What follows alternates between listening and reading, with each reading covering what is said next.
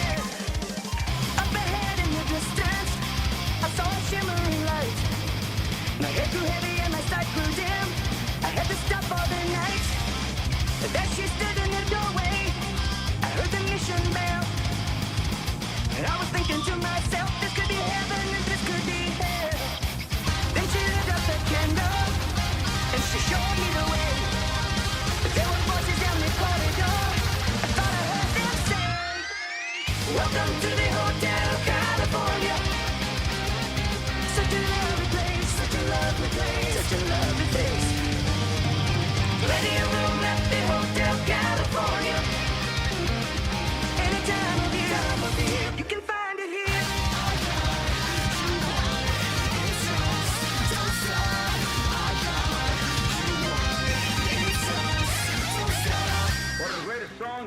time. Amanda Tiffany twisted. She got the Mercedes Benz. She got a lot of pretty, pretty boys that she called friends. How to dance in the courtyard. Sweet summer sweat. Yeah. Some dance to remember. Some dance to forget. So I called up the captain. Please bring me my wine. He said, we haven't had that beer in here since 1969. And still the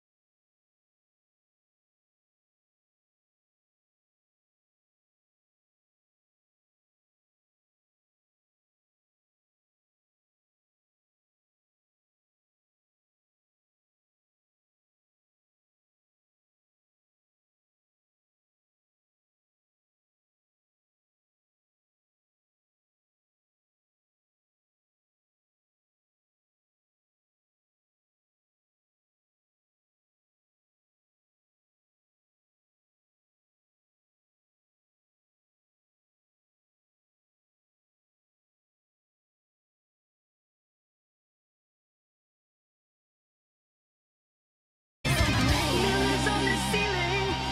They pink champagne on ice. And she said, we are all just prisoners here of our own device. And in the master's chambers, they gathered for the feast.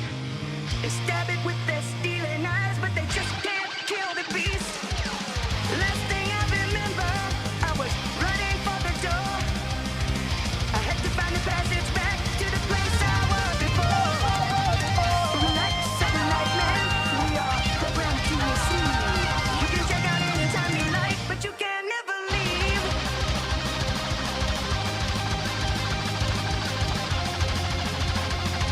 You can check out anytime you like, but you can never leave.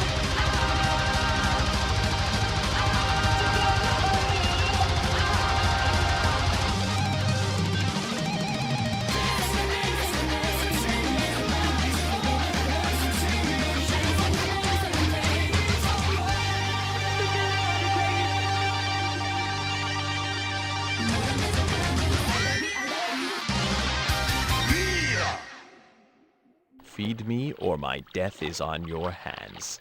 You have to feed me right now or I'll die. Have a heart. A morsel of food is all I ask. You have to feed me. Would you like to save and end the session? Your cat's 2 minutes before scheduled feeding time. I really don't think there's much else to add to that. Oh my. All right! Hey. Food. Here. Now. You have to feed me right now, or I'll die. I'm going to die if I don't eat right now. Even three-legged dogs get fed more often than this. You've got to feed me. Look over there, you idiot! Queen Pib, in stereo where available. And where not available, it's not in stereo. There's nothing we can do about that, so don't blame us. We have no control over it. Call your internet service provider if there's some sort of a problem, or the local Twitch server. But if they're not giving you stereo and you want stereo, that's your problem, not ours. Don't bug us. Complain to your congressman or Newt Gingrich, like I'm sure he'd care. Ha! But we don't want to get any letters. Understand? Good.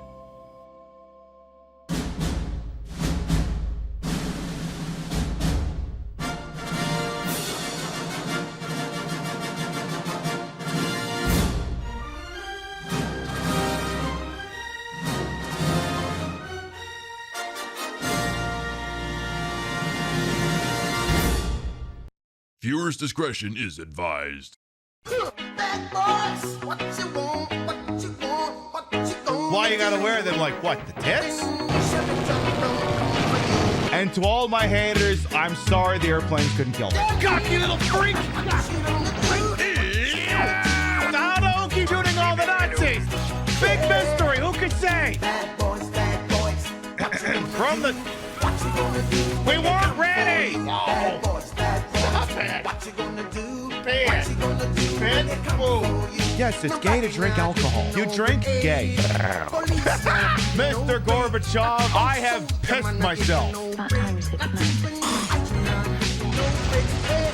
Tail!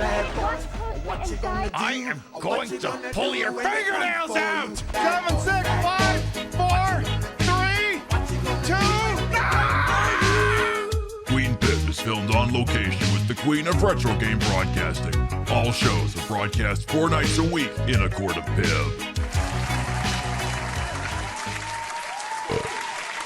This had better be the last time I've had it with these monkey fighting fish on this Monday to Friday plane. I've had enough of these goddamn things, and that better be the last of them. Good morning, afternoon, evening, whatever time of day it is. Welcome to the show. Hope you're having a good day so far. Oh, found that in the buffer.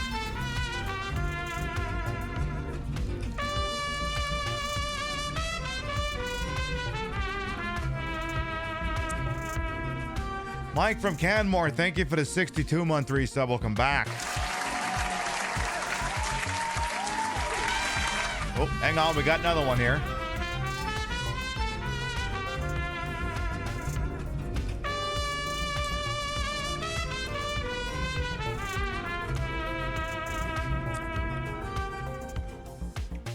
Time well wasted. Indeed. Reiko Mori, thank you for the 15 months. Welcome back. Wow, the show's already starting. I got twice as many resubs as we got Joe Biden cancer diagnosis. Too soon? Too soon? Whatever, deal with it. And we'll prattle on about that in a moment here. Let's start from the top and make a drop. See what we got here bright and early and what had better be the Seaman finale. I mean, I've always been of the opinion that the silent generation, the boomers, will exit politics either because they should or because they will. It doesn't matter which one. But anyway, Chef, display salad, crazy two shades, Hawk, Nook, welcome on in. You must know how the story of these little bastards ends. Yeah, me too. Hey, Vector Man as well as Hell Ritual. Reiko, of course, welcome on in. Zilla, Rio, Sailor Soapbox as well. Still scrolling. I see Ravaging Marvel over there as well. What do I do when you're gone? I don't know. You'll figure it out. Gonna Puppet welcome on as well. Yes, we enjoyed a lovely day off here. I see Bell Blue. Who's saying Don't Stop? You're thinking of Inner Party System, I think is the band that did that one. Ina Waffles, enjoy the lurk. Welcome on. Of course, Mike from Canmore, welcome on, and thank you for the resub. Frey from the A, Rainbow Blob, Candy Striper Viper, welcome on in. A Doggy Kruger as well as Passerato. Herb Emoji, and of course Reiko Mori, thank you for those 15 months. I know, we are literally so back, Vintage Vixen Shop. We are literally so back right now in that I returned from a one-day hiatus. I see Golden Loki as well. Nevbite as well also in there. Yes, this quaint little game of Seaman. There, I think we're all got up.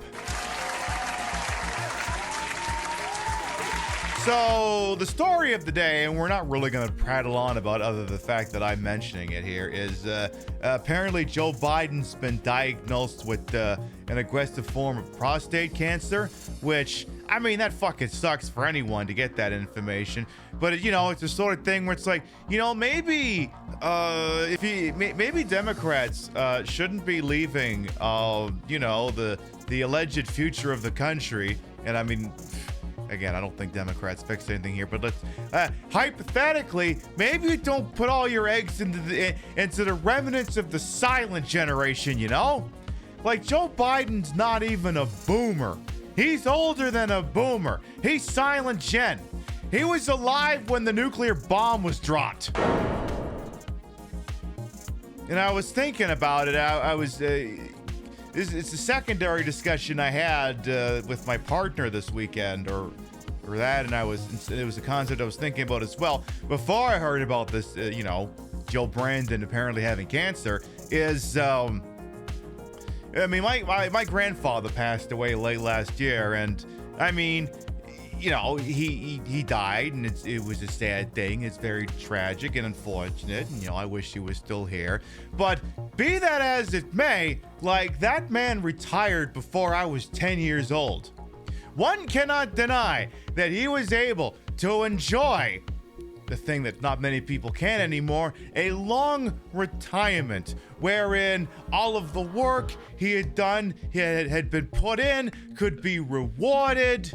Yeah, Biden was around when the Dead Sea was just sick, exactly. One cannot deny that the man, my grandfather, was able to enjoy, what, another 30 goddamn years or something like that, where he could just do whatever he wanted, go wherever he wanted to go, and so on and so forth. Joe Biden has just been so gung-ho on the politics thing. It's like, is that just like the joke? You retire from politics for 3 months, then you fall over dead? Like, where's the enjoyment in life out of that? I mean, you could say, well, you enjoy doing politics. Bullshit. Anybody who enjoys that shit long-term is sick in the fucking head as far as I'm concerned. Yeah, what is retirement? I know, it's an alien concept that I have to explain to people.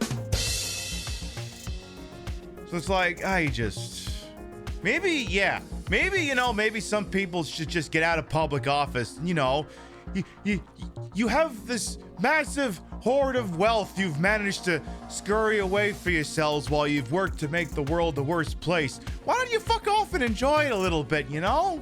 No? What the hell do I know? So, there you go.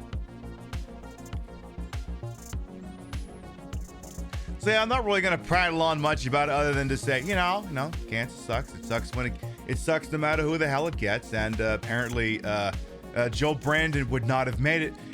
Let's be honest here, calling balls and strikes here. Had Joe Brandon gotten elected, he would not be going the distance. But I also get the impression, as someone who would have voted for him had he still been on the ticket, albeit begrudgingly, that I think we would have gone into it knowing that. So, whatever.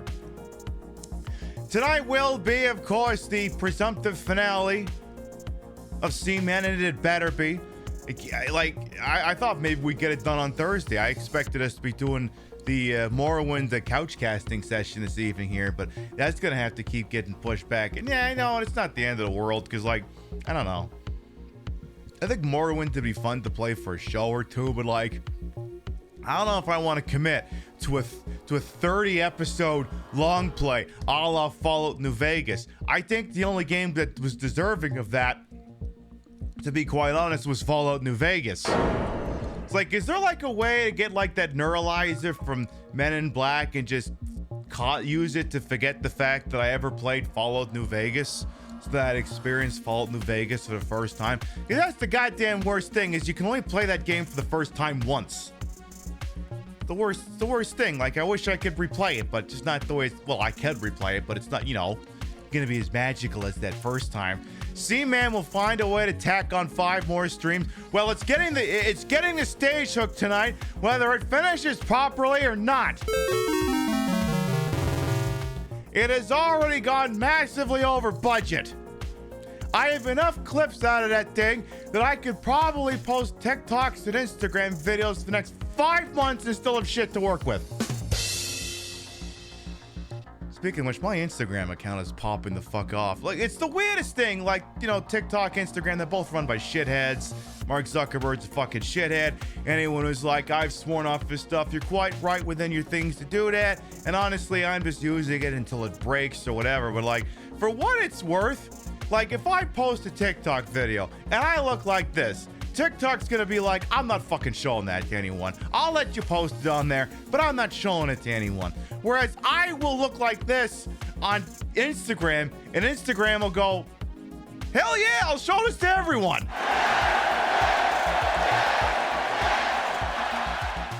And I'm like, well, I mean, you're probably gonna use it for the world's most f***ed up AI model, I suppose, but at least good on you to show it to people, I guess. Instagram will show anything to anyone. Yeah, I know, like dicks and holes and stuff like that too. Not that that's what I'm purveying. So, what was the other thing I was going to shoot off at the mouth before we get to Seaman? I mean, I could shoot off about it as well while we get to Seaman, and I probably will. You saw a documentary called Consuming Kids, the Commercialization of Childhood. You was blown away by it. I mean, that may sort of lead into the other thing I was going to prattle on about, and if you follow me on Blue Sky, you already know about this, is now I went on that thread on Blue Sky before I heard that there was chatter about Hogwarts Legacy getting a sequel. And to be quite honest, I don't even know if that's even true or not, or if Game Rant just made some shit up and everyone ran with it, because it wouldn't be the first time Game Rant as a website has done that.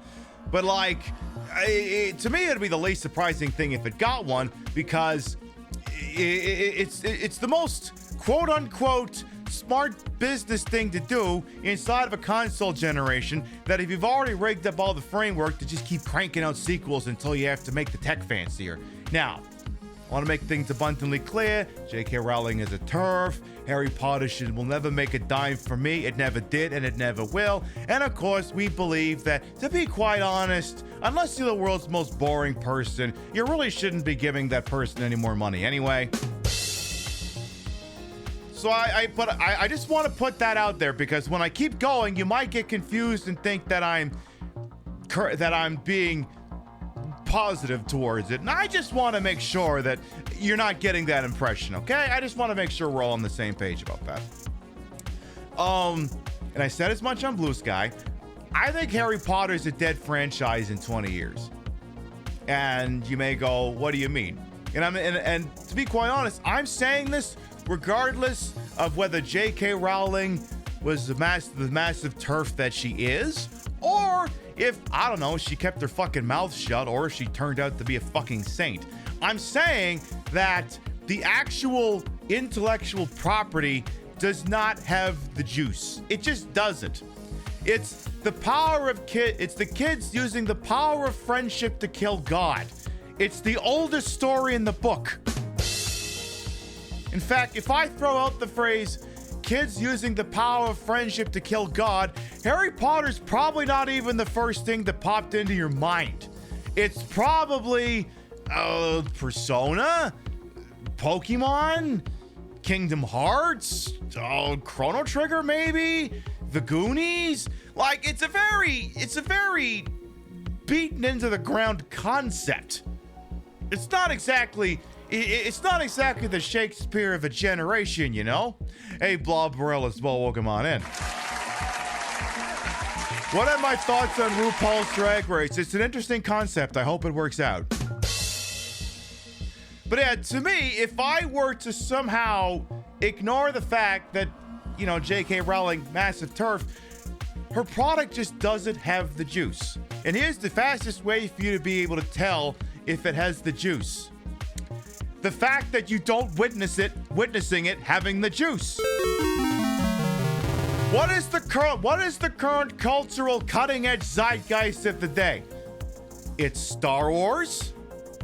It's Marvel Cinematic Universe. It's those two things repeated again. It's like, if you think, like, what is the in thing? What has got multi-generational appeal? What has existed for eons and has movies, TV shows, video games, everything? It's those things. Anything anime. I don't know. Insert name of anime here. Insert name of highly successful anime. Yeah, that thing is really popping off.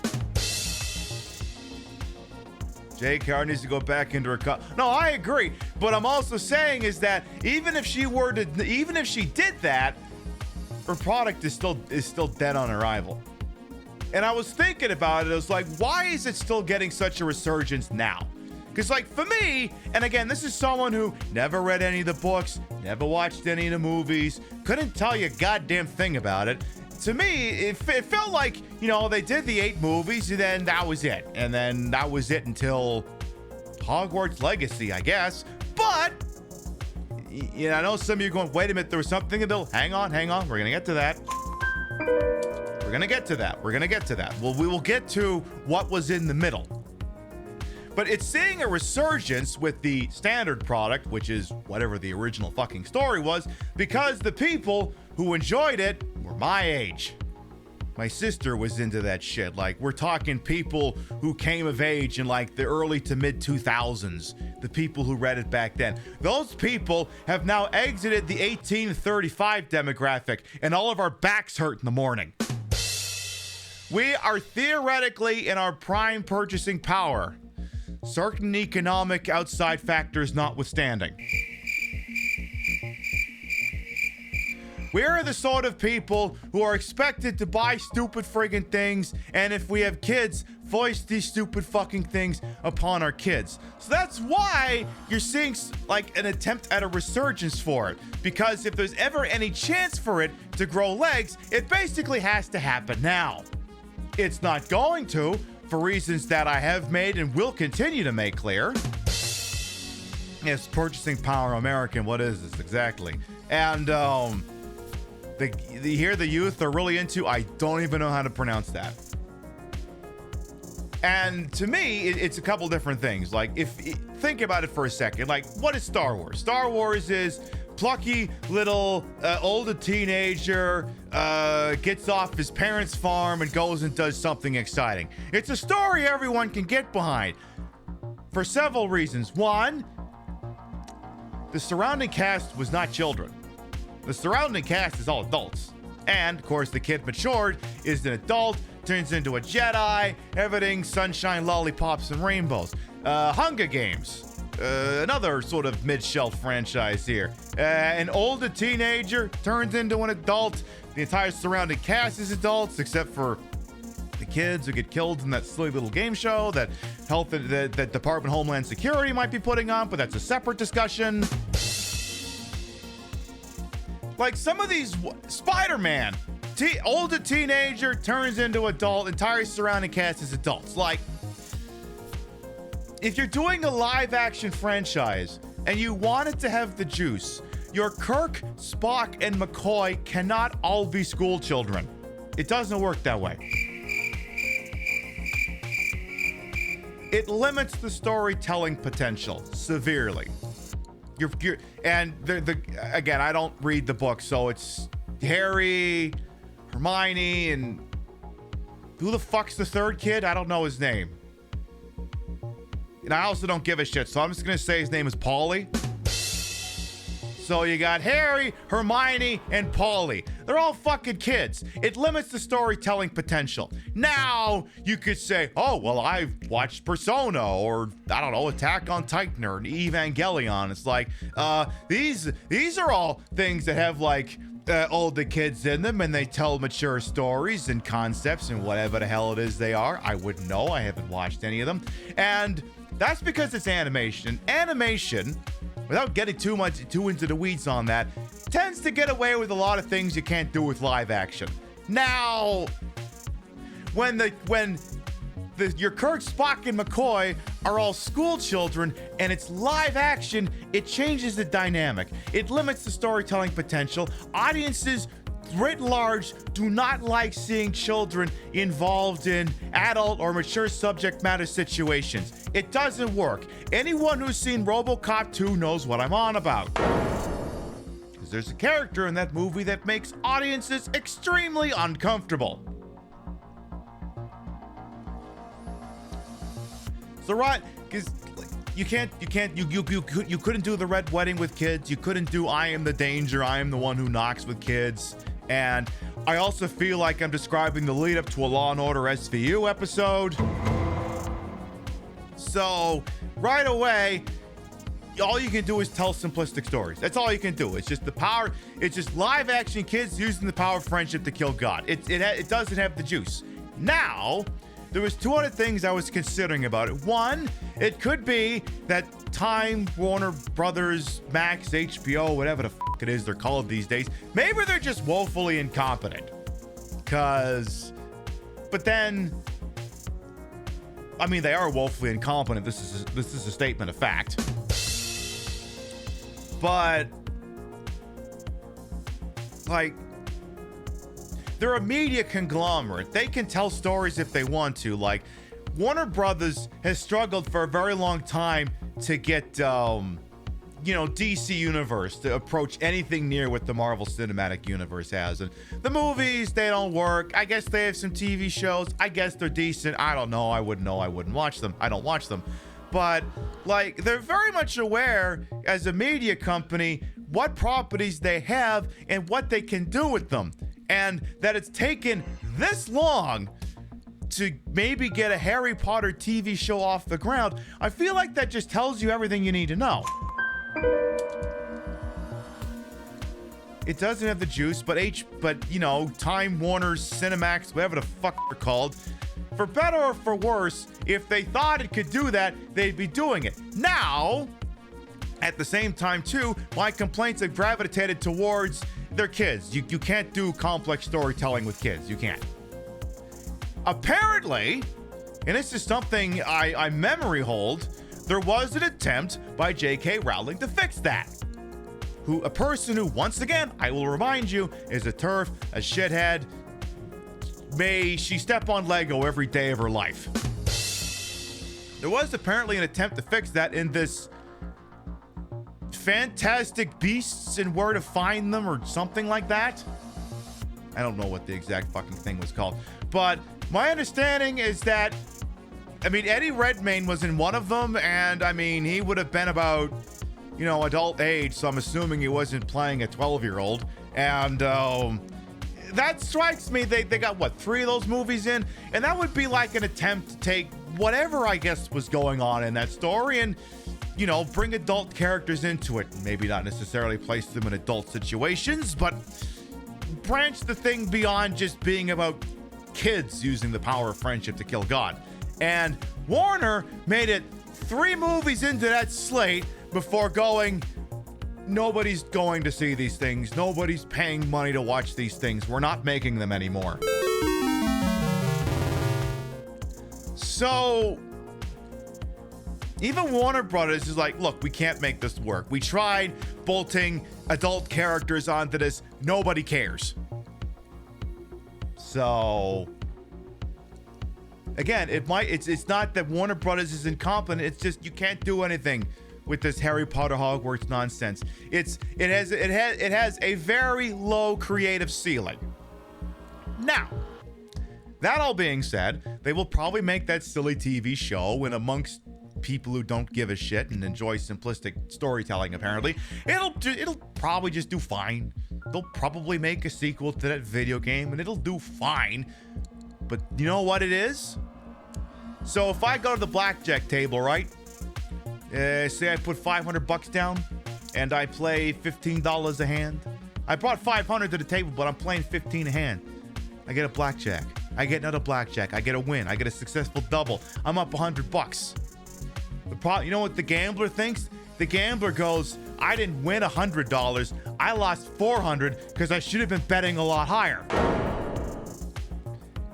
As quote-unquote successful as a little franchise is ever going to be, it is never going to reach the dizzying heights of a Star Wars, of a Marvel Cinematic Universe, of a Pokemon. And that is going to eat her for the rest of her life. Nobody cares. Writ large, people just, they don't care. They don't care. It's an uninspiring product with limited potential. It's not gonna work. Postscript.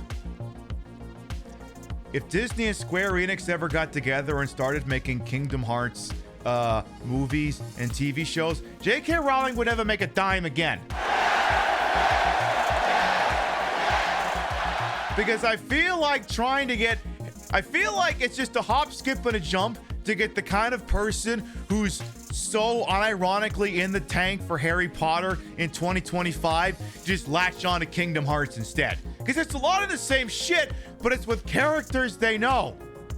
It's leveraging intellectual property that's almost 100 fucking years old.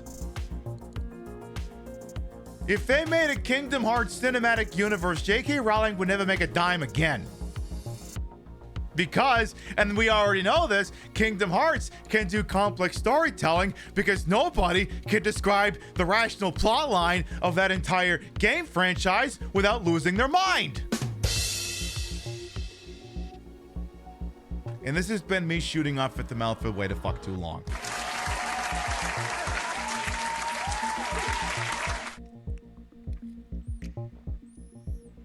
I mean, like, I'm not shitting on anyone who liked it back then. You were probably a kid. You know, it was a simpler time. You were a kid, you're reading a book. Hell, my sister liked them all, and I'm not painting her, but I'm not saying that she's a shit-ass person. I'm not, like I said, there's been a couple of people's like, I liked it, I cast it aside, I liked it, whatever, it's just not my thing anymore. And again, it had its time and its place when you were a wee one growing up, and, you know, she wasn't a political death. But, you know, I'm 38. I like a little bit more complexity in my storytelling. Thank you very much. And if I want something simplistic, I've already got Dragon Quest for that. So, like I said, even if she wasn't a shit-ass person, she would still be in the exact same situation right now creatively. And ain't that just the shit? All right, we're gonna take a short break from your local commercial sponsor, and when we come back, it's time to hang out with those fucking Seamen. We'll be right back. Come on down to Kunkelman Chevrolet. We now have Jaguars. We have Panther bodies. We have Fox bodies. We have Cougars.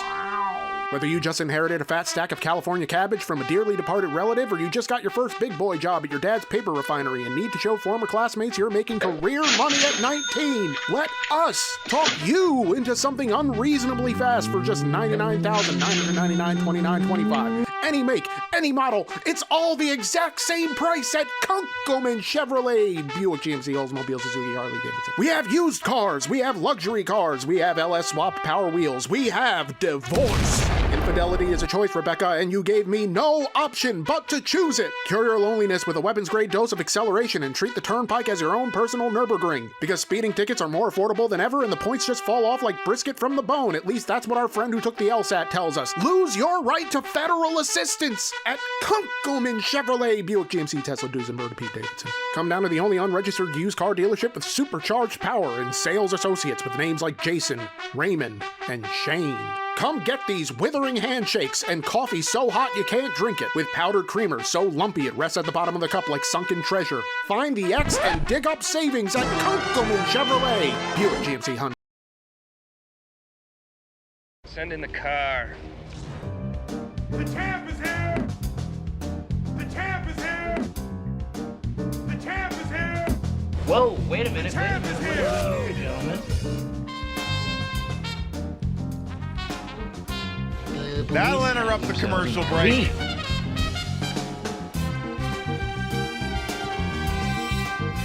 Southeast corner. And Raiders, welcome on in. Get over there.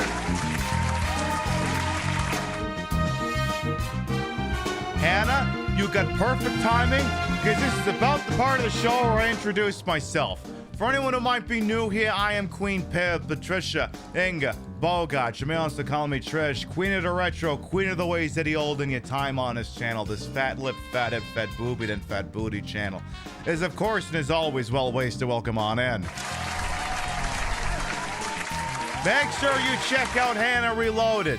She does a hell of a lot of retro deep dives on media, as well as peeking in on those silly conspiracy theorists and his sovereign citizens. Always entertaining watch. You check her out, please, and goddamn thank you. I don't got a lot of time for a lot of shows out there. Hannah's always must-see TV. Get that shit going. We are about to resume playing a game called Seaman. It's... You know what? How about I just pull out this archival footage here? Give me just a second. Feed me or my death is on your hands. You have to feed me right now or I'll die. Have a heart. A morsel of food is all I ask. You have to feed me. Would you like to save and end the session? Your cat's 2 minutes before scheduled feeding time. I really don't think there's much else to add to that. Oh my... All right! Hey. Food. Here. Now. You have to feed me right now or I'll die. I'm going to die if I don't eat right now. Even three-legged dogs get fed more often than this. You've got to feed me. Look over there, you idiot! Yes, they're horrifying little frogmen who were previously horrifying little tadpoles, who were previously horrifying little lizards, who were horrifying little fish. And I know you got a lot of right targets out there on the TTV. We're always thankful anyone chooses to spend time with little old me. Thank you so much for coming on by with you folks.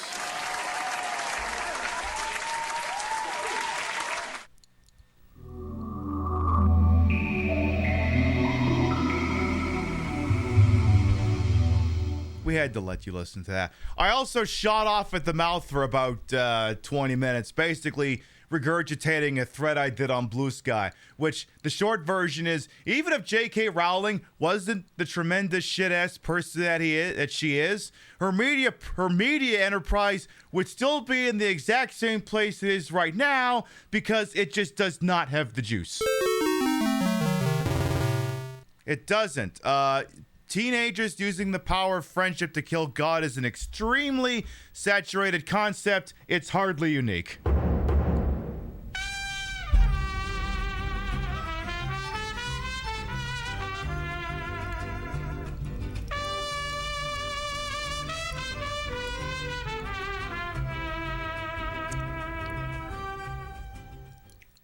"35 months well wasted. Love you, Pibby." Thank you much for the 35 months, Justice. Welcome back. Welcome on in, of course, to Torridore, Messiah, Lucas Dawn, and Hybrid Era fan as well. Welcome on in. Oop. Hang on, Dillis Villa's doing a line read here.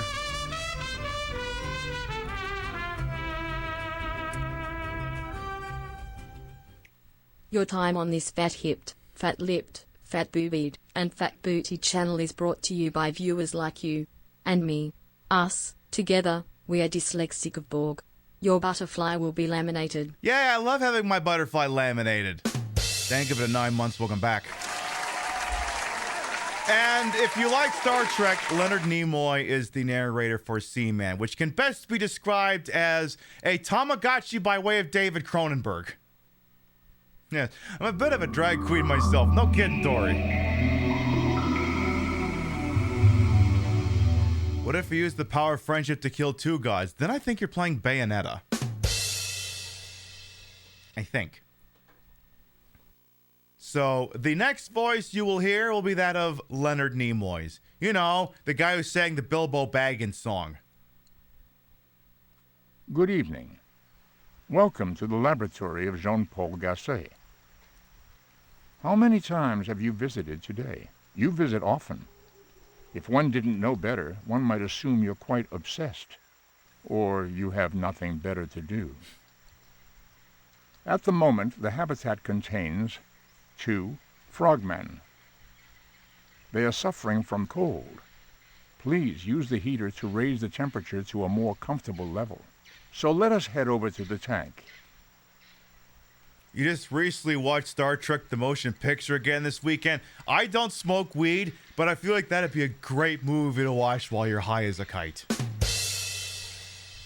Yeah, that Bilbo Baggins song that Leonard Nimoy sang. Can you believe they made an entire 3 movies based off that one song alone? It's nuts. So this game uses the internal clock of the Sega Dreamcast to, you know, kind of do the same level of projection that we used to do with not projection, progression with where's this goddamn thing? I had it on my desk a minute ago. Where the hell is it?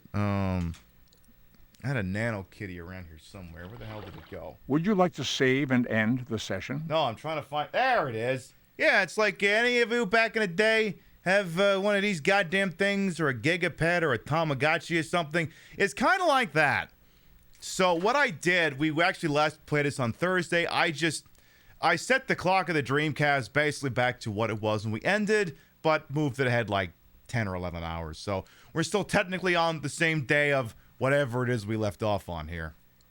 Let's see here. Oh, yeah, I started a soapbox. Oh, good Lord. Yes, it's also funny to notice Derivative Films has pointed out the Seaman are voiced by the dude by Deadly Premonition. I know, it's, what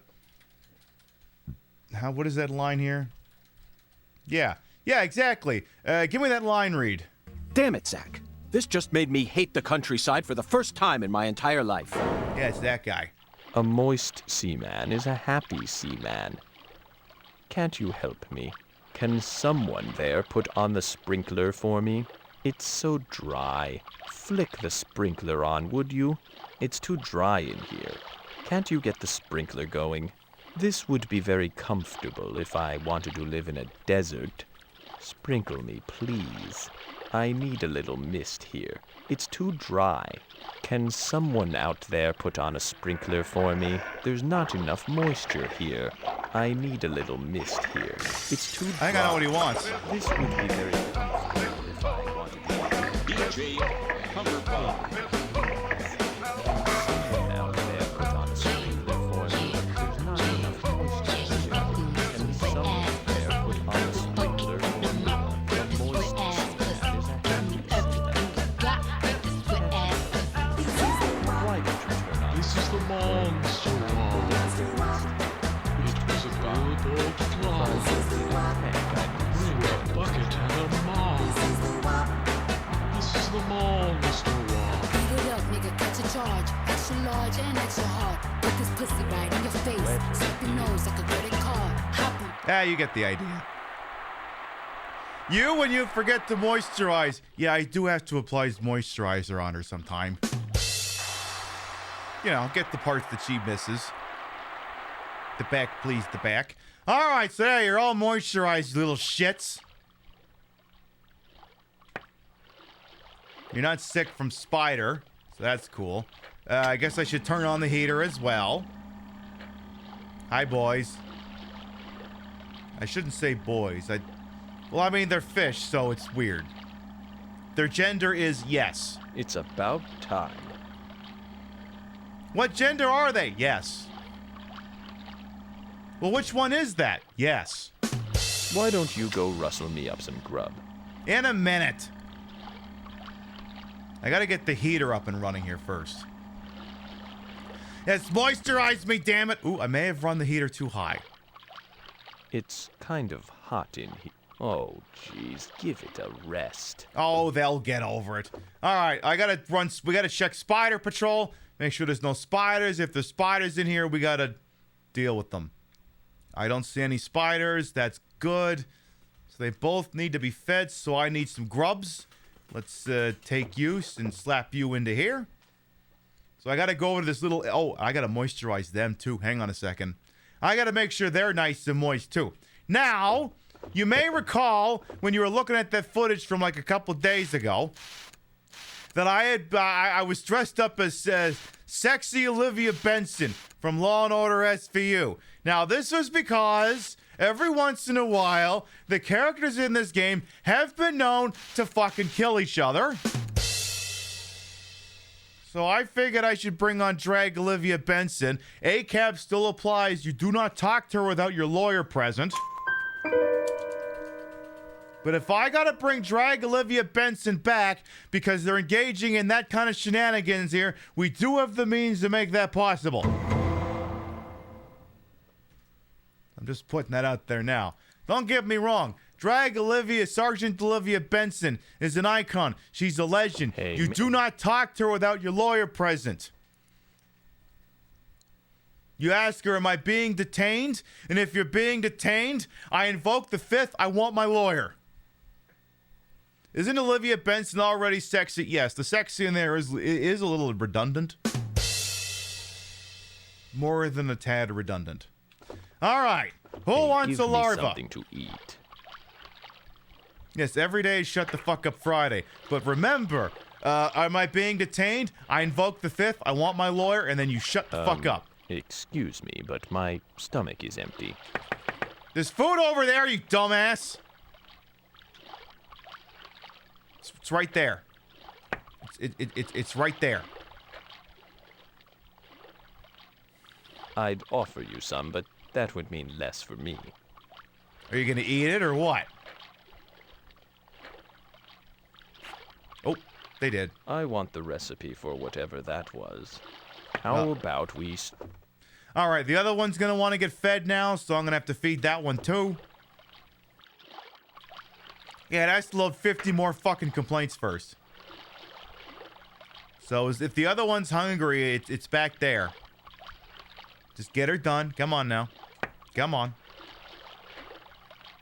It's like manna from heaven. Manna or men are from heaven? How about bourbon from heaven? Give me that. Come on, keep going, keep going, keep going. There you go. I'll never eat again. Perfect. Now, they're both still kind of bumming because I did make the tank a little bit too hot by accident. All right, we're going to take you, and I'm going to dump you into the food storage thingy for later. So that's good. And also, we have this insect tank, and it's all sprayed up. And you may have noticed the moths also have horrifying human people faces, because why wouldn't they? Let it snow, let it snow, let it snow. Kind of like that one. Man, God, everything is a crime!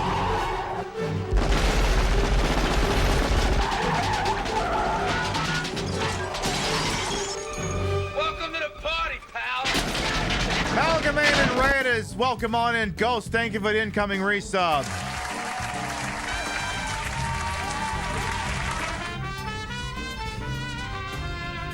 Amalgamated Raiders, welcome on in. I am Queen Pib, Patricia Bogart. You may also call me Trish. And Ghost, of course, thank you very much for the 33 months. Welcome back. I hate seeing ads here, so take my Bezos bucks. I put the broad-in broadcast in a hole and wholesome H-word for my own hubris, and though these breasticles may be fake, the retro is real. That's the real Sega Dreamcast. It's hooked up in a real dumbest manner to make it look and sound as bad as it used to. And we're using it to play Seaman this evening. I trust the Queen of Speed had a good time over there.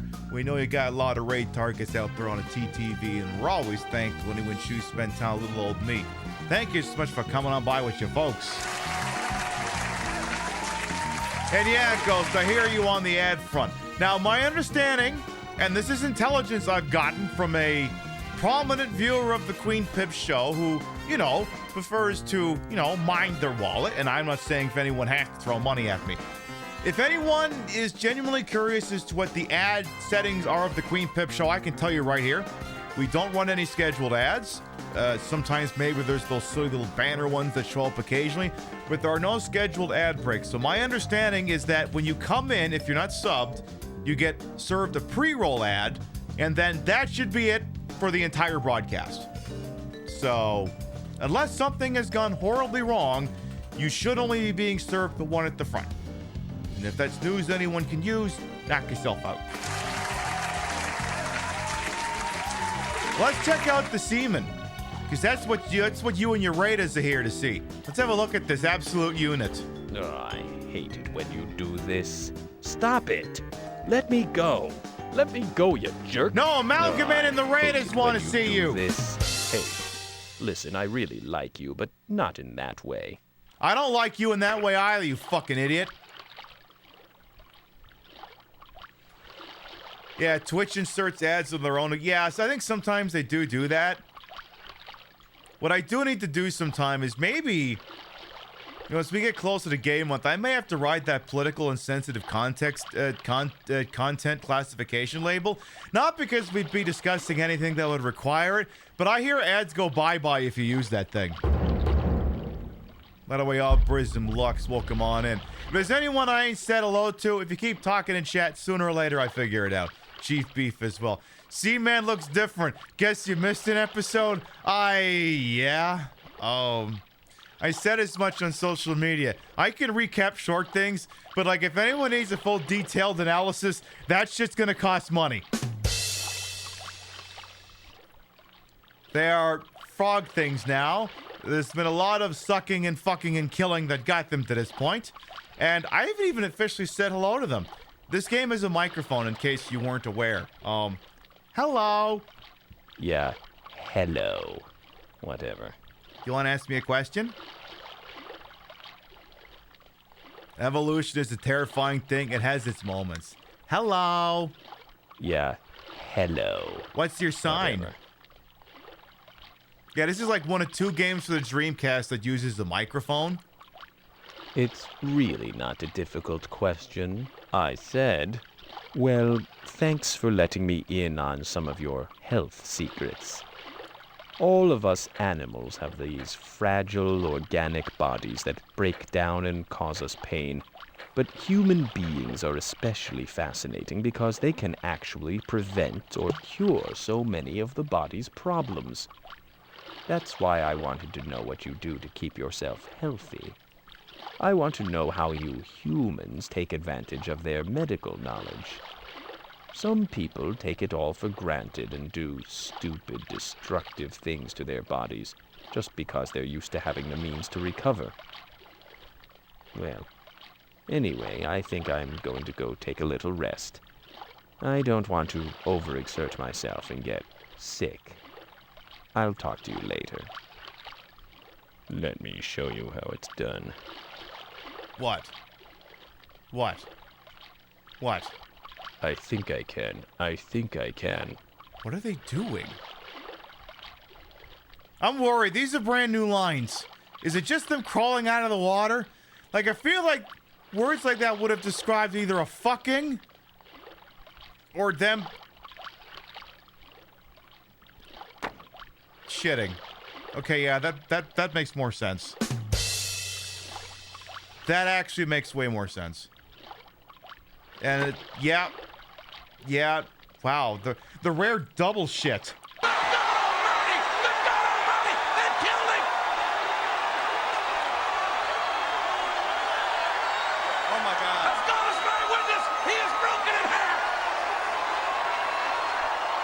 So for those who may be unaware with Seaman, Seaman is a Dreamcast game released in, I don't know, 99, 2000, somewhere thereabouts. It's a very narrow window for Dreamcast games because it didn't exist for long. And it's somewhere, like I said, it's somewhere between Tamagotchi by way of David Cronenberg. And they've been asking a lot of probing questions. If you told me they were trying to break into my email, I would believe it. What you gotta do, Amalgamate, thanks for popping on in. They've asked me about who I am, and they think I'm a 28-year-old grad student who works full-time. They've asked me about my partner, my parents, what I do, what I like, what I think of the internet, what I think about sports, about health. They've asked a lot of very probing questions. It's certainly an experience. Now, I haven't always been getting them truthful answers because I'm more interested in entertainment than, you know, giving so many true answers that I fucking get doxxed. But it's been an interesting experience. But obviously, it's the kind of game that is intended to be played in short bursts, and we've had to manipulate the clock of the Dreamcast in order to keep things going. And, how you doing? Till next time. I think they might actually be done talking to me today. Let's check the other one. Hey, you. Oi!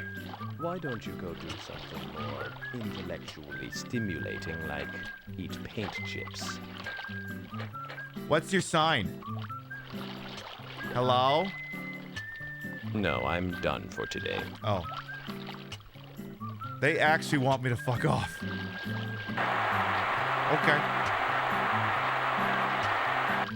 We may have actually used up all the discussions we can have in one in-game day. Alright, let's just run a quick spider check here. I'm not seeing any spiders. That's good. I see egg. Good. Get this thing all moistened back up. Good. And, would you like to save and end the session? Yes, it is time to change the clock.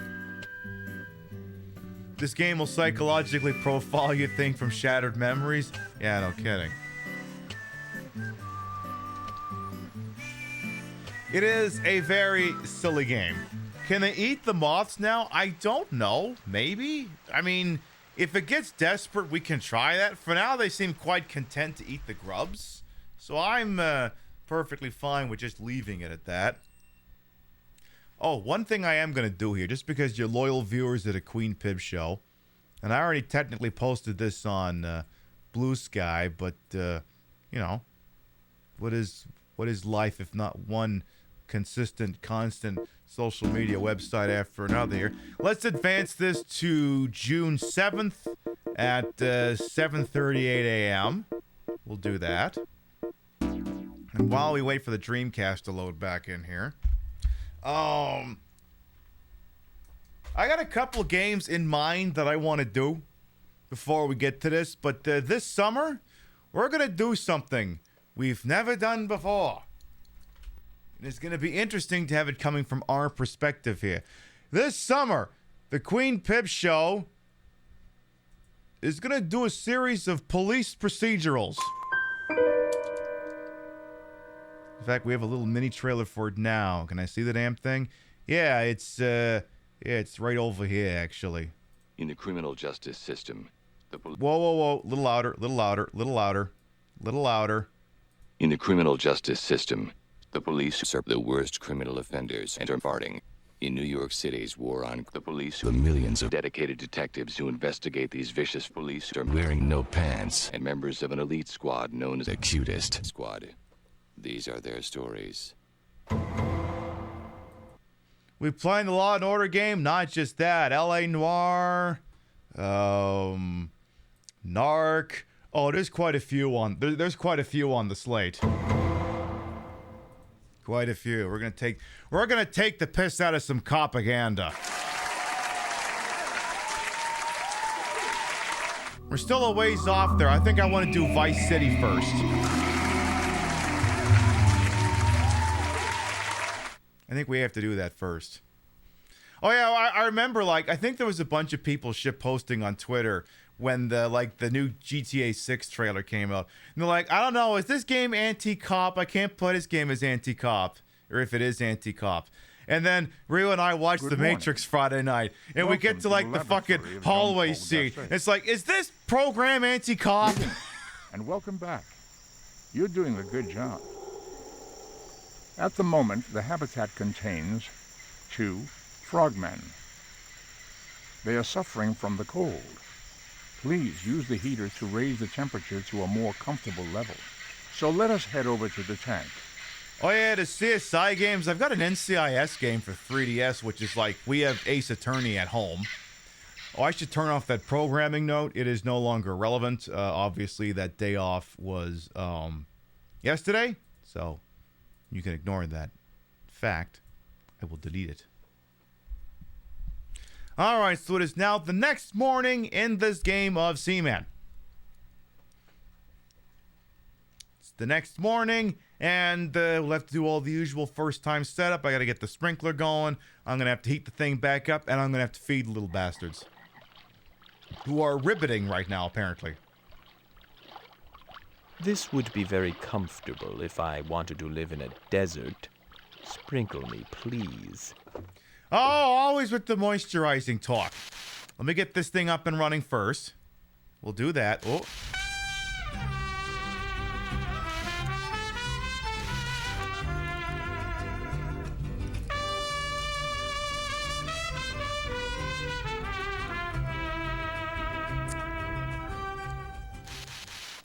Peep, it's been a while. Guess what? I'm trans. Love that for ya. Guys, Novella, thank you for 33 months. Welcome back. Ooh. Achoo. Hey, why don't you turn on the sprinkler?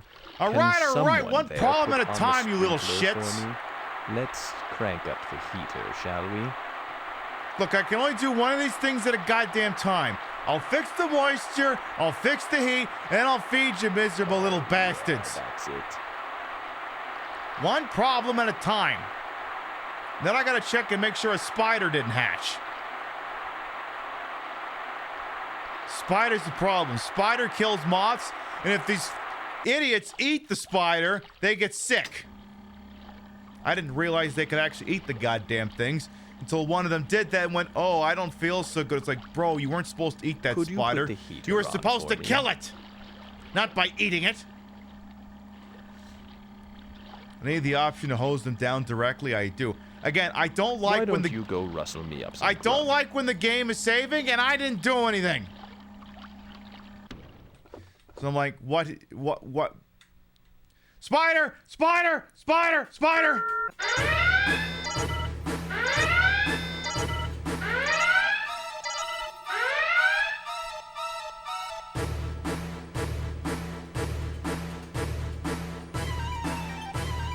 Alright, there's a very precise sequence of events we have to do in order to save all of the moths as well as to protect the integrity and the health of our seamen.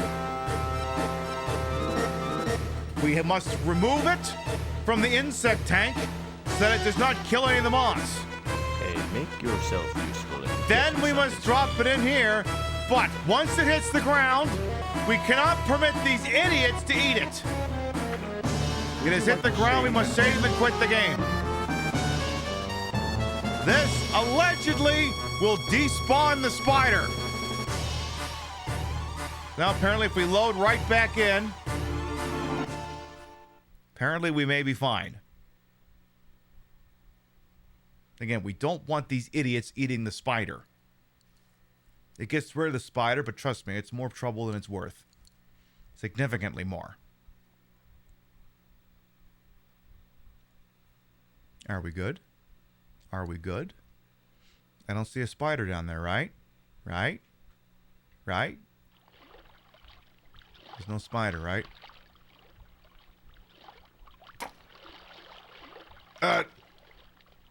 No, but I see him jumping into the glass.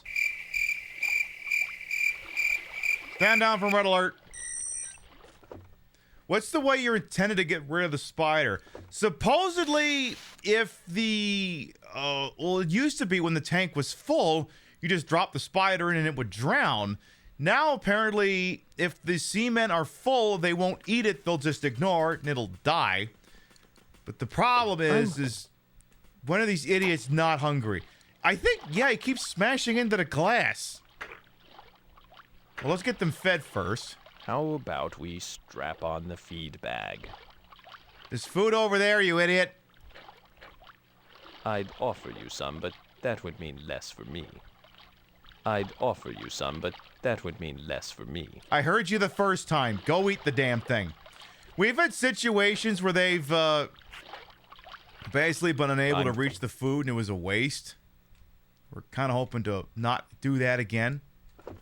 So we're going to drop another grub in here for the other one. We'll do that. Hello? Are you listening? Hello. Good morning.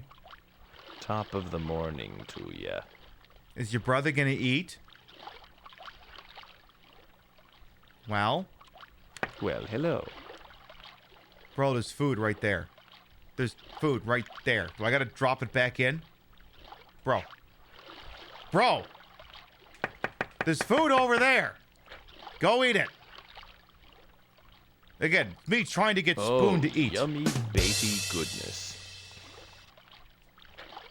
There, eat. There you go. So good. So how you doing? Why is your brother better? Why is your brother jumping into the glass? You know, I've been around you humans for a long time now, and it seems like every group of people, every country, state, and kingdom has a different way of setting up its government. Sometimes one person has all the power.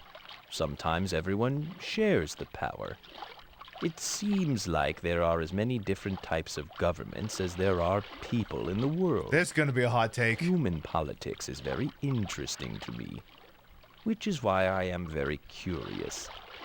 As you are currently residing in a democratic society, are you taking advantage of your power? What I mean is, are you registered to vote? Yes. Yes. Yes. So you're signed up to be a voter then? Yes. That's good. If they allowed Seaman to have a say in things, I am very sure I would take advantage as well. Want to see a love machine in action? No! No! No! No! No! No! No fucking! No fucking! Absolutely no more fucking! Don't you fuckers dare! More to the left. No! God damn it! No! What are you doing? No! It's happening again! That's how I spell Mindy.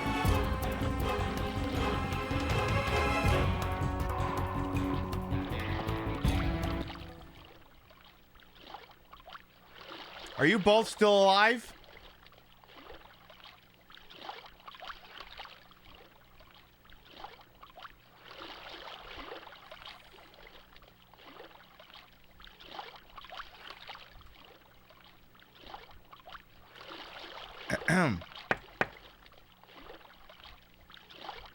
Okay, they're both still alive. We could stand down from red alert. But I got my eye on you little bastards.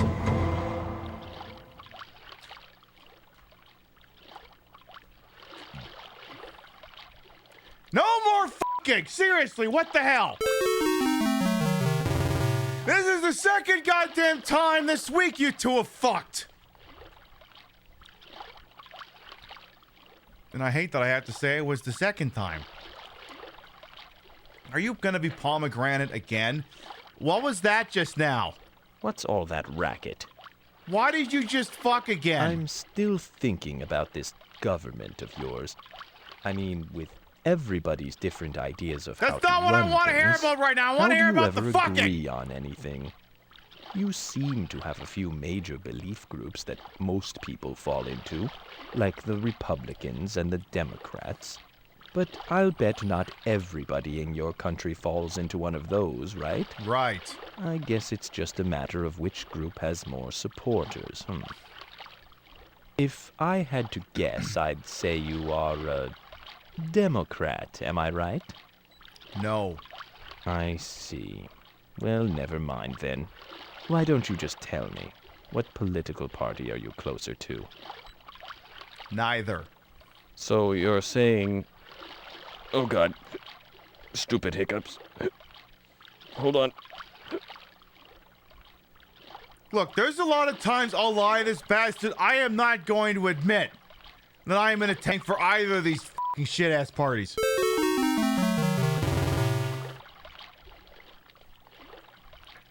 Yeah, my political taste made him hiccup, I know. Are you a Jill Stein voter? No! Okay, remember, one of these idiots is pregnant, and the problem is I don't know which one it is. Maybe they're both pomegranate. Do you want to try that one again, boss? Do you want to try that one again? Coming, Your Majesty. No, I saw you coming earlier. Rim shot. This better be important. Yeah, you were asking me about my political affiliations? You don't have the guts. Hi! Sup? I'm just a seaman in a dog-eat-dog world. Woof. So true, bestie. So, are you pregnant? Or do you want to talk to me about politics Your again? Majesty. Yeah, Jill Stein only shows up once every 4 years, exactly. Just in time to grift. So, like, what? You were asking me a question?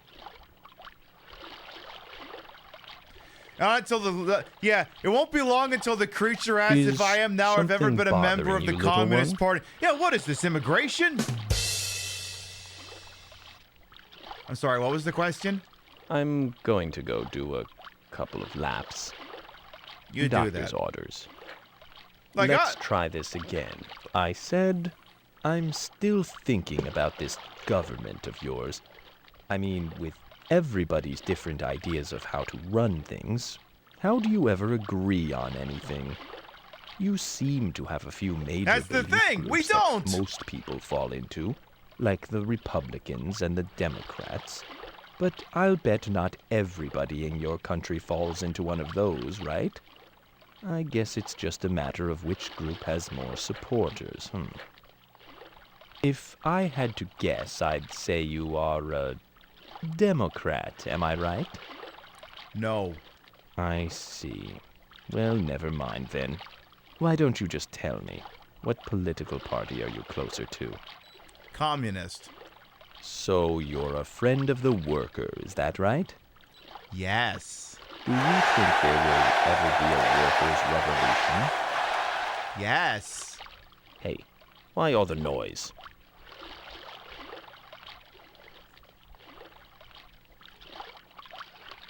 He just asked me if there's ever going to be a workers' revolution. He did, however, fuck up hearing it, so he is going to ask us about it again. Did they hear the cheers? I think they did. See, the funny thing is, one of the questions they ask you on immigration when they're not deporting you to El Salvador is, are you ever been a member of the Communist Party? And answering yes is an immediate getting the hell out. And I'm not. I'm not a member of the Communist Party. I am not, nor have I ever been a member of any Communist Party. I'm not on any registration books. I don't have any cards, nothing. I am not a member of the Communist Party. Doesn't mean I can't be. Doesn't mean I can't be a communist. Let me tell you, I wasn't one till I got here.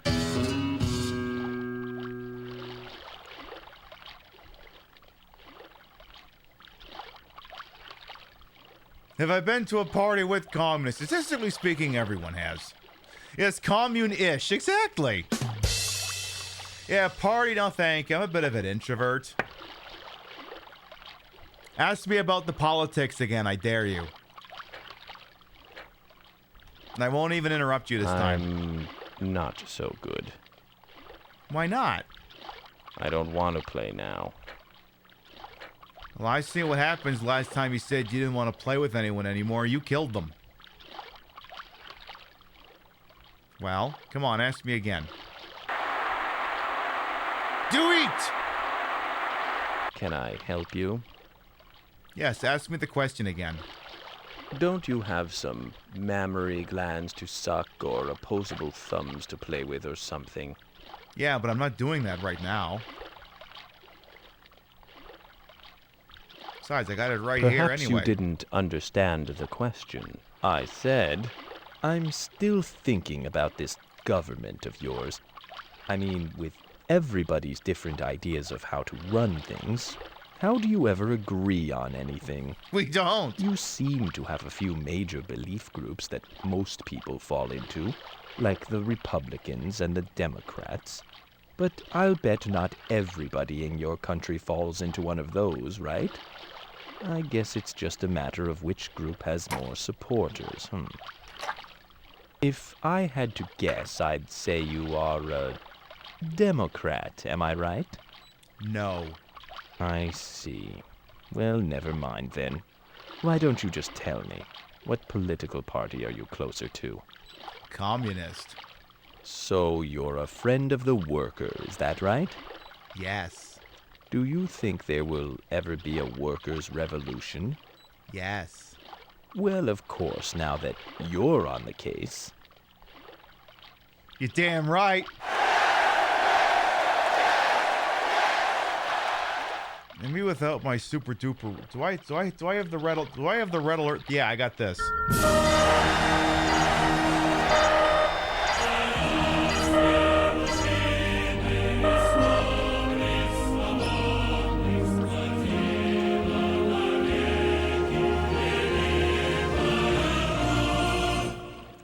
That's good. Me pushing that button just broke a whole bunch of things in a completely different scene. So when we close out later, you'll see what the hell that did. You'll see what that broke later. So I think Wally was asking me about my political opinions. I think the other one smacked into the glass. So, I mean, at some point, obviously, don't know when, but something's gonna happen. There's no ifs, ands, no buts about it, so it's what it is. I have to tell you, I've been remembering things lately about myself and my past life and all my history. And I realize now that I need you to let me out of this tank. It's important. Really, really important. Can you let me out, please? How? Please. If I am released, I give you my word that I will keep all your secrets. You see, there are some things I need to do. What do you say? How? I know it sounds odd, but I must keep evolving. I have to keep growing so I can find my long-lost love again.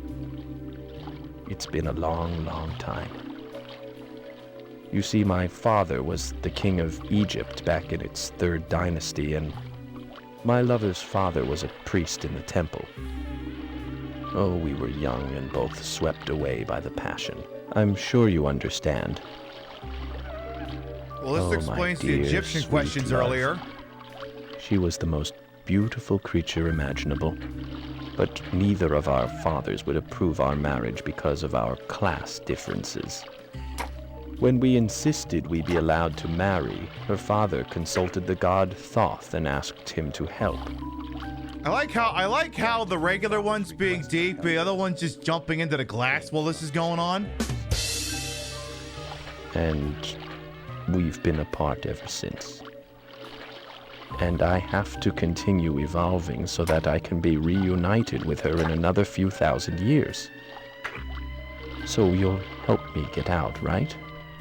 Big orange cat energy over there. Maybe? I already have a plan how to get out. See that ring over the tank? I'm going to jump for it. When I give you the signal, I need you to say jump. Understand? Okay. Again, this explains all the questions about Egypt a couple shows ago. What did you want me to shout again? Okay. Now. What do you want me to say? What do you want me to say? Is that not it?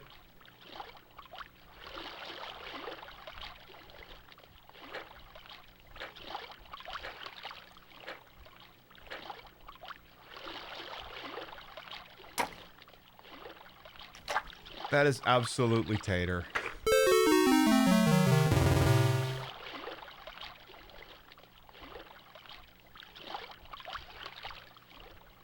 That is absolutely my orange cat tater right back there. Head empty and all. I'm a little bit worried about letting this guy out. I'm worried we're about to have a John I require lasagna moment. And I know many of you are like, and end the session? What do you mean, John I require lasagna?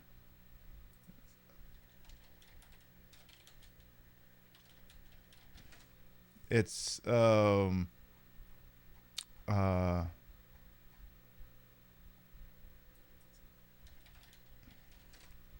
on, tell me we got the this one.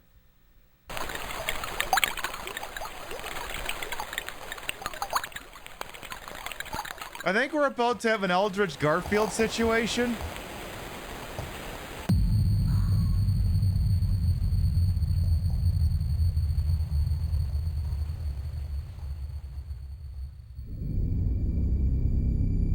It's Pinky the Clown!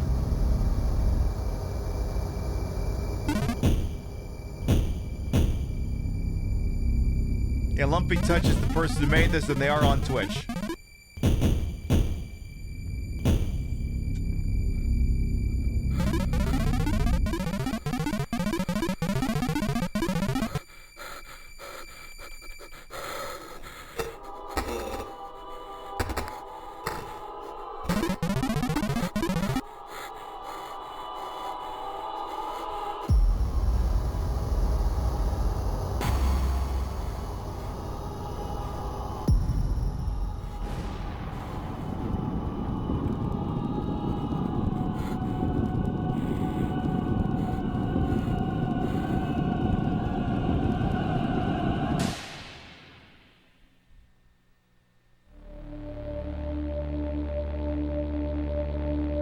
Lasagna sounds really good. It won't when this is done.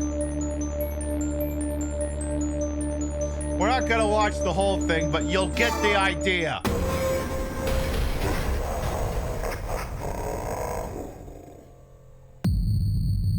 I'll link it to you in chat now. Is this a real game? No. Tragically, this is not Garfield caught in the act for the Genesis. Hey, Regal Roadkill, welcome on in.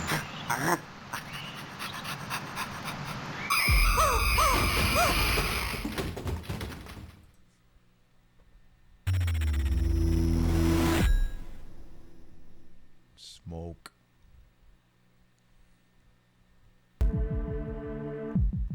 Fuck, now I want to play Clock Tower. Yeah, I'm worried if I let Seaman out, this is gonna happen.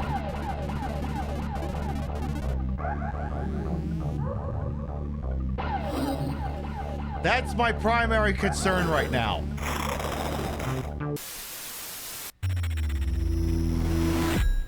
But at the same time, too, if I let him out, then I won't have to deal with his bullshit anymore.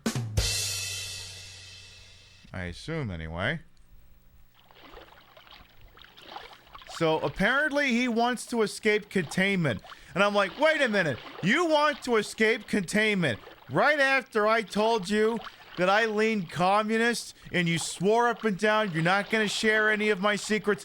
This motherfucker's wearing a wire! You're wearing a wire! Put me down. Where's the wire? This is embarrassing. Oh, I Where's hate the it wire? when you do this. When is the thing coming Stop out of it. his fucking head? Let me go. He's a fucking cop!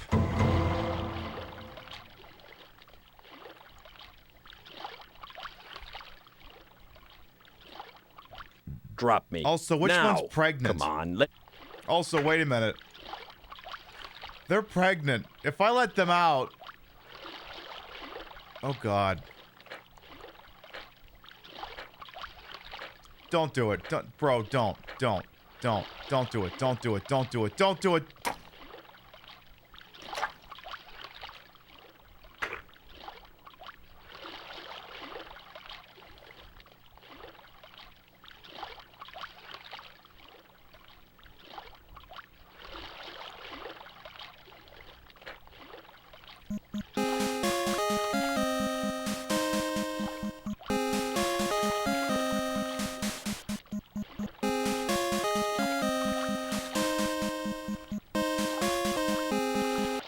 Get on with it. Yes, get on with it! Oh, I am enjoying this scene. Get on with it!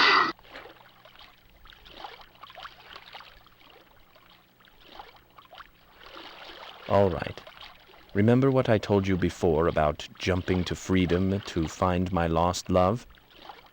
Well, I've gotten up the nerve, and I think I'm ready to try it again.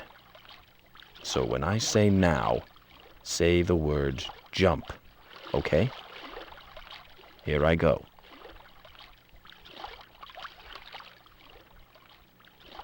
Okay.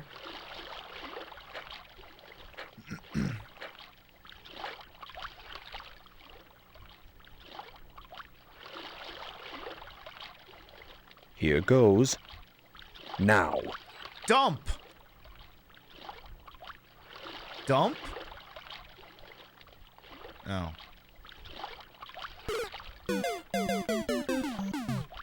He wanted me to say dump, right? I think that's what he wanted me to say, I think. Hey, let me check in on these guys here. How y'all doing in here, huh? You better not find one of those in your patio shoes. See, this random idiot who was waving their cell phone around while they were driving, recording a frog. I would have had a little bit more sympathy for them if it was one of these things in their car. Anything less than these guys wandering around the car, put the fucking phone down, pull over, and fucking deal with it. Even if it is one of these people, pull over, fucking deal with it. I will, however, this will be the one time I understand pulling out the phone to recording, but still, make for the side of the road.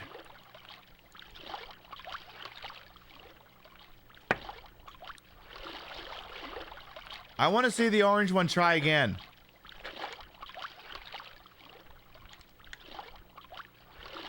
I was worried he's actually going to do it.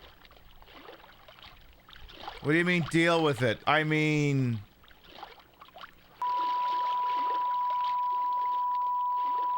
I like that. Can I do a short motivational speech?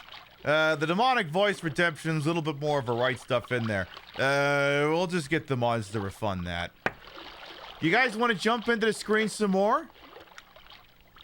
Do you? Hey, that's kind of harsh. I mean, I know we fight, but I thought deep down we still cared. But bro, you've literally been jumping in. Unless I'm misinformed, you have an election coming up, don't you? Since we're talking politics, I might as well ask you, who has your support for president this year? Ralph Nader. I see. I was hoping you'd have an actual answer for that one. Also, in-game, it's 1998. No, it's not close to an election. Yeah, I should have gone with Ross Perot.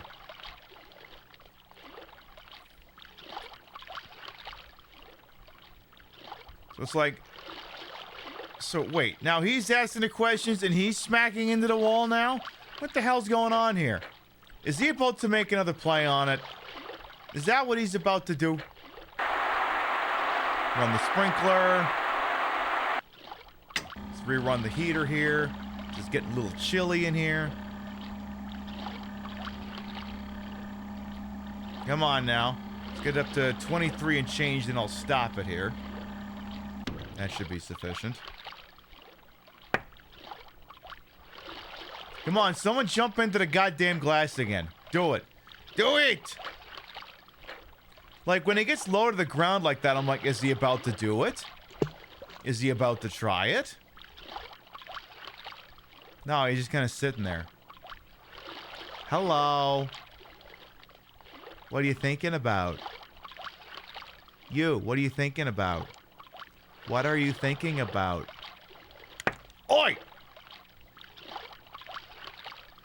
Hello? Is this thing on? Oi! Let me go, you jerk. Quit it. I bruise easily. I'll bet. Speak. Speak, Bobo, speak.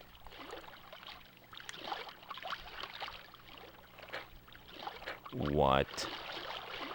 You know, I'm rather curious about your general stance about your political system. Namely, I wonder how much you believe in it. I mean, does it really make any difference which candidate you vote for? All of your politicians are basically the same anyway. What's the difference between rich middle-aged white man A and rich middle-aged white man B? Is this a South Park About sketch? the most variety you could hope for is a very rich middle-aged white man, or maybe a rich old white man. But, okay, let's just say there is a difference, just for the sake of argument. Would it matter then who you voted for? After all, yours is just one voice in a country of millions and millions. Yes? Well, that's very optimistic of you. I mean, but no, but also yes. Now, let's try this again. You know the drill. When I give you the cue, say jump, all right? Let's go. They've traded roles. Now the one with one brain cell's going for the jump. Yeah, for 2000, this is woke adjacent. I agree. It certainly is. Wonder how they would react if I told them it was Donald Trump. All right. Okay, now. Jump.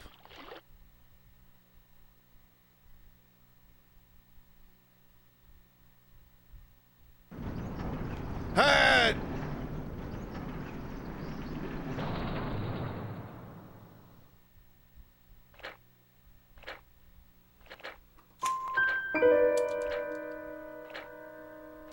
They've escaped containment!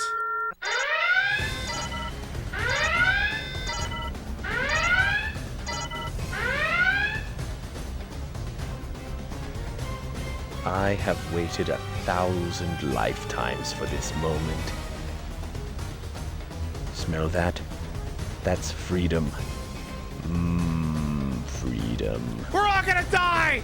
The funny thing is that it's there all the time. You don't always realize it when you're bogged down with so many other things, but you're always free as long as you're true to yourself. That's where freedom lies, within yourself. Good luck with your studies. Someday you'll make a very polished and intelligent human. I wish you and your hubby the best of luck. Make sure he treats you as well as you treated me. Okay. I must be off. My evolution must continue. Oh my. I think I know where I am. It's all coming back to me. This must be Gassay's island. Somewhere on this island is a place I have to go in order to continue evolving. I must go find it. You know, you're all right. I know we've had our differences occasionally, but I like you. You took care of me all this time, and well, I'm grateful. Very grateful. Well, say something before I start bawling, won't you? This is my fault, isn't it?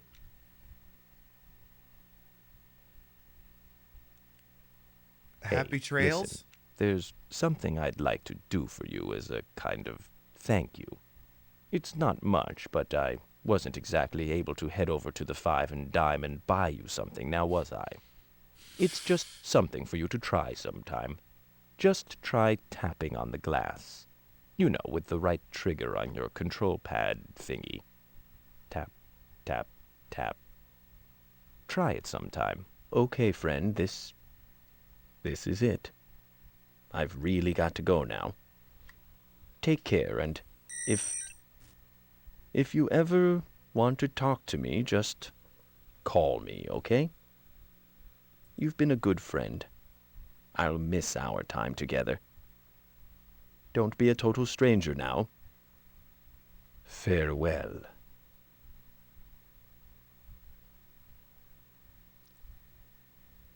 I didn't think the fucker would just nail the jump and then, what about the other one? What's the other one doing? Hello? Is the other one planning on doing anything?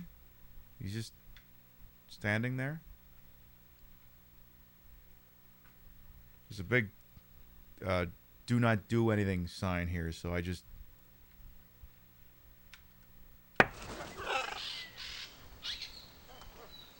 Hello? Yo. Why are you still here?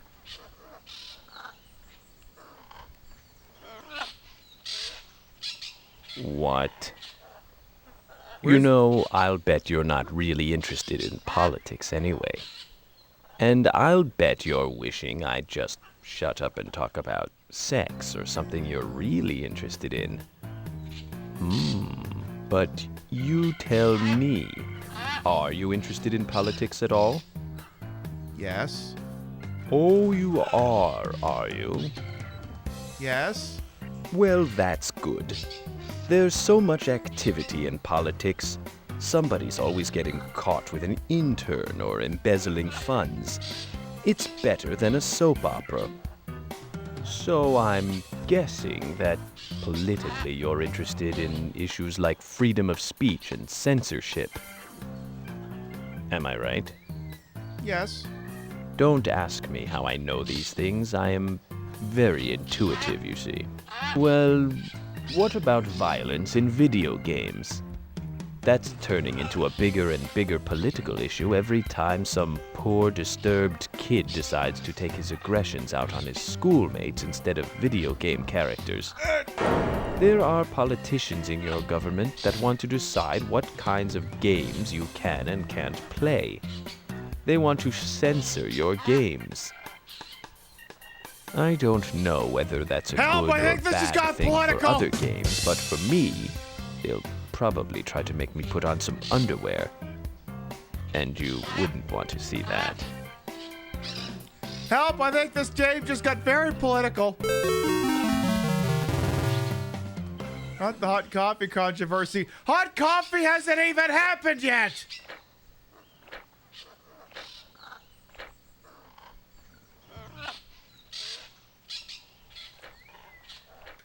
Can I pick him up? Oh, he gone.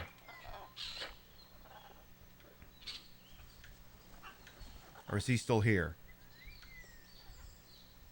Are you still here?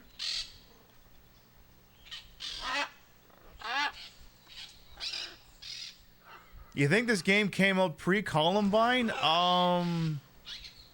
Yeah, Columbine was before 9/11.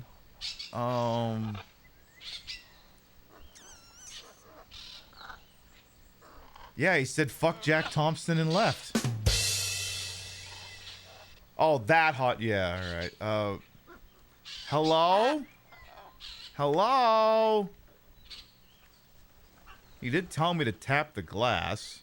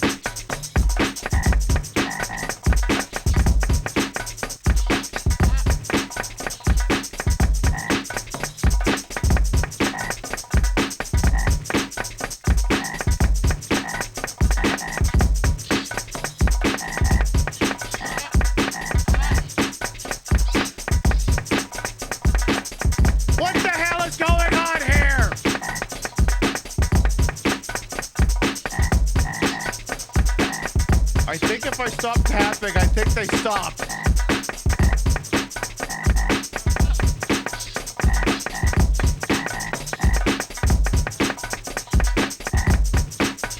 I think we just beat Seaman.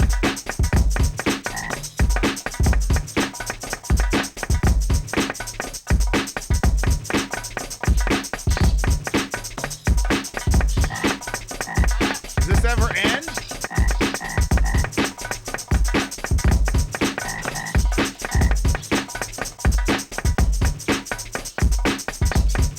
My fingers are getting sore.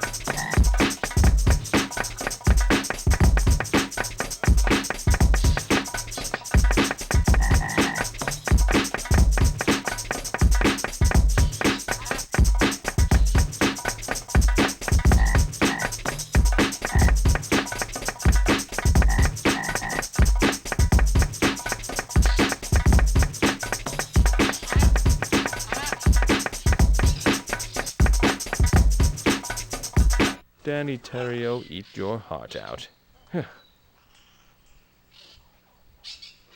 What the hell was that?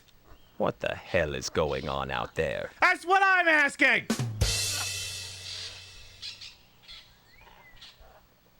So, what's up?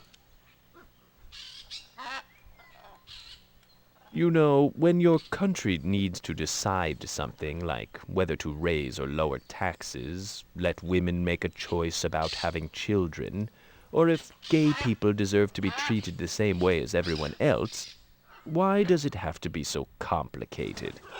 It used to be so much simpler. A king, or maybe an emperor or a pharaoh would say, "Do it this way," and that would be that.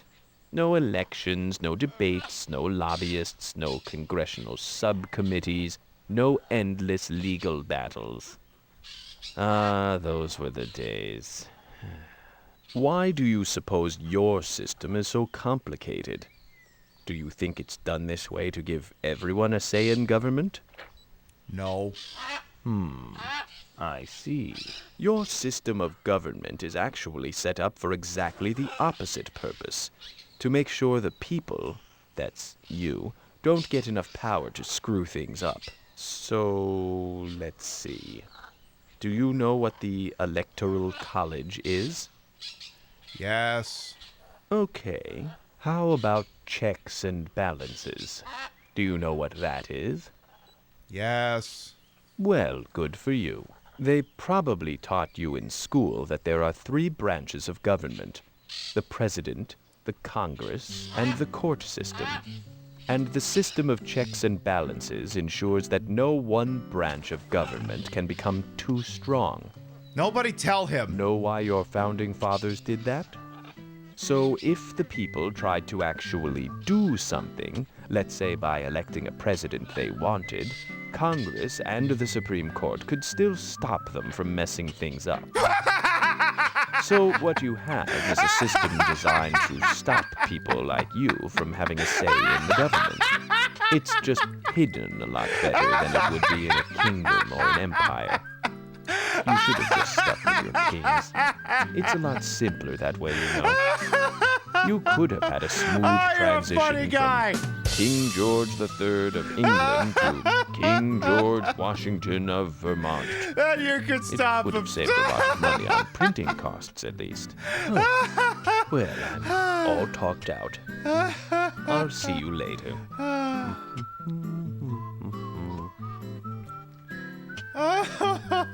Oh, we live in hell.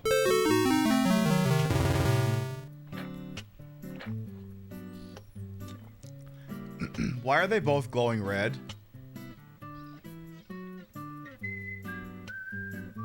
Are they playing? What's going on? You fight like a salmon. Aww. Why is it suddenly so dark?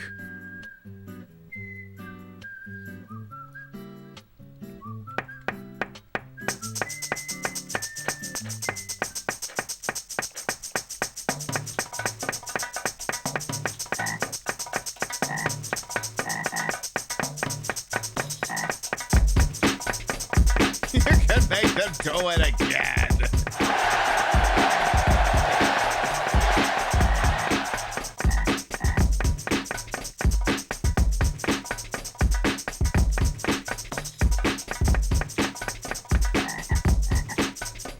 Those moves are patented, baby.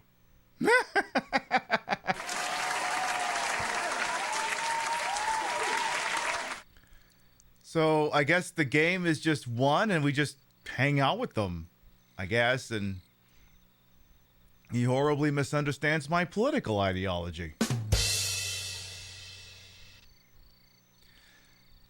Well, what I was going to say before he kind of went and popped off in the completely wrong direction is that the Electoral College and so many of these things are set up to ensure minority rule, and by which, of course, I mean a minority of the electorate.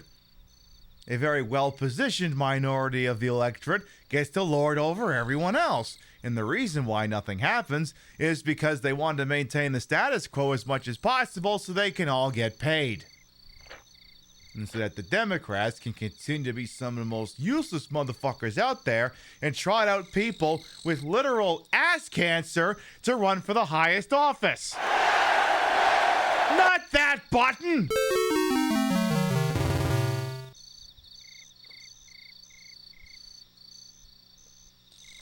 However, would you like to save and end the session? Before he did weave in the horribly wrong direction here, he did at least, when he was talking about people getting gay rights, at least he did say this. I don't like them putting chemicals in the water that turn the friggin' frogs gay. Do you understand that? Turn the friggin' frogs gay. Serious crap. Gay. Frogs, friggin' frogs. It's not funny. I'm gonna say it real slow for you. Gay. Frogs.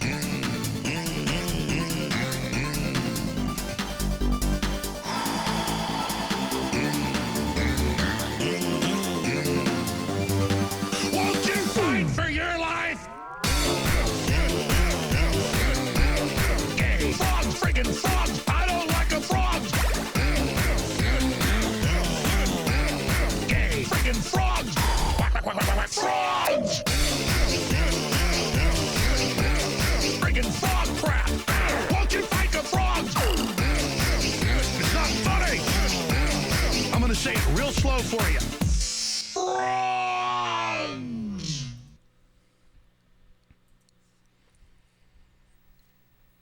The frogs did say gay rights.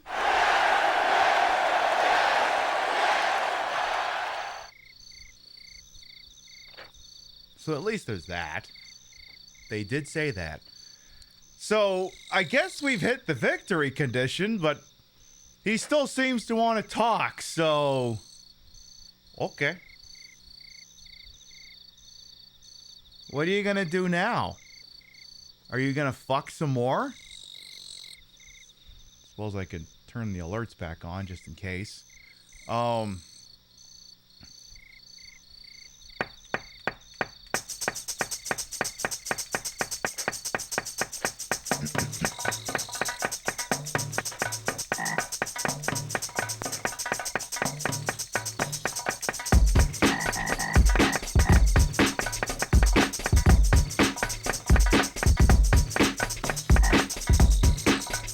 Can I get down or can I get down?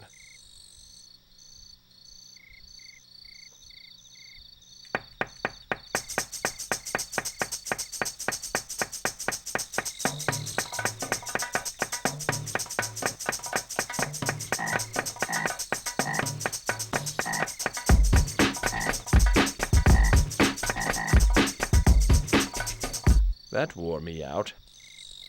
I want him to say something like, yeah, boy. Do it. Do it. Do it.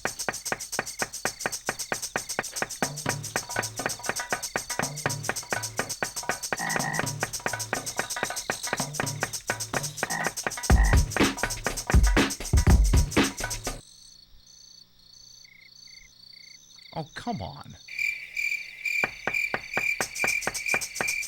Say something!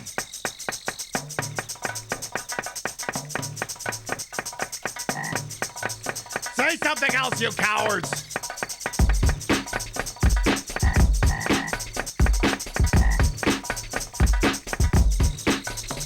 Can I get down or can I get down? Come on, don't tell me you're repeating lines already here. Don't tell me that's happening.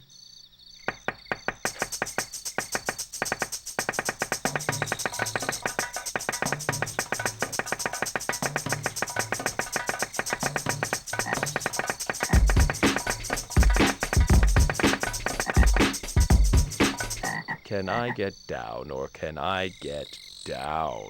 The latter, you can get down. Me to Spoon, who's probably on the TV stand. You can get down now.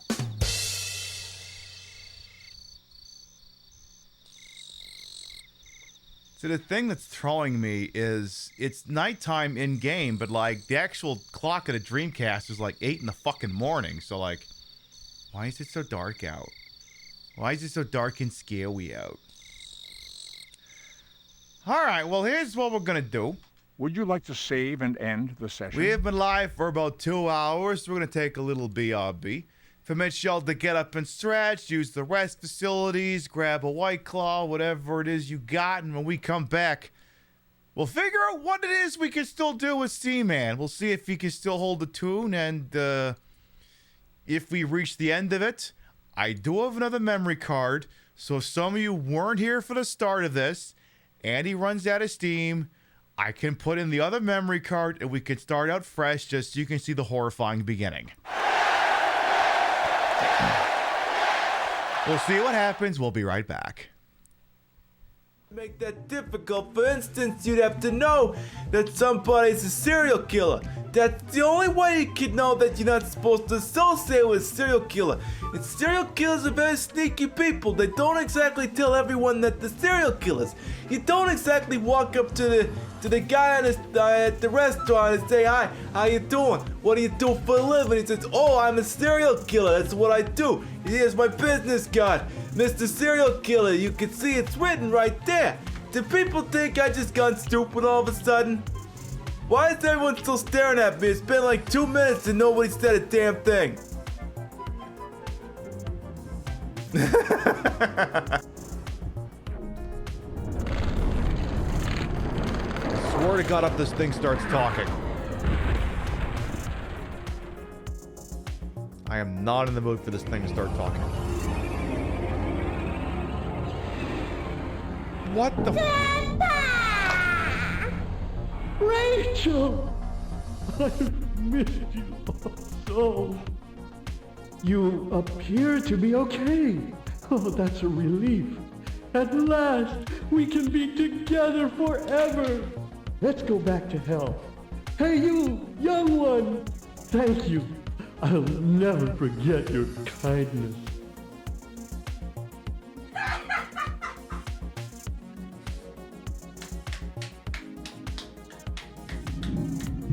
For a second. Dear! Wait, hold on. Can I walk with you? Oh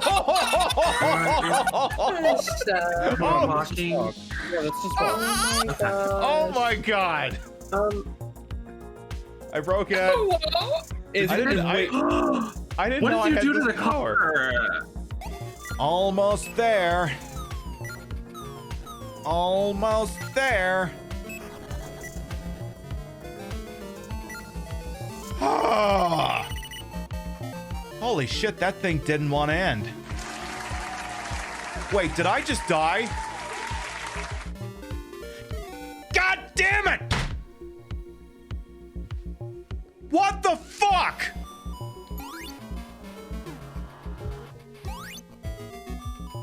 I made it to the end and then I drowned. Ooh, hey, soda machine. What's in here? Would you keep it down back there? I'm trying to pick out a soda. Keep it down back there. You guys got a quarter? Oh God, what have you done? I just wanted a quarter for a soda. I didn't say shoot everybody. What the hell's the matter with you? Well, Mr. Honey. Oh my God. Oh my God, what is Briscoe gonna say to this? He's already dead. Let's go. Harley, come on. He's already dead. Come on. Let's go to the church. Oh God. Oh God. Oh God. Oh God. Come on down to Kunkelman Chevrolet. We now have Jaguars. We have Panther bodies. We have Fox bodies. We have Cougars. Whether you just inherited a fat stack of California cabbage from a dearly departed relative, or you just got your first big boy job at your dad's paper refinery and need to show former classmates you're making career money at 19, let us talk you into something unreasonably fast for just $99,999.29.25. Any make, any model, it's all the exact same price at Kunkelman Chevrolet, Buick, GMC, Oldsmobile, Suzuki, Harley Davidson. We have used cars, we have luxury cars, we have LS swapped power wheels, we have divorce. Infidelity is a choice, Rebecca, and you gave me no option but to choose it. Cure your loneliness with a weapons-grade dose of acceleration and treat the turnpike as your own personal Nürburgring. Because speeding tickets are more affordable than ever and the points just fall off like brisket from the bone. At least that's what our friend who took the LSAT tells us. Lose your right to federal assistance at Kunkelman Chevrolet, Buick, GMC, Tesla, Duesenberg, Pete Davidson. Come down to the only unregistered used car dealership with supercharged power and sales associates with names like Jason, Raymond, and Shane.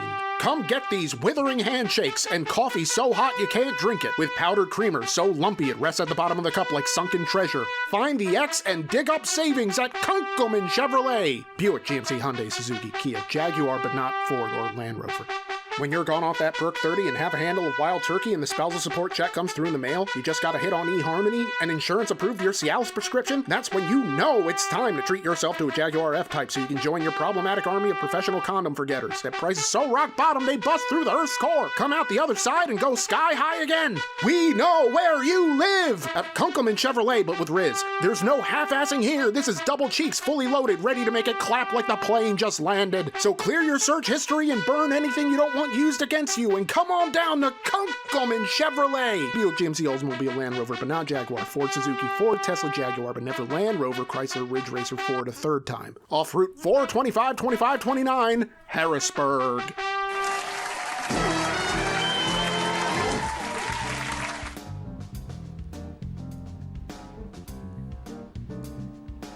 Hi. Welcome to the continuing adventures of Seaman, or whatever the it is we're doing here. For anyone who might be new here, I am Queen Pib, Patricia Inga Bogart. You may also call me Trish. I'm the queen of the retro, the queen of the ways of the old, and your time on this channel, this fat lip, fat hip, fat boobied, and fat booty channel is, of course, and as always, well wasted. Welcome on in. I put the broad in broadcast to the whole and wholesome H for my own hubris, and though these breasticles may be fake, the retro is real. That's the real Dreamcast, and it's hooked up in the real dumbest manner to make it look and sound as bad as it used to. That fuzz you've been seeing on the screen, that's not a filter, that's just the console. And we've been using it to play Seaman. It seems we've hit the victory condition, but it seems we might still be able to play the game, so we'll see what that entails. Now, the other thing we have to do, and it's become an institution of the Queen Pip Show around this point in the broadcast, is, look, I strive to give you a very entertaining experience. I want to make you laugh, I want to make you smile, I want to make you think about things you ain't thought about before. In order to do that, I got to make sure I'm having the most immersive experience possible. Now, you may think that I'm just sitting on my own arrogance, but the truth, I'm sitting on a chair. And this chair has a green screen blanket on it. And the problem is this voluptuous ass, you've seen it dancing, moving around. Well, sometimes it eats fabric, which, well, that's what happens when your ass is as big as mine. And sometimes it moves the blanket around. So I gotta check about midway through the program and ensure that, the blanket's right where it is, okay? So I'm only going to check that for just a minute. It won't take long. I promise. I'm not going far. I'm right here. I'm just making sure that your immersion is secured. All right? Let's go have a look here. All right. I'll check. So, got to double check this part here. That. Yeah. That's good. Do I need to go all the way down there? Is that going to be a problem?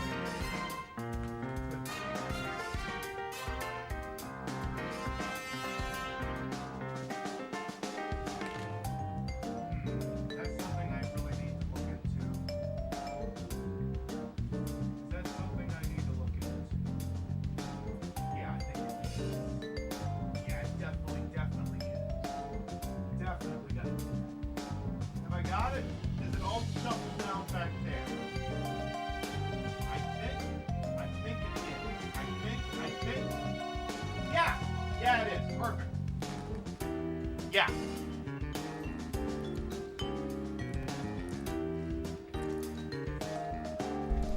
There. The only thing. No, exactly. No green screen, no floor, just yoga pants. That's all you see.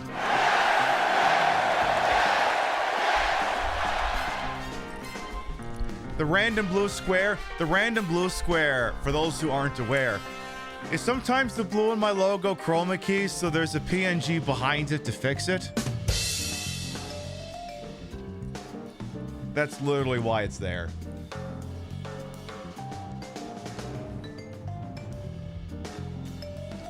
You can also use this trick if you have a green logo and your logo on your microphone with chroma key, just layer in a green PNG behind it.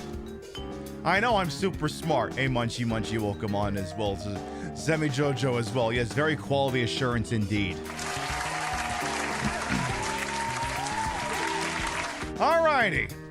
So one thing I'm very curious about is, since it seems the game is still going, what I want to do is when, like, notable things happen and you load back into the game, Nimoy talks about it. So I want to... Actually, let me double check here. Would you like to save and end the session? Okay, so we did say save. I want to save and end the session and then load back in and see what he says and what, if anything, is still available to us.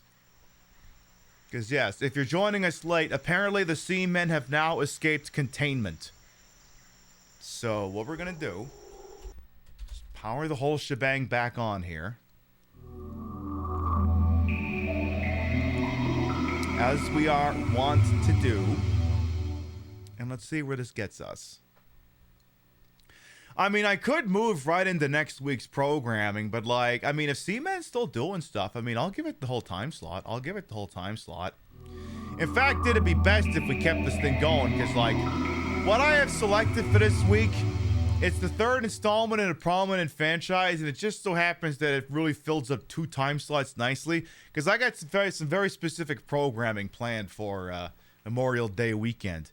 Live from the Bar comes back on Saturday, and then next Sunday in this time slot, we're going to watch a movie. A movie with 0% on Rotten Tomatoes. Welcome to the laboratory of Jean-Paul Gasset. Let's see. Hard mode. John Travolta's not in it. Frogman has discovered freedom in the outdoors and will no longer need you to feed him. However, he is deeply indebted to you for your caregiving, so he will not wander far. Yay! If you call, he may yet return. Since the beginning of my involvement in the Seaman project, I've had a lot of time to contemplate the history of Seaman. Although I cannot support any of this with evidence, I believe I've come up with a plausible tale of romance and loss that may or may not have happened. Allow me to share with you my ideas. Around the time of the ancient Third Dynasty, a young couple fell in love. The young man was a son of Djoser, pharaoh of the Third Dynasty. The young lady was the daughter of a priest of the temple, a man who later became the architect of the first pyramid, Imhotep. But because of their differences in social standing, the pharaoh Djoser forbade the union. Forbade? The young lady's father, on the other hand, felt pity for the young couple and sought help from Thoth, the god of knowledge. Was there a way, he asked, for the two lovers to meet again in another life? The god Thoth answered thus: I will take the two from this place. They will keep their memories and will meet again, thousands of years from now, when their love will not be forbidden. And then, one morning, the two young lovers disappeared. Later, the god Thoth told Imhotep what had happened. The young man had been transformed into a fish and was released to the Nile, while his lover was changed into a bird, taking flight into the sky. One day, thousands of years into the future, they would evolve into their original forms and meet once again. When the pharaoh learned of this, his heart was filled with sadness and remorse. He ordered Imhotep to create something that could be seen from the ground or from the air, a landmark possibly, that could serve as a beacon for the separated lovers to find each other once more. Could this be the true meaning of the pyramid? Well, perhaps my presumptions are wild, but I have heard that behind the first pyramid of Djoser, there stands an incomplete pyramid. It was built around the same time as Djoser's, but its intentions are a mystery. You mean the Luxor? Perhaps that pyramid was an eternal landmark, created for two people who were destined to meet again someday. Anyhow, thank you for spending this time with Seaman. If you'd like, you may continue your visits. Try dimming the lights, and you may watch Seaman go about his business. Similar to when you were tending the terrarium, your home will be filled with soothing sounds and interesting scenery. Seaman will be here for you to visit and speak with for as long as he remains in his current form.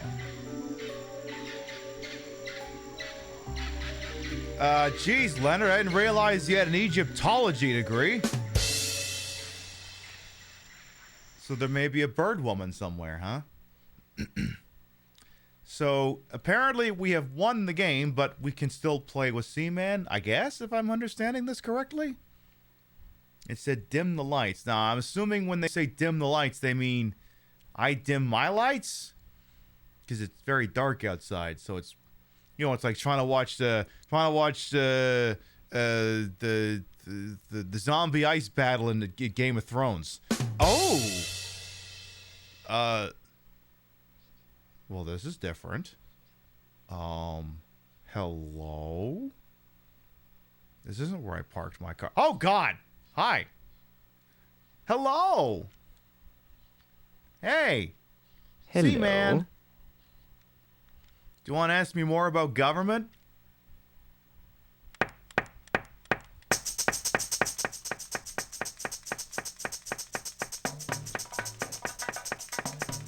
What? You know, over the centuries, human beliefs have ranged a wide berth. All sorts of people argue incessantly about their idols, their gods, and now it seems that people have narrowed it down to only a few. You being the human I'm the closest to, I'd really like to know what you think of this subject. More exactly, do you believe in a god, or gods, or some sort of supreme being? No. So you think there's no god, is that right? Yes. Apparently, not everybody needs to think of themselves as small and weak compared to some larger force. Maybe you get all the strength you need from inside yourself. That's interesting.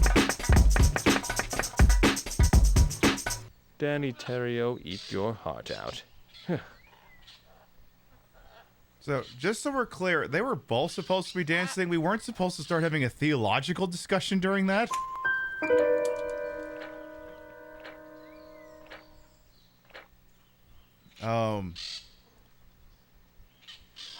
For real, you look the man, yeah, you look the man frog in front of us, it's, yeah, look, yes, God's like, Look, if I existed, would I have really made that? And I'm like, I don't know, from what I understand, yes. Oh, well,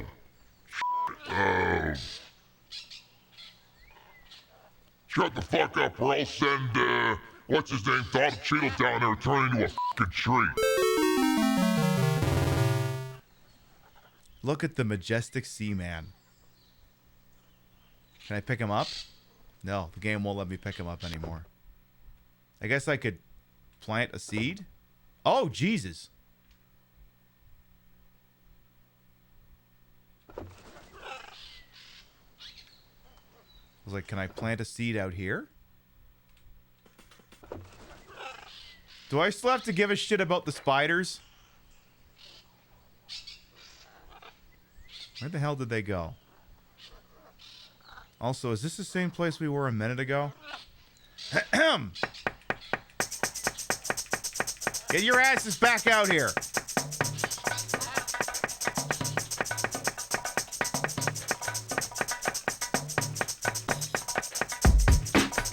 Where the hell's your brother? There he is.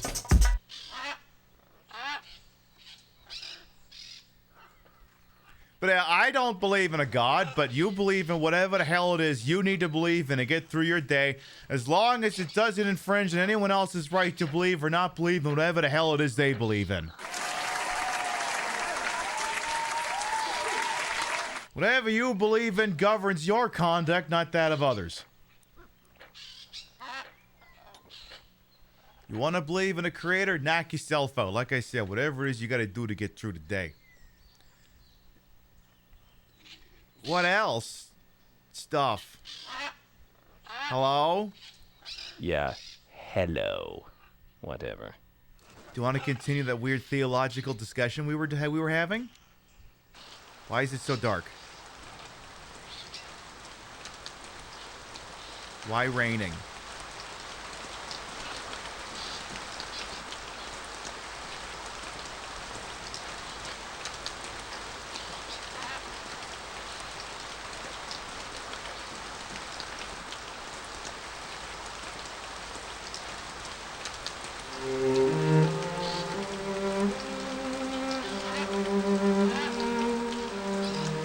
I am Max Payne.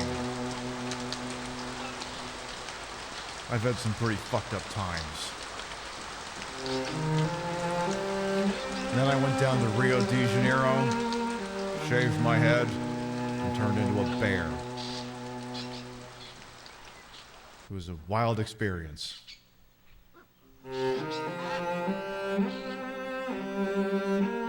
Oh, never mind. The rain stopped, so I can stop doing this bit.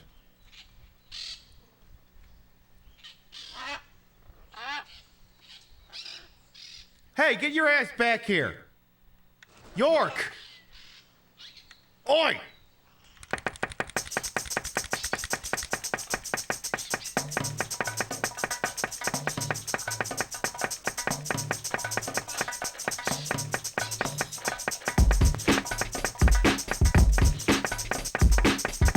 Get your happy ass back here.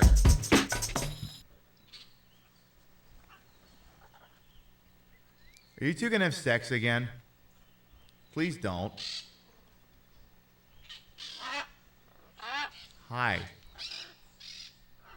I can certainly understand your skepticism regarding a higher power, but I've noticed that many people don't believe in a god, yet still consider themselves spiritual people.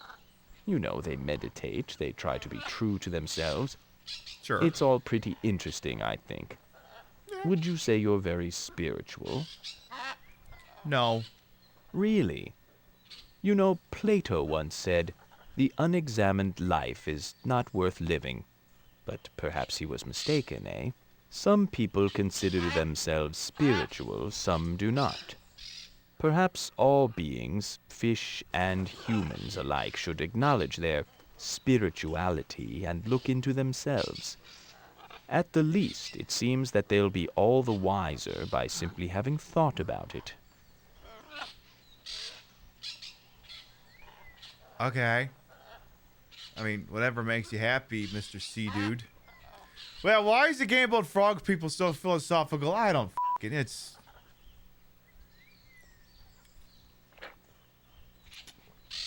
Things I didn't expect to hear Jeff Kramer talk about. And this is the guy who talks about his favorite Charles Bronson movies.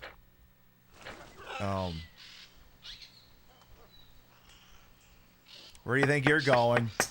Get back here!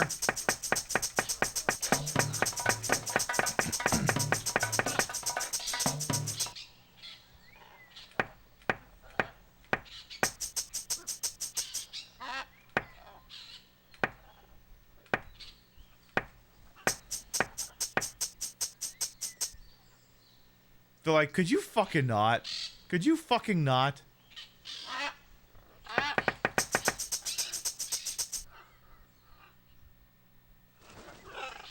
Now they're getting mad at me.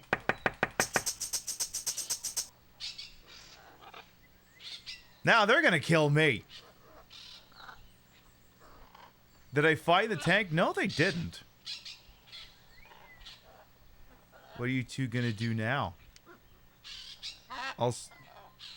What are you gonna do? You're just not my type. The feeling is mutual, fuckface.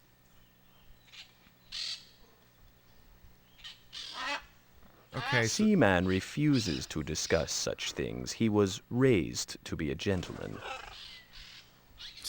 Not based off the conduct I've been seeing out of you. You've been having sex in the open. What do you want? Do you want to continue this theological discussion? I suppose I could...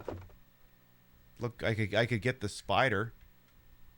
Just whatever you do, don't eat the spider, okay? Don't eat the spider. I'm dropping in the spider, but don't eat the spider. Don't eat it. Don't eat it.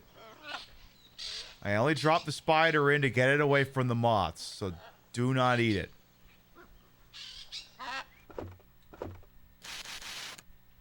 That's the only reason. I wanted to make sure the moths were safe. But as apparently I don't have to concern myself with feeding them anymore, because... Well, I mean, they're out here now. Nobody ate that thing, right? You didn't eat it? Good. Your dumbass brother didn't eat it, right? I don't think they did. Well, keep talking. You horrible, horrible sea person, you. This better be important. Are you still gonna poop? No. Leave me alone. He's not gonna poop anymore!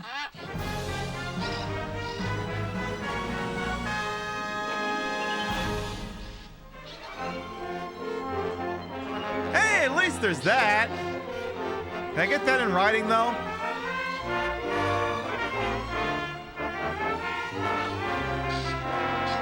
A little worried an oral agreement's not gonna hold. Where do you think you're going? Hey, come back here. Come back. Come back here. Can I help you? Do you want to continue this discussion, or should I advance the clock a day? No, how about you entertain me? Go stand on your head.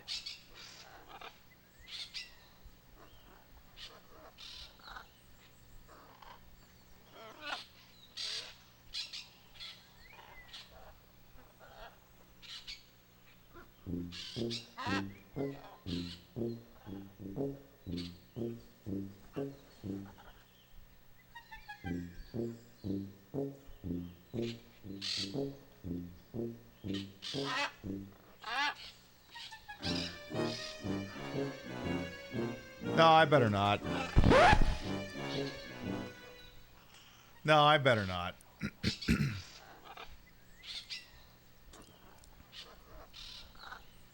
Okay, well, I'm going to leave you for now if you're not going to keep talking. What are you doing? You up? You want to continue this discussion All right. or not? You've given me plenty to ponder, but here's what I really want to know. What my questions have been leading up to. Ready? I want you to think about this and give me a serious answer. Do you think you're a good person? Yes. So, you think you're a good person, hmm? Yes. Is that so? Since you aren't very religious, perhaps it's your time in school with all the learning and sharing of ideas that helps you become a better person. Or perhaps you're simply the sort of person who would choose to do good things without any special instruction from a church or teacher. That's it? That's it? You're just taking my word for it based off of that?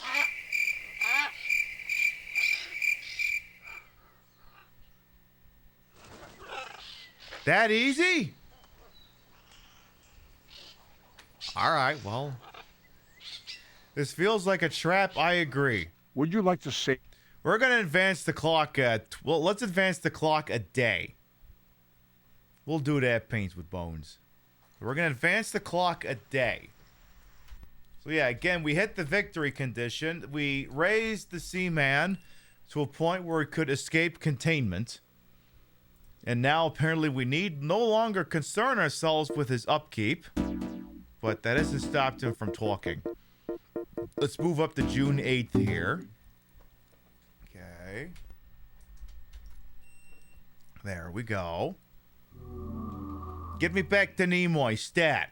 He's going to give me another long, drawn-out discussion about Egyptology. I'm not exactly upset about it. I mean, the more he wants to talk in my ear, it's like, it's magical.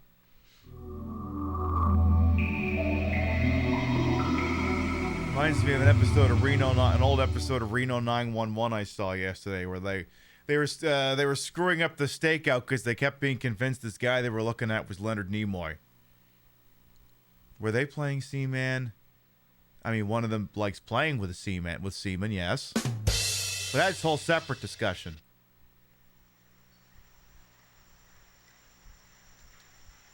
Oh. Oh, Nimoy's not even gonna talk. Oh. Well. Oh no. We've lost Leonard Nimoy.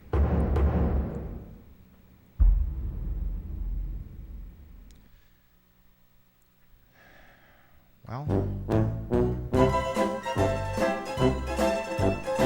I guess it's just you and me now, Seaman.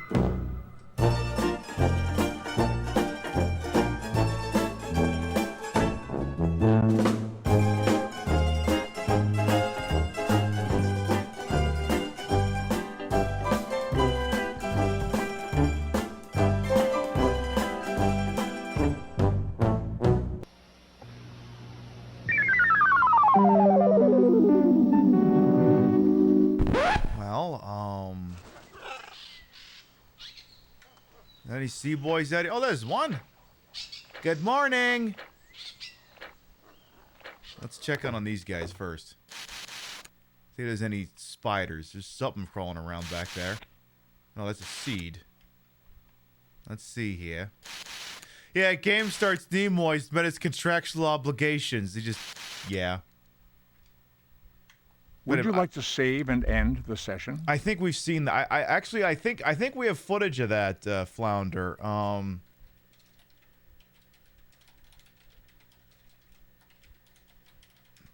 I think we have that one. No, not that one. No, not that one. Yeah, it's that one. Yeah, I think we have footage of that right here.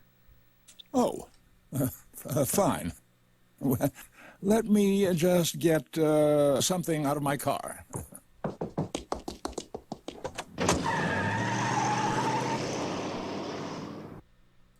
I don't think he's coming back.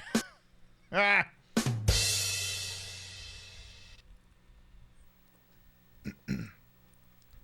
All right, well, I don't see any spiders, so that's good.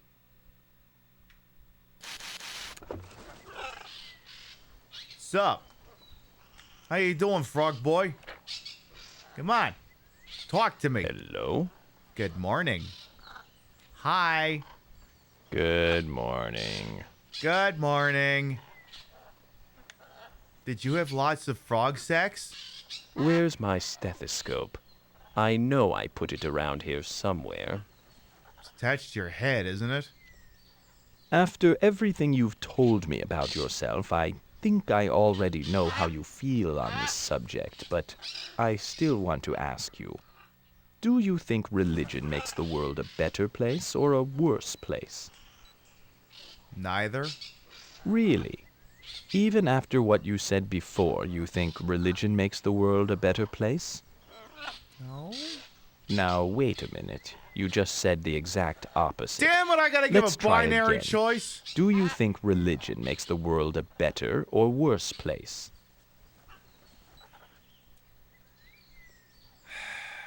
Better. Really? Even after what you said before, you think religion makes the world a better place? Yes. It has How the potential. interesting. Such a complex set of emotions you humans have when it comes to the issue of faith. People argue vehemently both for and against it. They curse and condemn anyone who doesn't believe the same things they do, and all the while they're still trying to figure out for themselves what they feel. Truly, truly confusing. Well, how about this, then? Let's say there were only one religion in the world. Would the world be a better or worse place? Worse. So you think the world would be worse off if there were only one religion? Yes. I think I agree with you there. The world would be a lot less interesting if everyone were carbon copies of one another. Well, as I'm sure you've guessed, I find the whole institution of religion quite confounding. You say it ain't Most so. humans run around like they're masters of the world, while at the same time bowing down to a higher power that's supposed to make life better. On top of that, most people can't even agree on who or what the higher power is, so they argue and fight over it and bring about a lot of misery and heartbreak in the name of something that is supposed to bring people joy. I just don't get it. And quite frankly, just thinking about it gives me a headache, so I'm going to go away and try and figure it all out. You do that. I'll talk to you later. Yeah, people. Well, there's a couple different layers to that topic. Again, I am not a religious person. I'm not a person of faith. I think, therefore I am, and that's about it. I don't need answers to things. I exist. I wander through this world, and I do what I do, and so on and so forth. And I don't need any more than that. Now, some people do need more than that. Some people want answers for the questions that we don't have answers for. And that's where religion, the textbook definition of it, not necessarily the way it's implemented in certain ways, can serve that purpose, to hypothesize as to what the answers to those questions may be. Now, that being said, I believe the world is neither better nor worse for the existence of religion. However, I am firmly of the belief that there should not be only the one religion. Because the problem with that, and this is the other thing too, is there is functionally no difference between one religion and no religion. And you may go, what do you think? What does that mean? Now, it's not a religion per se, but to not believe is arguably a religion. And you can decide what that is, but the lack of one is one, in a manner of speaking. Now, were you to say, that's it, no more religion, no one gets to have any religion ever, none whatsoever, the state becomes the religion. Because the belief system is now, you must only believe what we tell you. You can't believe any of this other crap. You cannot practice it. You cannot worship it. Nothing. So, a complete destruction of religion still creates a religion.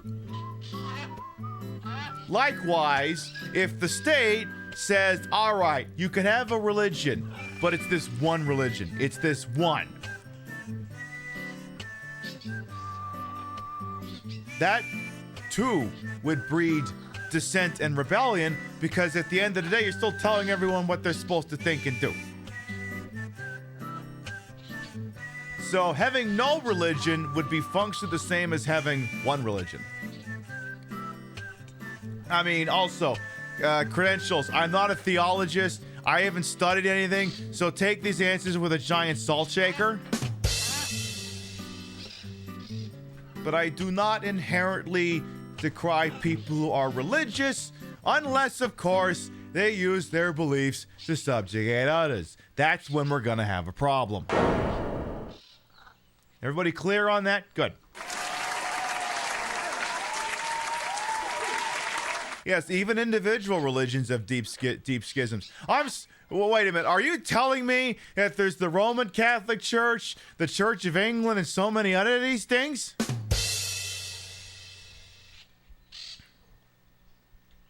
Yeah, so when someone tells them you need God, you write them off. I mean, that's the thing. It's like if someone tries to subjugate someone else, that's where we're going to have a problem. You got your Queen Pip Moich? Nice indeed. Hi, where's your brother? Where's the other guy?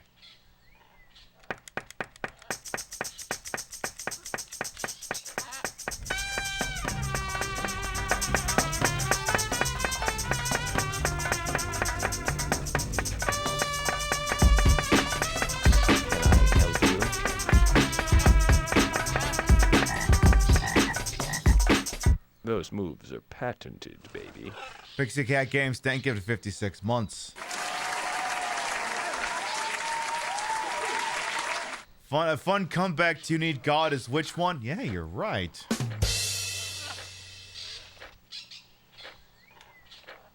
Wait, come back. Come back. You're welcome. No, come back. Please? Please don't go into the You can wild. tell your It's my friend ass. to stop hitting on me. Chat, stop hitting on Seaman. Stop it. He says he's not interested. He doesn't want you to send him any lewds or anything like that. I think he does, though.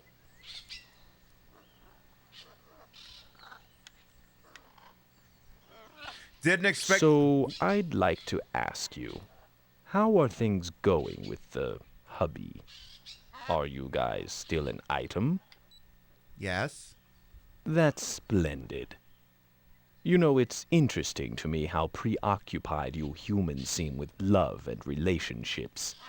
You write songs about it, compose poems, search for soulmates, and are constantly hoping for happily ever after.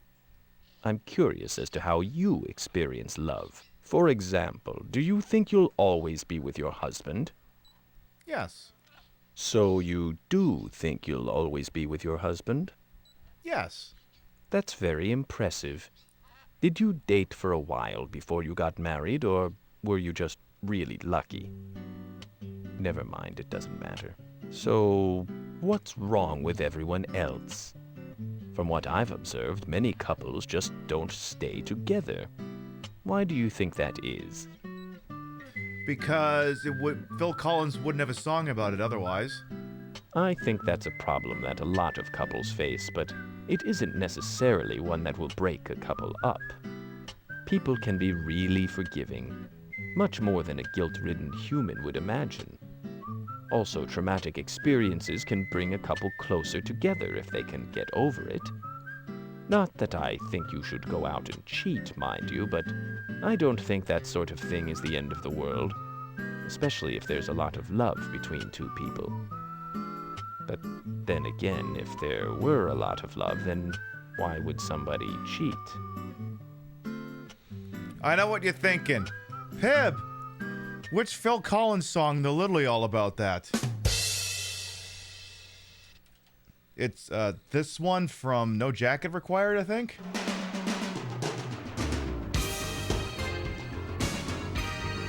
How long until the chorus?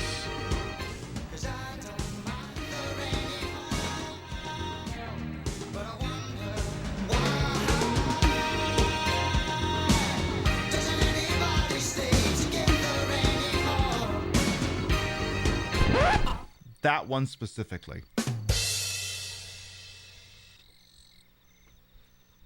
Land to confusion? No. See, that's Genesis. That's the difference. You got to specify whether it's Genesis or Phil Collins. I'm like, I mean, I thought maybe we would just restart the game for the rest of the show just to show you the horrifying beginning. But, I mean, if he's going to keep talking, I was just, I decided to give a real answer there on that one. Yes, I love my partner. There's no framework to say partner. I can't remember if there was an option to suggest that I was gay. One of you will have to replay it and find out. He wrote one about Peter Gabriel specifically.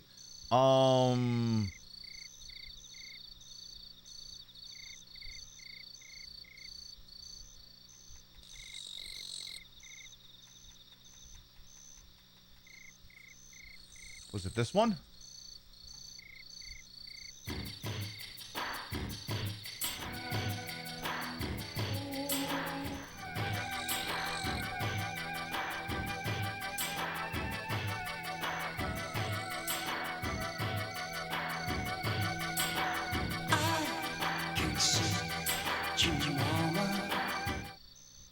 Is Peter Gabriel Mama?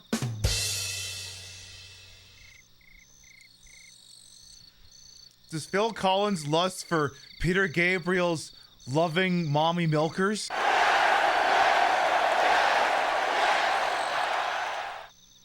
I just gave birth to an incredibly cursed Rule 34.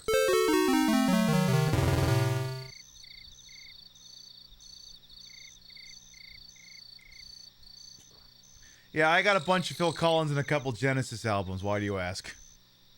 I actually do. Which is also why I got to do Vice City Stories sometime, because he's in that game, though he isn't, but he is, though he isn't. Phil Collins is in the second Vice City game, but it's a character of Phil Collins being played by someone else. Seaman, is that you back there? What do you want? I don't know. You want to talk? Where are you? Don't make me tap the screen again.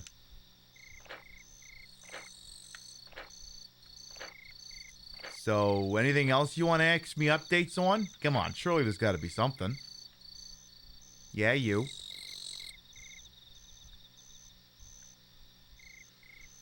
That's better than a joke you will come up with this whole damn year. Ah, there's still plenty of time left in the year, Maxwell. Is there a spider in here?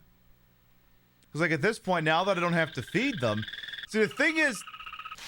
They don't lay eggs if there's too many things in here, so we may not have to concern ourselves with the spiders anymore, because if I just let the larvae keep growing, they won't lay eggs. That's pretty pog. Who did you vote for in Eurovision, Frogman? I didn't watch it because I don't care. Yes. Who'd you vote for? Who'd you vote for? Don't you know who you're talking to? I don't know. I want to make sure. What's up? Chicken butt. I'll tap the glass. This better be good. I'll tap the glass again. Yes, but you've met you. Oh, don't be silly now. Oi!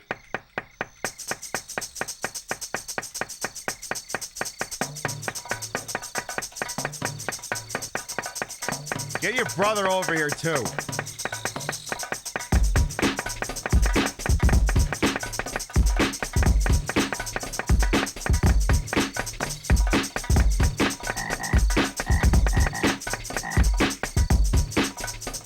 That was a pretty good workout.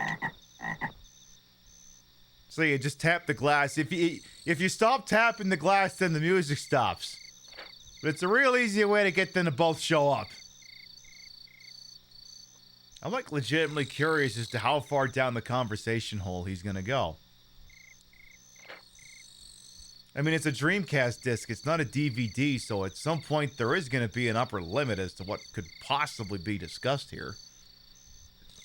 We discussed religion, governments, you know, uncontroversial concepts. Definitely no controversy in either of those. We had a great laugh when he talked about, you know, the checks and balances, which... Would you like to save and end the session? Is it possible for me to find his Kali Brakeman bit without having a Twitter account?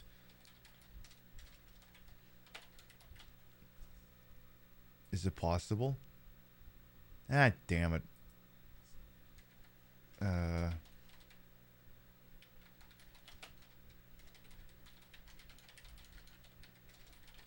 Maybe it's on... maybe if I look it up here, it'll just... Oh, yeah. Maybe it's on... Before you get mad, I am voting for... Okay, the Instagram version. Hang on, I gotta unmute Instagram. Yeah, give me that version. Hopefully it's not too loud. Something about Little too loud. Little too loud. Bring it down a little bit. this. P.S. My name is Gavin Newsom. I'm the governor of this state. Mr. President, sir, you will be in for a rude awakening when you find out what you're doing is illegal. Trump is destroying democracy. Pass it on. That's right, pass it on to people in power. Not to me, though. I'm just a little Speaker of the House. Mr. President, sir, I will say in the harshest terms possible, and I do not mince words, sir, I do not like your tone. Donald Trump is systematically destroying the post office. Let that sink in. I voted for his military budget. That's my favorite part of this bit. Yeah, this one's old. Everything old is new again. This is from 2020. Let me be perfectly clear. Climate change is already here, and we must act. Not me, though. I'm busy. Nice try with that illegal action, Donald Trump. In America, we have a system of checks and balances. I'm the checks and balances, and I haven't done anything yet. Fires are... Like so many things in life, we laugh because it's funny, and we laugh because it's true.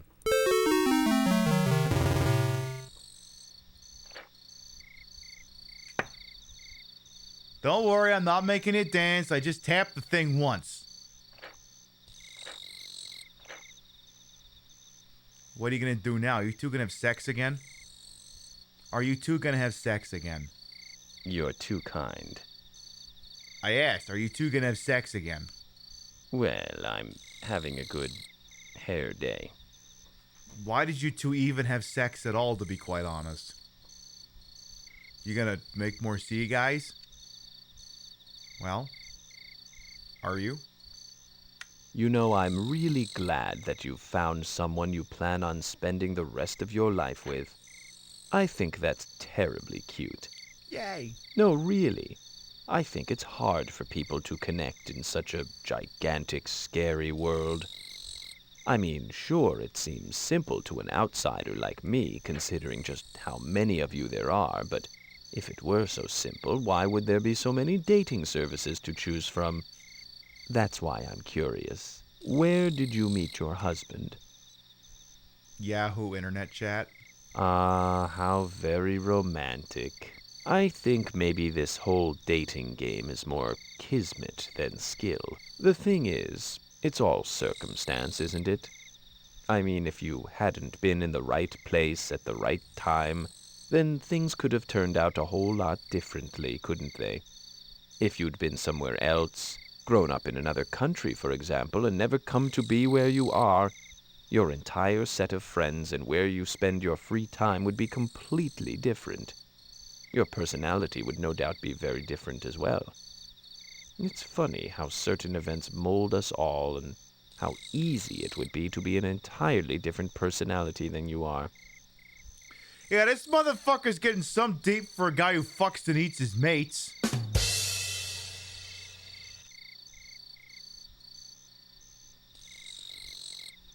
And this is before you got like fucking Grindr and shit like that. I mean, yes. I mean that part's the true answer. I did meet my future partner on Yahoo Chat. Way the fuck back. That was no, this is gonna sound like an old person. Oh, it was a long time ago. It was over 20 years ago. Back in those days, you could make custom chat rooms on Yahoo Chat. Anyway, the important thing is that I had an onion in my belt, that being the style at the time. Now, you have to remember, you youngins, but back in the day, Yahoo was the real important thing. Look for that thing? Yahoo it, is what people used to say. Anyway, the most important thing is that I had an onion in my belt, that being the style at the time. Now, you used to be able to make your own chat rooms back then, which was interesting, because what inevitably wound up happening is you'd get chat rooms with names like 48M looking for 12F, and things of that nature, which of course got Olivia Benson involved. And there was an actual episode in the first season based off that concept. Anyway, Yahoo refused to do anything about it until the advertisers were notified. The advertisers threatened to pull out and did pull out. Yahoo shit a chicken and immediately got rid of all the user custom created chat rooms and replaced them all with stock ones. Anyway, the important thing is that I had an onion in my belt, that being the style at the time.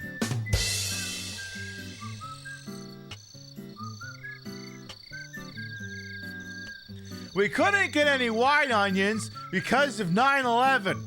All we could get were those big yellow ones.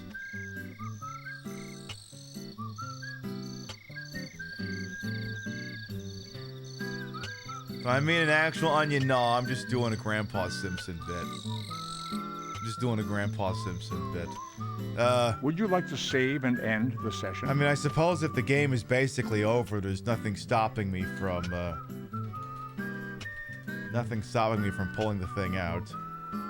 We can't bust heads like we used to, but we have our ways. You got it. One trick is to tell them stories that don't go anywhere. Like the time I caught the ferry over to Shelbyville, I needed a new heel for my shoe. So I decided to go to Morganville, which is what they call Shelbyville in those days. So I tied an onion to my belt, which was the style at the time. Now, to take the ferry cost a nickel, and in those days, nickels had pictures of bumblebees on them. Give me 5 bees for a quarter, you'd say. Now, where were we? Oh, yeah. The important thing was that I had an onion on my belt, which was the style at the time.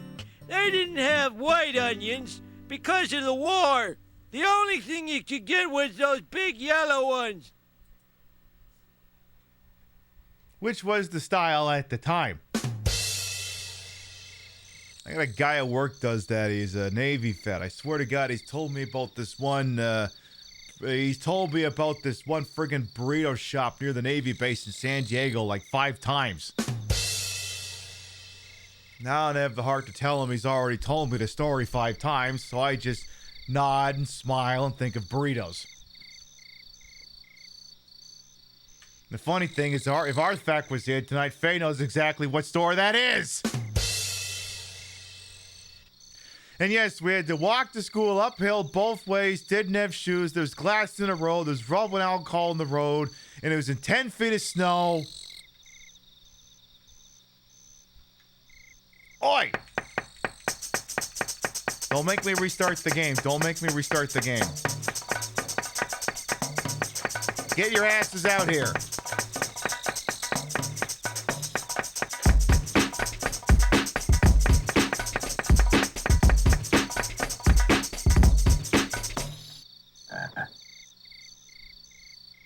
Yeah. How come we don't sign off with yeah, boy? Come on, that'd be organic. Come on. Sign off with yeah, boy. You gonna say anything else? What do you want? You want to ask me any more supporting questions about the things you've been asking me about for the last 6 times I've streamed this game?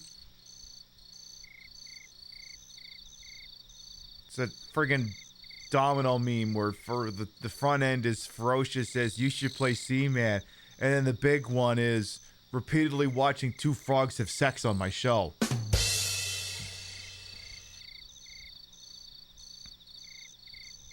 Come on, don't run dry on me now. I still got an hour and a half of time to fill here. Don't make me bust out the other memory card. Are you going to make me bust out the other memory card? I mean, I may end up doing that anyway as a matter of principle. Good. You know what I find interesting? You were probably born into a family and for the next 2 decades or so had to interact with them on a daily basis. I mean, with any group of people, there are bound to be love and hate issues, and a whole range of emotions in between, and as you matured, conflicts, I'm sure, arose as your interests became more individualized and pronounced, often differing from your families. Of course, maybe that just brought you closer, which leads me to wonder, how well do you get along with your family? I get along fine.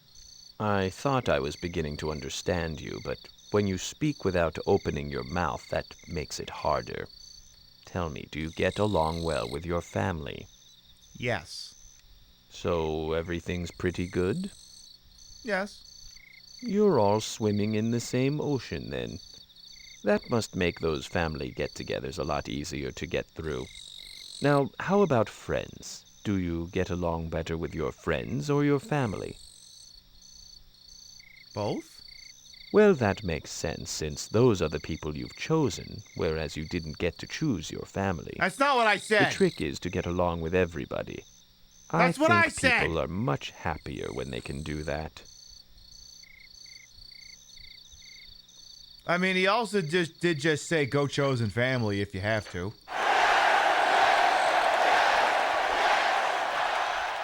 He just acknowledged that, so you got that going for you at least.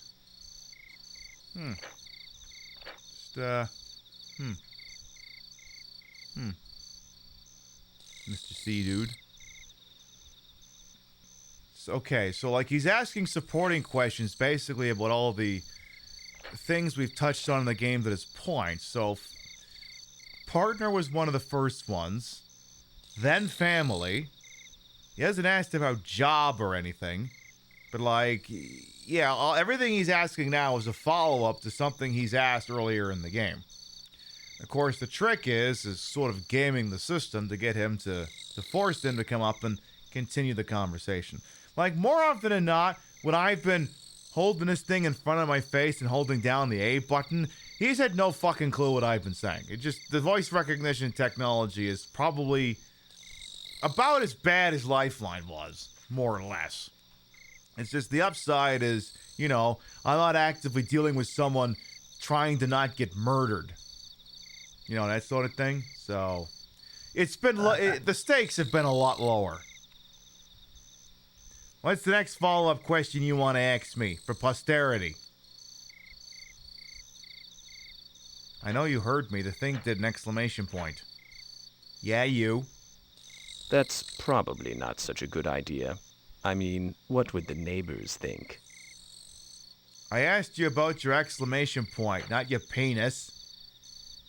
Yes? Can I help you? You could keep talking. Part of why you don't like these types of games is they never account for... Right, I mean... Right, they can only program for so many use case scenarios. And I can understand where, if you're not feeling represented by the answers... Like, for the most part, I have just been role-playing and just giving stupid answers because I just want to see what the hell he would say. If you're applying this game in earnest, it is getting some things right, but some concepts may be outdated. Possibly. They thought that, yeah, Chief Beast, someone said hair and he thought they said butt. Yeah, we've had that problem too. We've had that issue. You're gonna ask me about my chest, which is my favorite thing? Are you? Don't make me tap the screen again. Yes, I'm mad. About you. Are you mad at me or mad about me? What? What do you want? Are you mad? You seem to love your family, and they must love you. That's nice. No, really. With all this love floating around, do you think you were raised well? Yes. It sounds like you have a lot of respect for your parents. Do you think if they weren't your parents, you could still be friends with them? You know, pals, chums. Yeah. So your respect ends there, eh? Hey, that's not what I said! Well, it's good for you to have some boundaries in the way you think of them. It makes it easier for them to be your parents, and for you to get away with doing all the things they've warned you against doing. Mom, if you're watching this, I did not answer no to that question. I did not. Little bastard's trying to get me in trouble with my parents.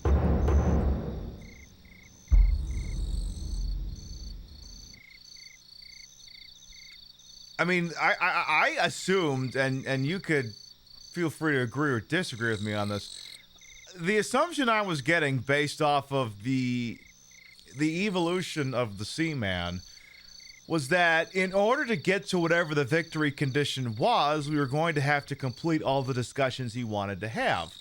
Now, of course, that turned out not to be the case because we were still only ankle deep in the politics discussion when they did their little jailbreak, the Thin Lizzy.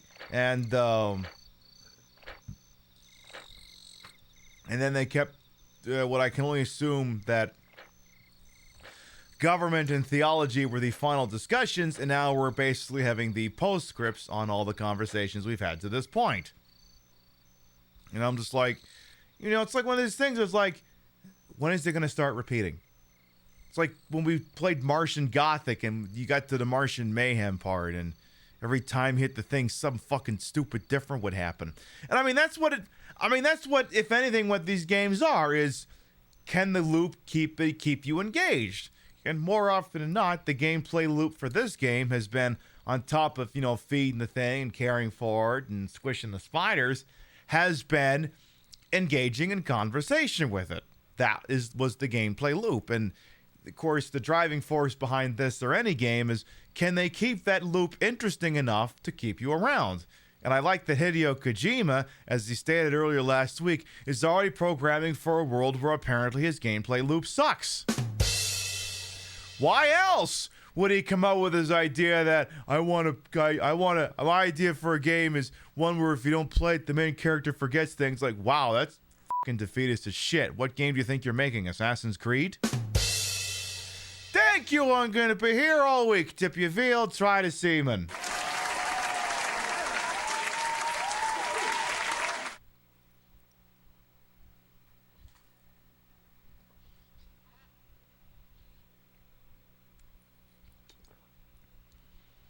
So then, yeah, literally the gameplay loop has been, what weird or unhinged shit will this game do next? Now, I mean, playing Seaman is basically one echelon removed from just chatting. Now, some of you may be wondering, Pib, would you make a YouTube video of this game? Because you did a YouTube comp for Lifeline. Would you also do one for Seaman? And in that instance, I would say no, I'm probably not going to. Now, the thing is, when we played Lifeline, and we have that video, and the chatbot just spat it out a couple of minutes ago. Hell, I could pull it up right now. Would you like to save and end the session? Well, I'm going to pull it up for a minute, and you could tell me why you think I would make one about Lifeline, but not about this. Don't you think the two of us are becoming a great team?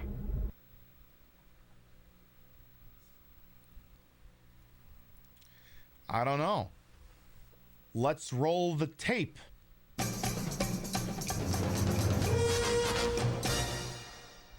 We will conduct a brief training session on how to use the microphone before beginning the Well, first of all, it had that. Adjust the microphone so that it is located 2 to 3 centimeters from your mouth. The position of the microphone is crucial to its ability to pick up your voice correctly. Try pronouncing the items written in the middle of the screen.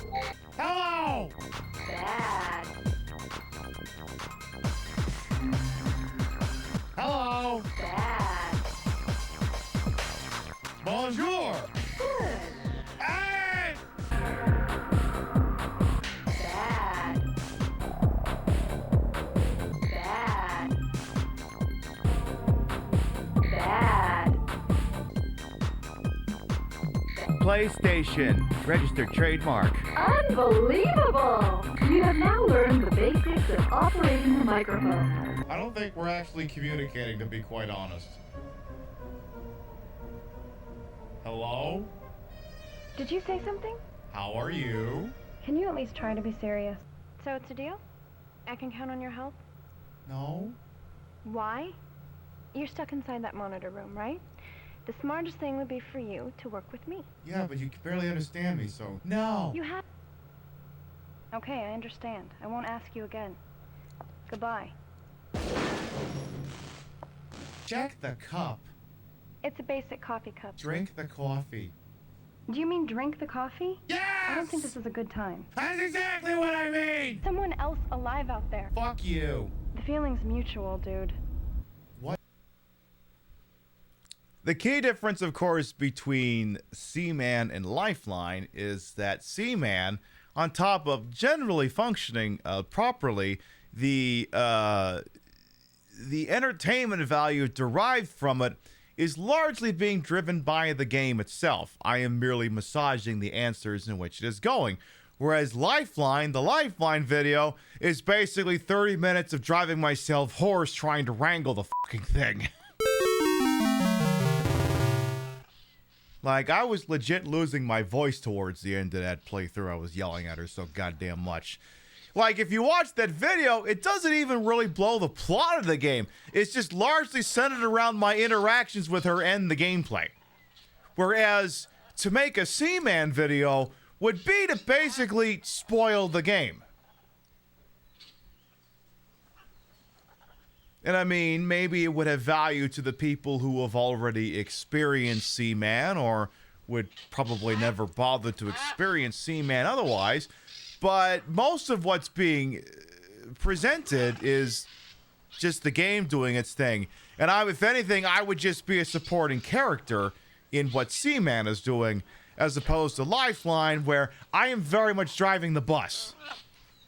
Yeah, exactly. It's more introspective than, you know, balls to the wall gameplay or anything of that nature. That's not to say it hasn't been a good time. It's just the saying, joke's only funny once. It's kind of like that. Except of course for this joke. This one's always hilarious.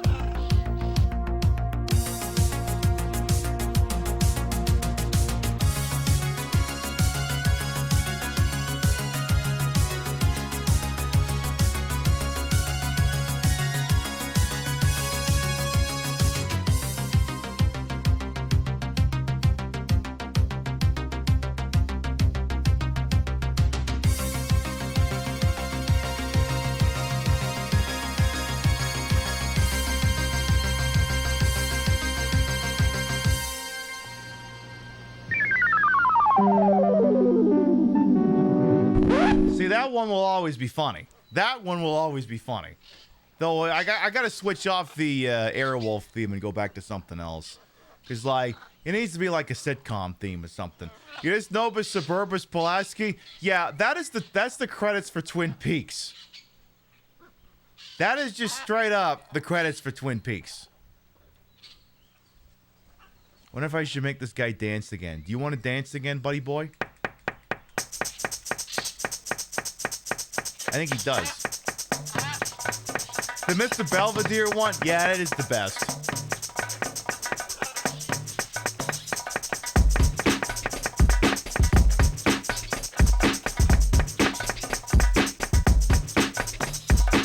Yeah, Yuch Saito, the guy who made Sim Tower. That wore me out. Run With Us will always be a favorite. Oh yeah, that one's always a banger too. So yeah, I would be significantly now. I would say I'll definitely be using the. I will definitely be using the Seaman playthrough for short form content for months. The shit's popping off on TikTok and well, it popped off on TikTok once, then never again, and now it's popping off on Instagram for some reason I can't fully comprehend. I will never understand why. What are you smiling about? Oh no, it's raining again. It's raining again.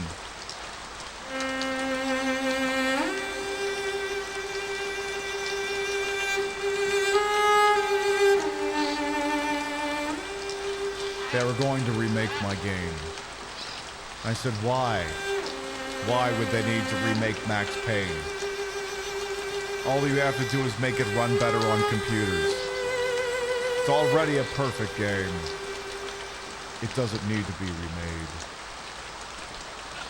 Look, sorry, it starts raining and the Max Payne 2 soundtrack just comes out. Boy, you think that's bad now? Wait till you get to this one. No, not that one. No, not that one. Nah, not that one. No, not that one. Yeah, that's the one. That's the one.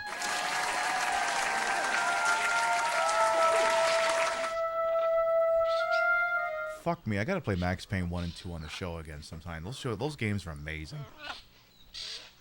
Do you like Max Payne? Do you? Wow. You're a freak.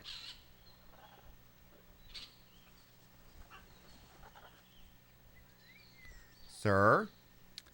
You're a talking frog. The Lord, who I don't believe in, is looking up down upon you and going, I didn't make that.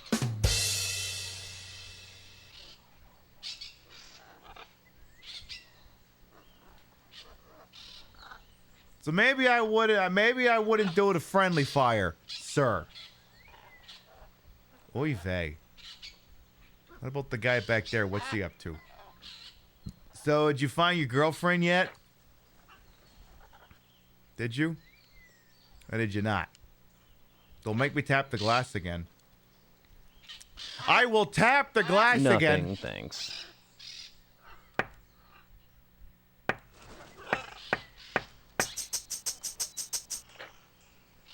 Yeah, that's what I thought. What can I do for you? See, the trick is, like, if you can get him to start talking, usually it gets the conversation going, but it's not infallible. Hey, come back here. I'm not done talking to you. What? I ain't done talking to you. Thinking about something important. Hey, get back here. Get back here. What do you want? Keep talking or I restart the game. Come on. You stopped playing Max Payne in the blood room with the baby crying. How far is that in? But thanks. A third, it's maybe? Nice to know you care. Would you like to save? By the session? way, if you're the sort of person who's like, I really wanted to experience Max Payne 1, but like those fucking nightmare sequences between the acts just don't do it for me whatsoever. Consider for your approval here. Consider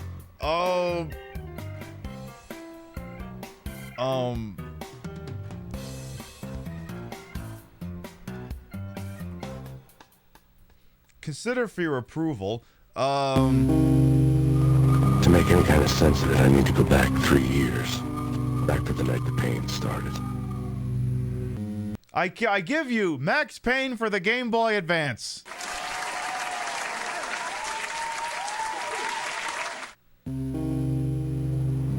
I came in from the cold and the dark. Outside the city was a cruel monster. I've been slowly working my way from This small is legit, by the way. Trying to get to the source of the drug. Alex and BB were my only contacts in the DEA. The only ones in this decrepit city who knew I was down here. BB here. Something urgent has come up with Jack Lapino. You need to meet with Alex immediately at the Roscoe Street station. I hadn't had a face-to-face with Alex since I'd gone undercover. The feeling hit me like a point-blank shot straight in the face. Something was not right about this.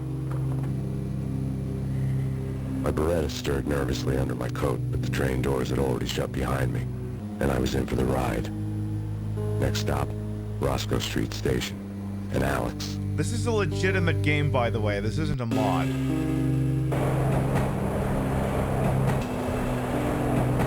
It's an isometric 3D shooter.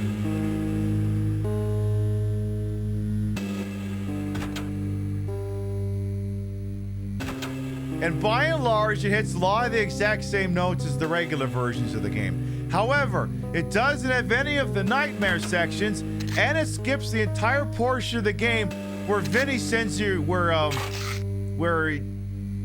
is it Vinny? Vlad. It skips the entire subplot that Vlad sends you on. You don't gotta go to the warehouse and dock section to deal with that guy.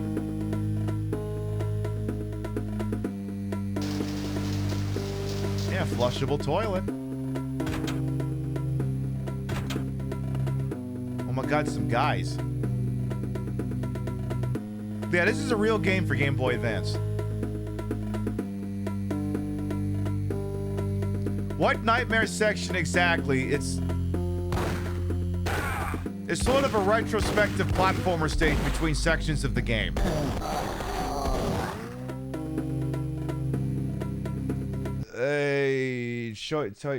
The reason why I had to make the distinction on that is because they're kind of a pain in the neck. Maybe I can pull up a... where's the goddamn thing?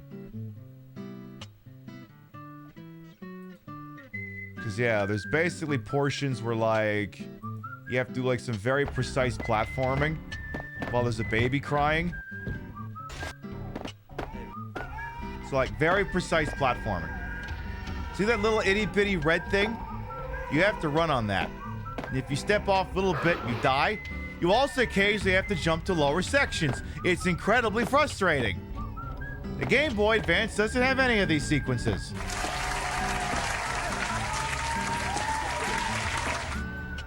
I mean, this stinks for any reason that, you know, precision platforming didn't work out in Bubsy 3D, for instance. It makes sense in context, but, you know. Yeah, it gets a little frustrating. So, yeah, Game Boy Advance version doesn't have that. In Max Payne 2, doesn't have any of that kind of platforming at all. Which is nice. Do I have to leave and come back for you to want to have another introspective conversation?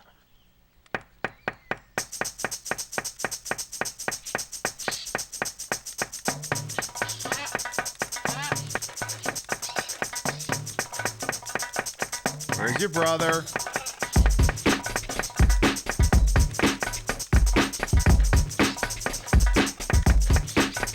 There he is. That was a pretty good workout. Keep talking, you little shits. I can't just keep pulling out clips of Max Payne. Hey, remember when Max... thanks. You're sweet, too. Remember when Max Payne was a shitty movie with Mark Wahlberg? Remember when Max Payne had to be told by a reporter that he was working on a video game movie and he didn't know it was a video game movie when he agreed to do it?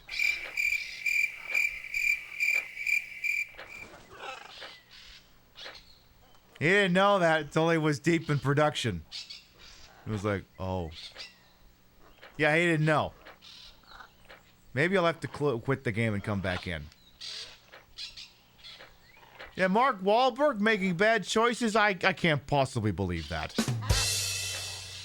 He couldn't possibly... Yes.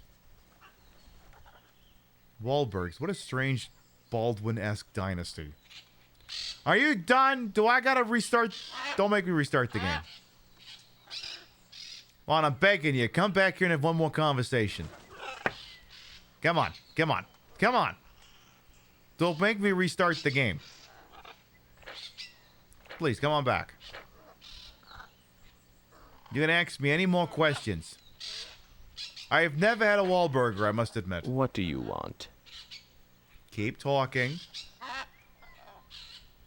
Otherwise, I will restart the game just to show the people who maybe weren't here for the first show what they missed. I'll have to do that. You're the stupid head.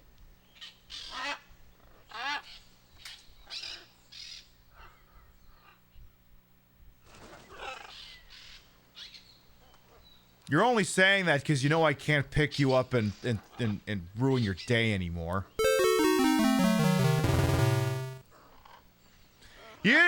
You did not have the testicular or breasticular fortitude to say that shit to me when you were in the cage. Now that you're not, oh, looks who's so fucking big and macho now. Say that to my face, fucker. Not online. See what happens.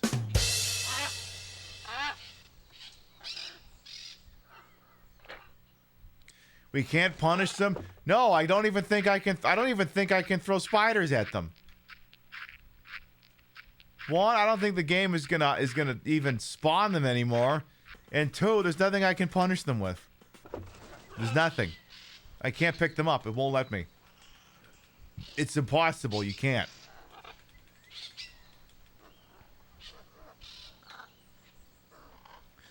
I don't know about you, but I'm half expecting a stage in GoldenEye to start. Kind of expecting extremely polygonal James Bond and Italia to run by here while they're getting shot at by a fixed turret emplacement or something. I'm expecting that to happen. And so far it hasn't. It always threw me that stage had no music in it. Very, very bizarre.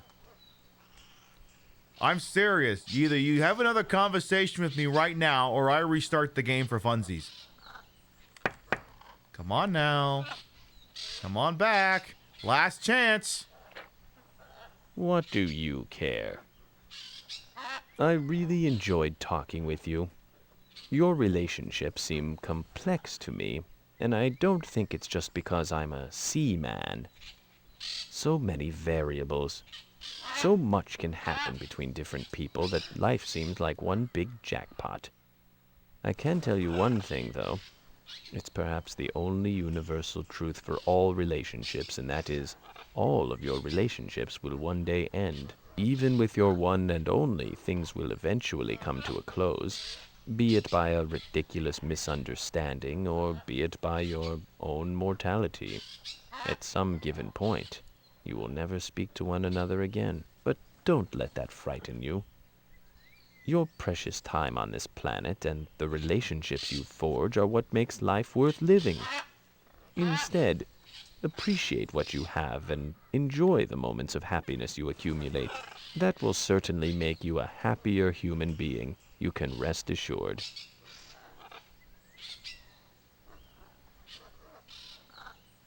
On one hand, things ending sounds depressing. On the other hand, at least the Matrix Revolutions eventually ended. Was that a sign-off? Are you done with me?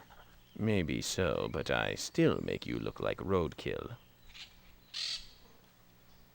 I think that sounded like a sign-off, to be quite honest. Are you done with me? What do you want? Was that our last conversation? Like, again, that sounded like a sign-off. Was that a sign-off? Well, as long as you understand. No, I don't. Whatever. Are you done talking to me? Like, is this literally it? This better be important. Is this a Huey Lewis song? Is this it? Do I gotta pull that song out now, too? Let's change the rating on this conversation to at least PG-13, huh?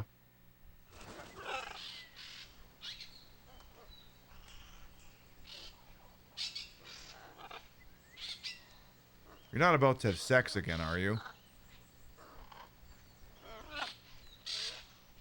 Well, I don't see your sibling anywhere, so I'm guessing that's not it. What about PG-13? What about big PG-13? Honestly, do you really think you deserve my attention after what you've done? Come on. You don't want to do a big PG-13? I'm so mad I could shoot poison arrow frogs for my bottom. I'm so angry. You want to do big PG-13 movie? I know you're angry. I know you're angry.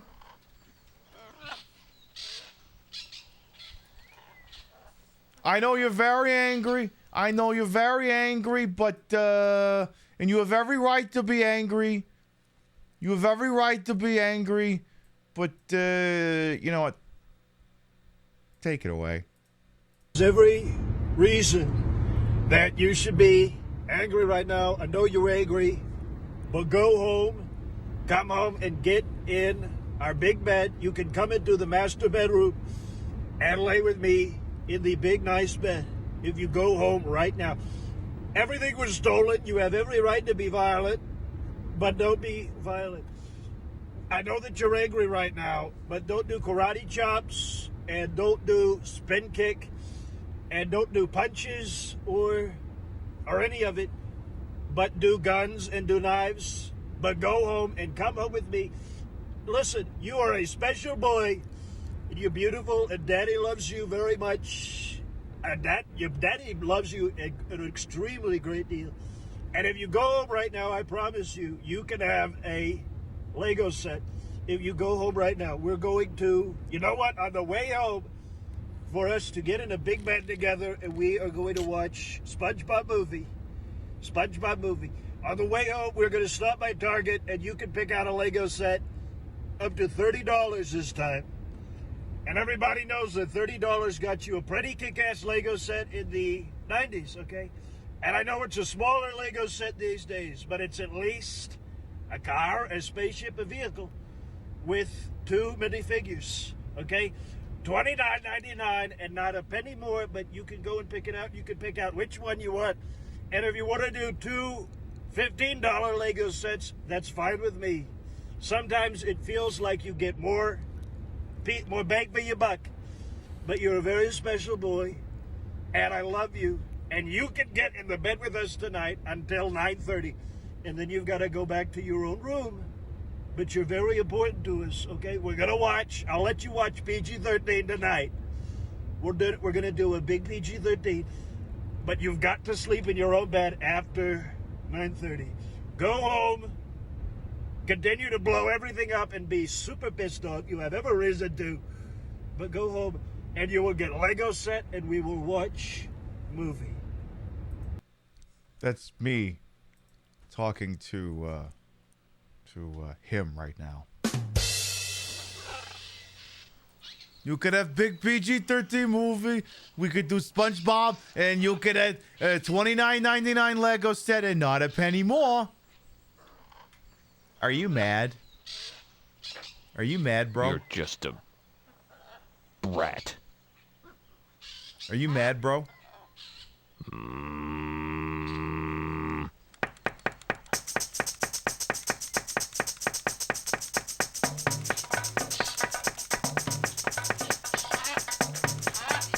Yeah.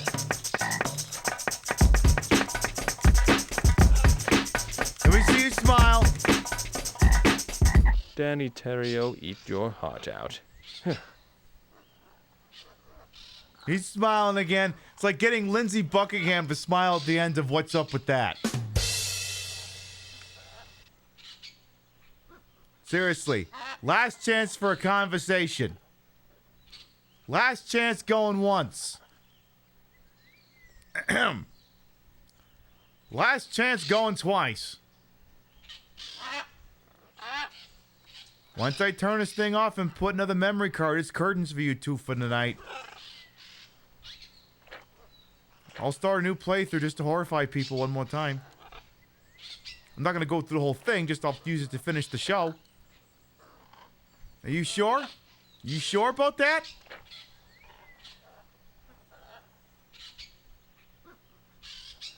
Surely this isn't the end. Can I help you? Anyway, I hope this hasn't been too embarrassing for you. We'll talk again soon. I think he just said he's done with us. Is this really all over?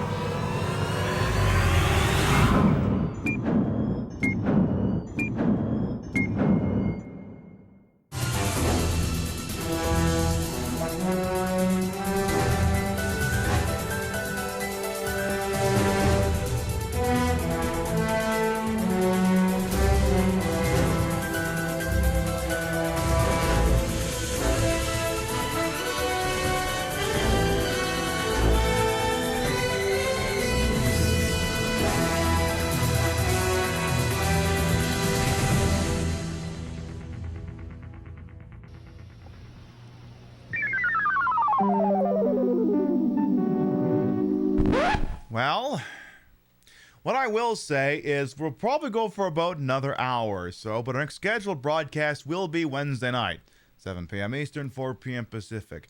I needed something to fill a pair of time slots, and this is usually about the time of year I play it anyway. So coming up this week on the Queen Pip Show on Wednesday and Thursday, we're going to play the classic Resident Evil 3.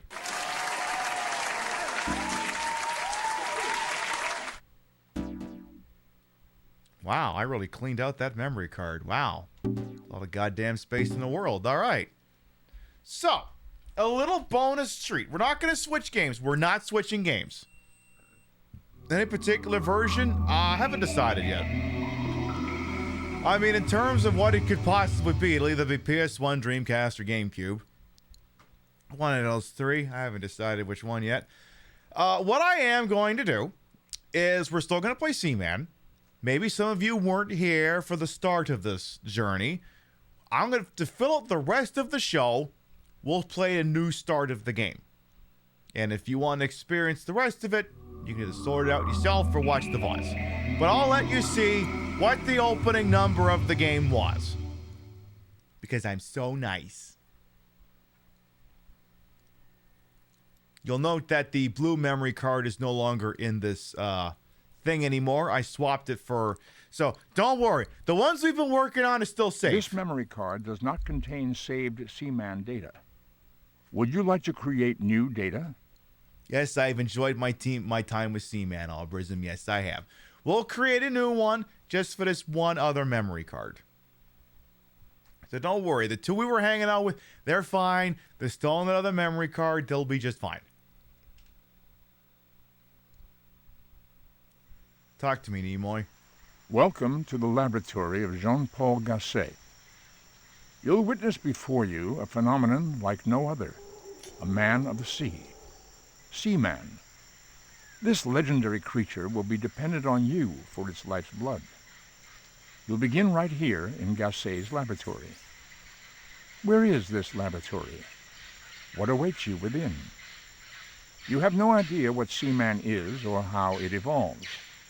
This is something you must find out for yourself, as there is little documentation to help you on your way.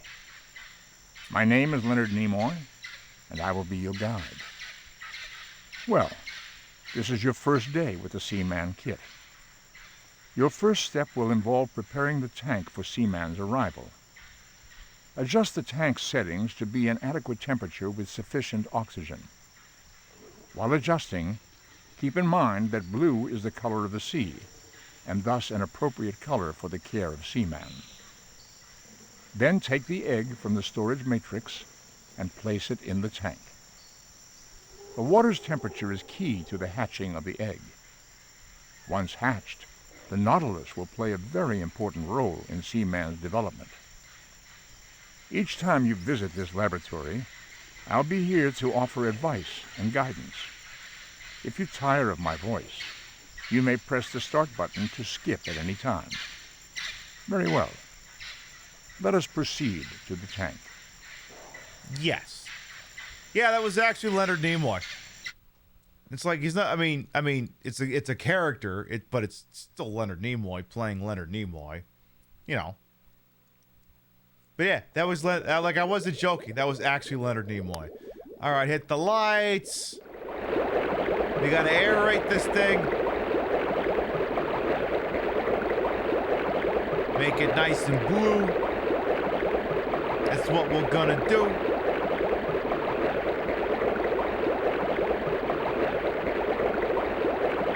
So yes, we have to prep the tank. We need to... Now, this is back when the tank, was fully full.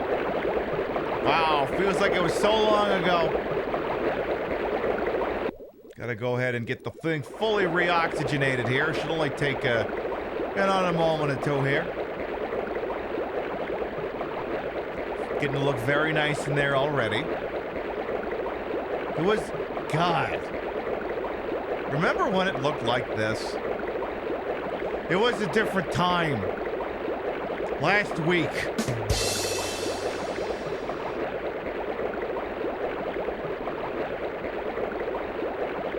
I'm a great mother to those monstrosities. I know, I'm better than they deserved. Way the hell better than they deserved. Alright, now we're gonna get the heater up to about, let's say 17.5 degrees Celsius. Again, the temperatures in this clearly are in Celsius. Well, yes and no. I mean, if it was at 0 degrees, wouldn't this be a block of ice? But no, moving water doesn't freeze. So... But I mean, it couldn't be 0 degrees Fahrenheit, because that's like minus something Celsius. Anyway, we gotta get this thing to between 15 and 20 degrees Celsius. And if you overshoot, it will suck. Basically. So all I'm going to do here is I'm going to hold the thing down till about 17, and then I'm going to let go. There. Obviously, it's not going to stop heating on a dime. It'll keep going a little bit more here. Alright. So what we need to do when you're starting out with your little Seaman journey here is you see you have this little tank that's full of stuff. We have controls for a light, the air, which we use to oxygenate the tank, and the heater. And there's a little fiddler crab back there, whatever the hell that thing is. So we have all these little food pellets, which we're not going to bother with, but we are going to take egg. I'm going to offer you an egg in these trying times, and we're going to yeet it into here. You feel like Seaman deserves at least one BT TV emote? I guess I could check and see real quick if there is one here. Let me see. Is there a Seaman one? Emotes. Is there one?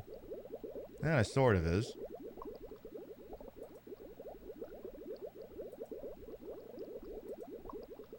There you go. Now, if you just write Seaman with the S capitalized and you have access to BTTV, you will now just display Seaman. I did, however, tell my emote artist when she gets back in the game to put a version of me as Seaman on the list. It looks so graceful. God, what horrors lay within that egg. So many horrors. You would not believe how many horrors. Again, this was so long ago. Wow. So long ago. It was like I'm watching a documentary about a documentary or something. It's fucking nuts.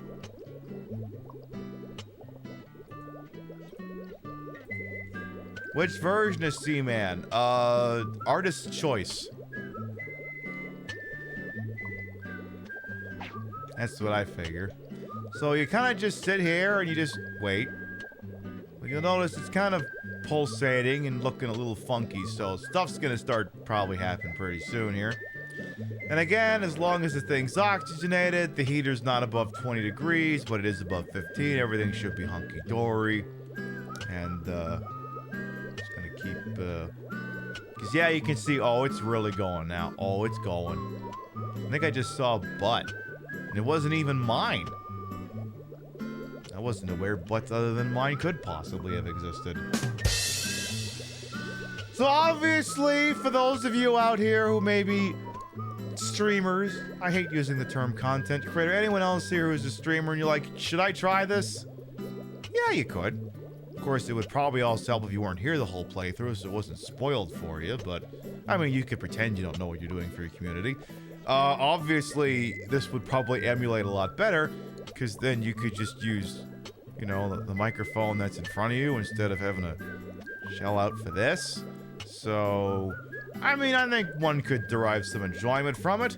You would just have to familiarize yourself with how you would change the internal clock of the emulator, because again, this is basically a Tamagotchi by way of David Cronenberg, so not all of the gameplay happens on the same day, so you would have to occasionally probably advance the clock anywhere from 8 to 12 hours at a time in order to keep the game going. Like, you could not actually play it in real time. It wouldn't work unless you're doing an always-on stream, which I don't even want to know if that'd be possible with this game. You just know some sick bastard's probably gonna try it. Do like an always-on 2-week stream where they just no-life this game. Background probably looks like Asmonmold's completely disheveled house.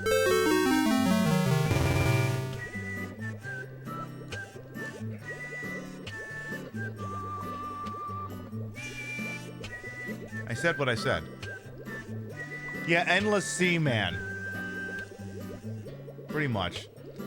Like, that's the thing, too, is like, and I guess it's interesting to go back now and restart the game, because, like, I know no shortage of people have been like, and not necessarily in this community, but like, is this a new game plus? No, this is just a regular new game. I'm just using it to fill out the game, and as you can see, we have little bubble guys.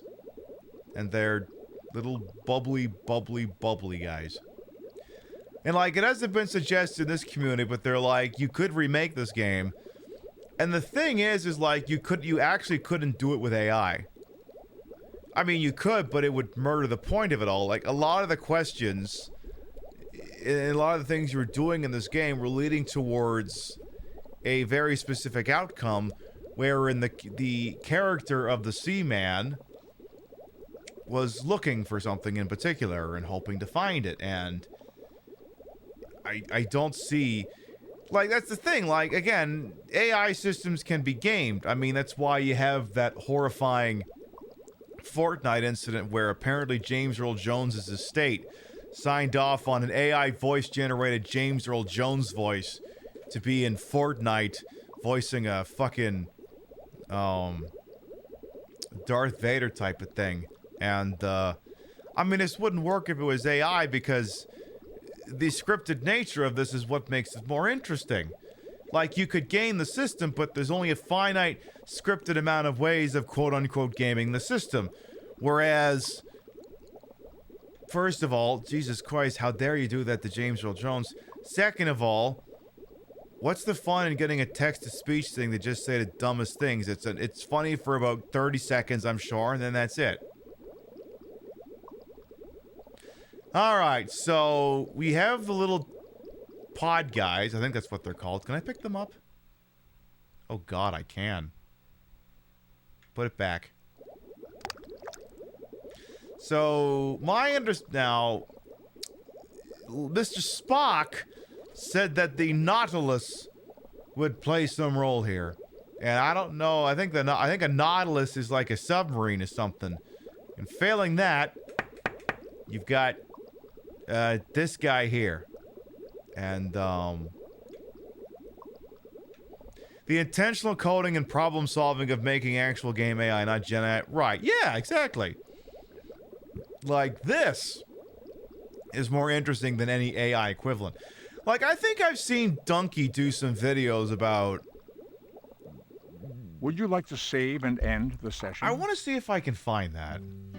Because I think Donkey did a video or two about games that you could tell were leveraging some kind of AI for open-ended discussions, and I mean, the only entertainment value it had was in just how awful it was. Problem is, I don't remember what video that was, because his naming scheme being what it is, I don't know if I'll actually be able to find it. I'm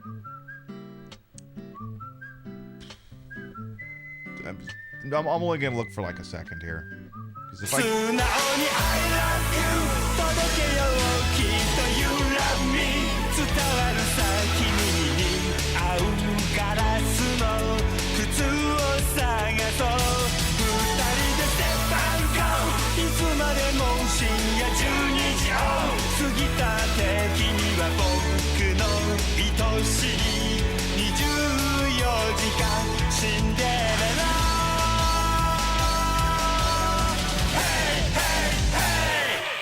Dr. HD Shot, thank you for the tier 3 fucking months in advance. Yeah, the tier 3s get to hear Goro Majima doing 24-hour Cinderella. Thank you very much. I guess you like the show. I did find the Donkey video. I did find it. Give me a second here. I must admit, I don't have any specific insider knowledge about the release dates for either Donkey Kong or Elden Ring 2.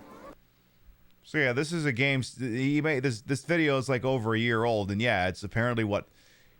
So this video of it in and of itself would be interesting for pointing out why the tightly controlled scripted nature of Seaman would be infinitely more interesting than an AI version, because Seaman, whenever I do something that is outside the scope of what the game creators wanted me to do, he just goes, I'm getting hiccups. Wait, like, you know, he does something nonsensical to basically abort the conversation, whereas this is attempting to do everything. And like most jack of all trades things, it's threadbare and a master of nothing. I don't have any specific insider knowledge about the release dates for either Donkey Kong or Elden Ring 2. But secretly, you do have insider information, correct? Aha, you got me. Come on, man. Just tell me when Mario Odyssey 2 comes out. I know you know. Let me tap into my grapevine and find out the latest scoop for you. You won't believe the news I just heard. It seems that the highly anticipated sequel, Super Mario Odyssey 2, is set to grace us with its presence in just a few short months. What? Can you believe it? Okay, so when does Elden Ring 2 come out? It seems that Elden Ring 2 is set to grace our screens in just a few short months. Can you believe it? So yeah, this is a great example of why it just wouldn't work if you used AI to make Seaman. It wouldn't work. Holy The wait shit. is almost over. This is crazy. There's no personality, there's no storytelling, and I mean, he's already abusing it to give answers that, wouldn't work otherwise, because, like, again, Mario Odyssey 2 is obviously not a real thing. Mario Odyssey 2 and Elden Ring 2 are coming out. My friend, can you imagine the sheer joy and delight that awaits us? We have not one, but two incredible games on the horizon. Super Mario Odyssey 2 and Elden Ring 2, both ready to captivate gamers far and wide. Knack has become quite the beloved character in the gaming world, but alas, I must confess that I don't have the precise release date for Knack 3 at this moment. Oh, come on, man. Tap into your secret sources and find when Knack 3 comes out. We gotta know this. I've tapped into my grapevine, consulted my fellow gaming enthusiasts, and I have some exciting news for you. According to the information I've gathered, the highly anticipated Knack 3 is set to make its grand debut on, drumroll, please, the 25th of November. The Can you feel the 25th of excitement in the November. air? Holy shit. Ah, I can see the gleam of joy in your eyes, my friend. The release of Knack 3 is certainly cause for celebration. I can already imagine the epic battles, the stunning visuals, and the heart-pounding moments that await us. Yes, this is why you don't trust AI as a source. By the way, if anyone's not familiar with Video Game Donkey, yes, this is an intentional shitpost. Detective Martini, I have some exciting news for you. The new Donkey Kong game is set to be released next month. What? It's not too far away now. Where are you getting this info? Did you hack into Nintendo? Haha, no, I didn't hack into Nintendo, I promise. So, the title of the upcoming Donkey Kong game is called... Drumroll, please. It's called Donkey Kong Country. Tropical Freeze. That's not new. That's been out for a long time. Ever see the movie Guardians of the Galaxy? No. Ever see the movie Captain America? Yes. What's better, Guardians of the Galaxy or Captain America? Guardians of the Galaxy. You never even saw it, though. Doesn't matter. Oh, banana. Banana, you say? That's an interesting choice of word. Are you referring to something specific, or is it just a random thought that popped into your head? Because, yeah, of course, the problem here is Donkey is driving the narrative, whereas Seaman drives the narrative. Oh, banana. What do you know about Video Game Donkey? Video Game Donkey. No, that's an Anyway, you get the general idea. Because Seaman is more deliberately designed, it's what makes it far more interesting. Because it's not just the specific direction in which the game progresses, but like, what was the thought process behind it? And I mean, for me, it's the guy who made this game is the guy who made Sim Tower. And Sim Tower is nuts, but it's not this fucking nuts. Anyway, apparently, the little pod guys, I guess, are supposed to be attracted to the sound of the finger. And what I'm supposed to do is I'm supposed to sort of bring them over to Mr. Helix Fossil over here. So every single one of them is about to pay reverence to the Helix Fossil. May it be praised and so on and so forth here. And Sim Tower guy and Kojima having a few beers together. I don't know. Could Sim Tower guy get Hideo Kojima to hire a fucking editor or something? I feel like old school game AI for pathing and such needs a new term because generative AI in essence... Right, yeah. I mean, yeah. No, I get what you mean. Because, yeah, like the game's AI... See, the problem is when I say the game's AI... you could take a statement like that a couple of ways. Am I saying possessive, the AI of the game, which is a pre-programmed concept, or am I saying that the game is AI? I'm obviously not, but the fact that now there's any question means that some kind of change is going to have to happen to, you know, prevent overall confusion.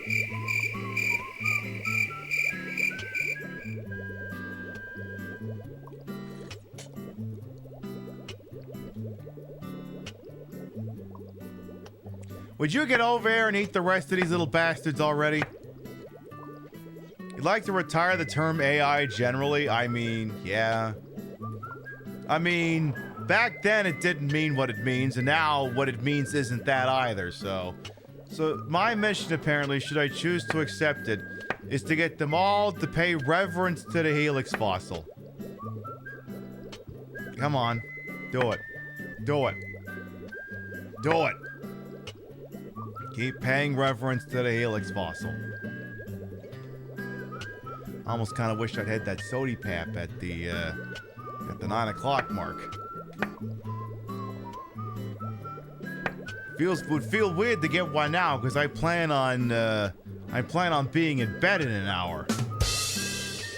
Getting a sugar and caffeine injection an hour before that seems reductive. But yeah, like we've been saying, this works because it's been deliberately, like many things, it's been deliberately created. And yeah, a behavior tree.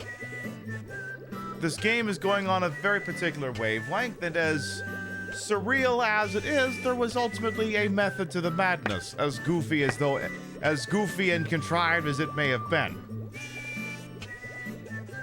And yeah, to just be like, hello, I am the Seaman. And then you could just have any conversations with the Seaman. You would just be having any conversation with ChatGPT. And setting aside the fact, would you ever want to have a conversation with ChatGPT? The answer is no. What could you do with a version of Seaman ChatGPT that you couldn't do by just talking with ChatGPT? You know? Like, what justification would there be for a Seaman front end? Like, it would seem like you could just cut the foreplay. I'm not advising for any minute that anyone should use any of that crap, because it's all garbage anyway. I'm just saying, like, there would be literally, I mean, not that there would ever be a creative point to a Seaman made with AI, generative AI, because anything made with that obviously is already, you know, creatively bankrupt, but it wouldn't need to exist because there wouldn't necessarily be anything you could do with that you couldn't do by just talking to the ChatGPT thing, which you also shouldn't do anyway.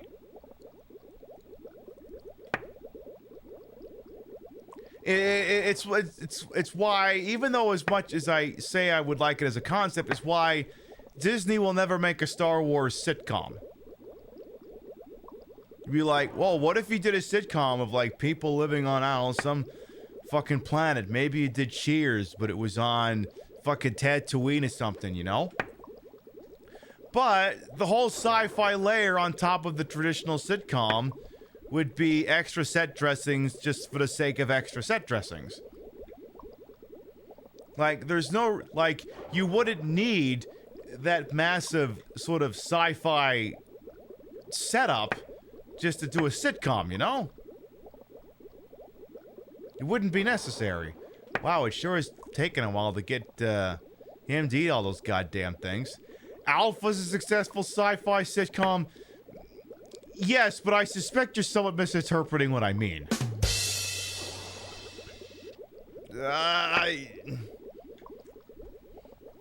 See, the problem is yes, Alpha's an alien in a human house. And let's be honest, I don't think anyone looked at that as being a sci-fi first. I mean, it's kind of like doing dinosaurs. You know, the one where they were all fucking Jim Henson puppets and shit like that. Like, there's a reason no one's done dinosaurs since, because you didn't need all the puppets and stuff to tell the same story. Exactly, everyone's remembering the goddamn baby. Yeah, Cheers on Tatooine, a Star Wars holiday special did that. I know. And B. Arthur was an icon during that.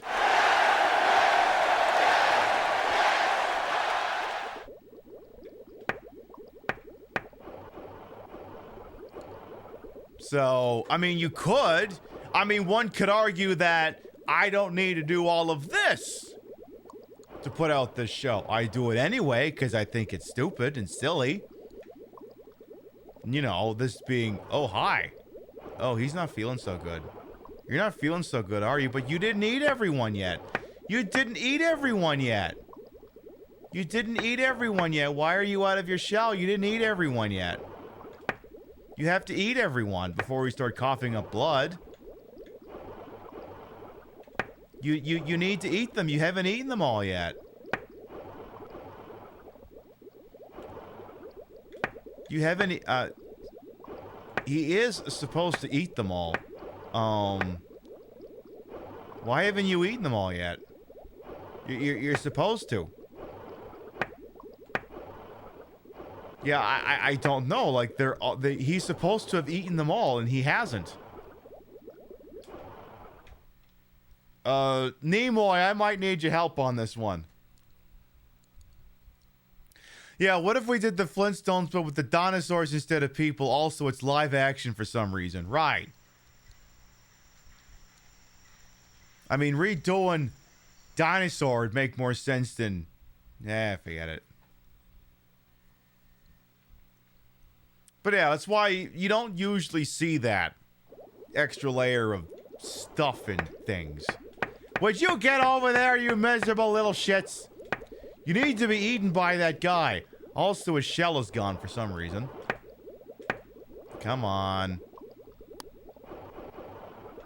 Now, from what I understand, I have to... turning the light off makes it work better. The problem is I need those little bastards to get over there. Get over there.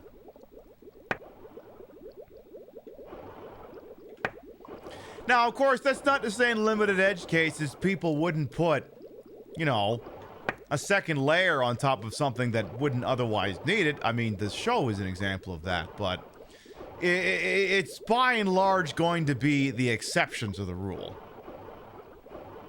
Which is why, again, like I pointed out, why would you make an AI version of Seaman when you could already just chalk to the stupid AI thing, which you already shouldn't do. Exactly. Yeah, you're supposed to eat all of them. Why have you not eaten all of them? And, without wishing to spoil what's going on in there,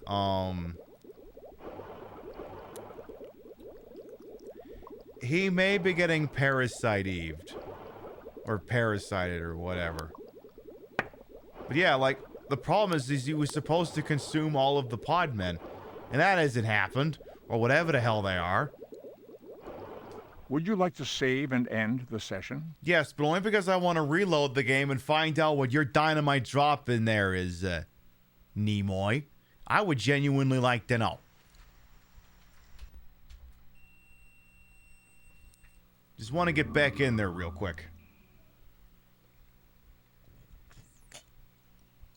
Come on, Nimoy, help me out here. I am actually going to go grab that sody pap. I just won't finish it. Give me a second here.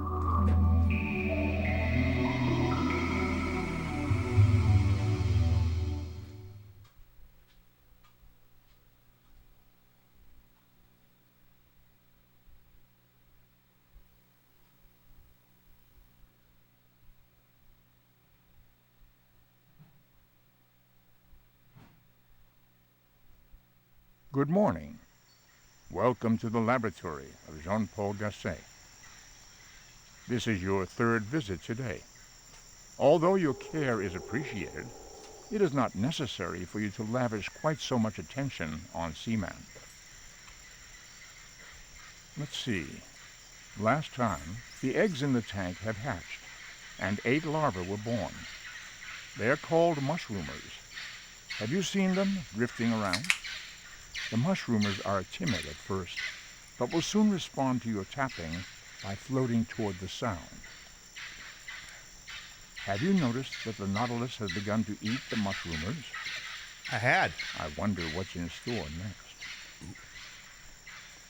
next.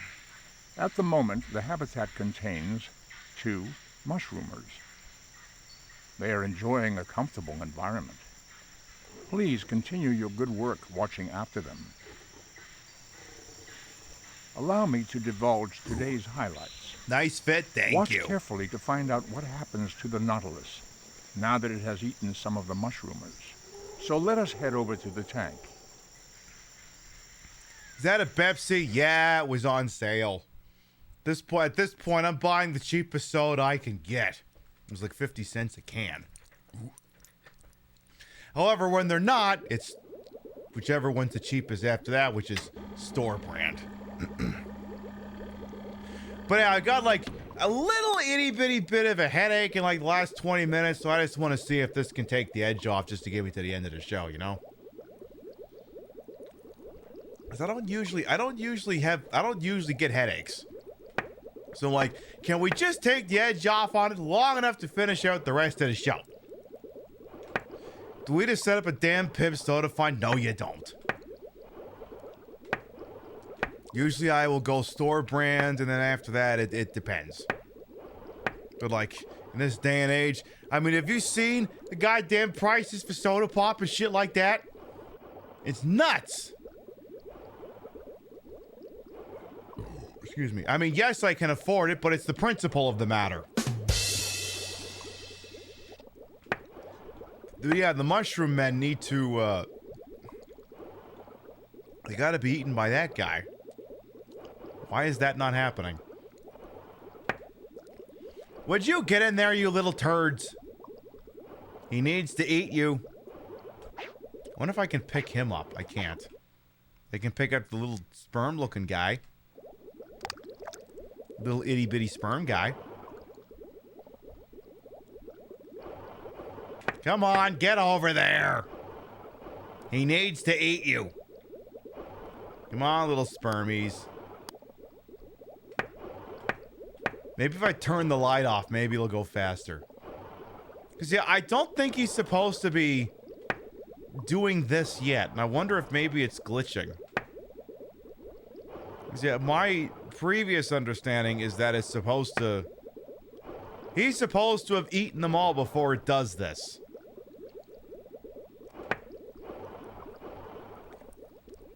If you're familiar with the concept of a parasite, you might already know what's going on here.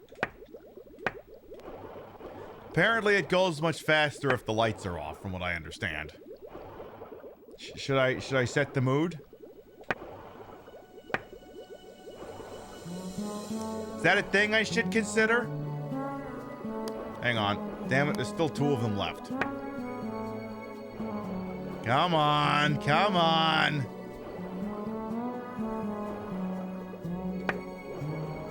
Because, yeah, I don't know if it's one of these things where he won't do what he's supposed to do until they're all consumed, or if what comes after this will just eat the mushroomers? I don't know. I legitimately don't know. Anyway, I just figured I'd set the mood, so, you know, I turned off the lights, turned on some nice music. Well, apparently something's saving. Oh, he must have just eaten another one of them. No, he didn't. They're both still here. So it's like, what the hell did the game just save? We don't have that insect tank. What did you save, you miserable little bastard?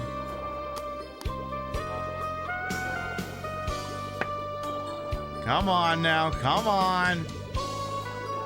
Come on. Would you get in there already?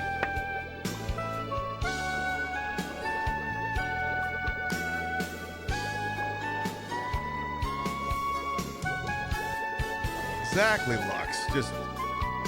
Come on. Come on, you're holding shit up. Don't make me pull the other save file out. I'll pull the old one back out.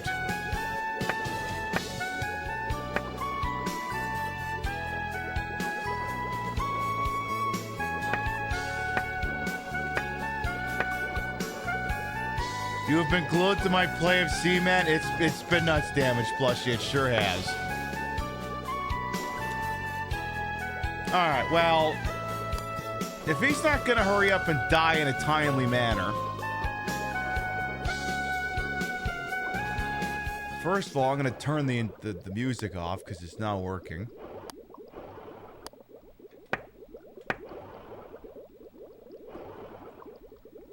Alright, here's what we're gonna do. Here's what we're gonna do. We're gonna change the date and time on a damn thing. We're gonna do that. We're gonna go back to the original save. I am, however, going to advance the clock by 1 day. See if maybe Seaman did have any more conversations in the chat. We'll see if he's got one more in him. Which means I need to change memory cards here. Give me a second.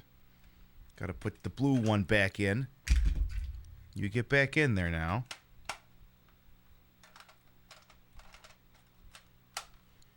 And then off you go. So yeah, let's see. Perhaps there was something else.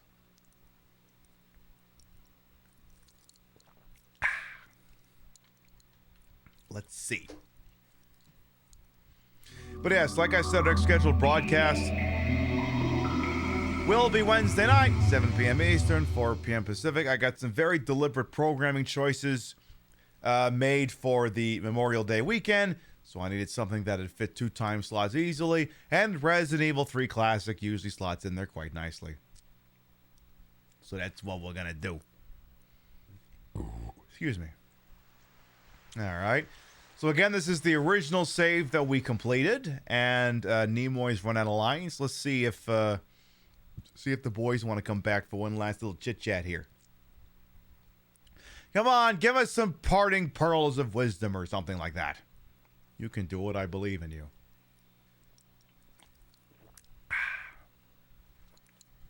Seriously, please, come on. Work with me over here, Mr. C, guys. Surely we weren't done having all the riveting conversations.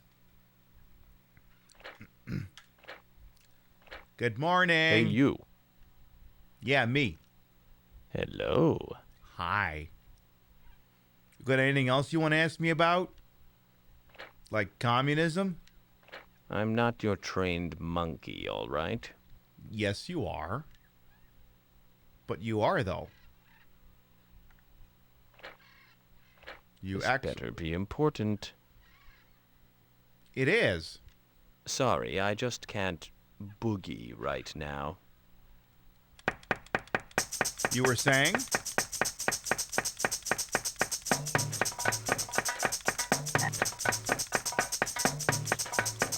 You were saying, sir? Looks like you can boogie just fine. Whew, I pooped. I'm not the Seaman I used to be. I feel that. Well, no, you're not that little mushroom guy that's been swimming around. You're not. Come on, you got something else for me, don't you? What's the last thing you want chat to hear? Called. No, I'm all talked out for today. What do you mean you're all talked out for today? This day just started. How could you be talked out already? Oh my god, we might have actually finished the game. Do you still like computers? You didn't ask me about my opinion on computers again. Yeah, you. What's wrong, Fuzzy? Is it the same thing as last time? No. Oh, okay. What's going on then? I'm trying to figure out if you're done talking to me. Maybe this isn't the best time. Let's discuss this at a later date. But there is no later date. If you don't discuss it now, it's not gonna happen. This playthrough will end. You don't want that, do you? What's wrong, Fuzzy? Is it the same thing as last time? Yes. You poor little biped. These anxieties haunt you so. It sounds like you need to come up with your own ways to cope, some sort of closure to your situation. Perhaps you should get out of the house a little. Take a stroll, maybe, to help you clear your mind. Yes. Is it your husband? No. What's bothering you, then? Nothing. You know, most people around you don't pay as much attention to your body as you think they do. People just don't care that much, so you shouldn't either. Just concentrate on what's good inside of you, and the next thing you know, it will be radiating out of you, if it isn't already. Yes, he did just tell me to touch grass, it's true, but that's not a specific conversation. That's one you can just cause by making him think something's wrong, I guess. Is that really it? I don't have to take this. I mean, you have to if you want to keep existing. Remember when we discussed whether or not you exist? Well, if I turn off the Streamcast, you stop existing. Well, my friend, we have had quite a few conversations in the recent past, and I feel I've gotten to know you rather well. I realize one may never entirely come to know another being, but in this time we've spent together, you've revealed quite a lot. First off, though, let me ask you this. Do you feel that you know yourself? Yes. Well, that's good to hear. Lots of people go through their entire lives not being able to say they know themselves. That's it? You didn't have like a long branching conversation? Just, do I know myself? That's it? That's your sign off?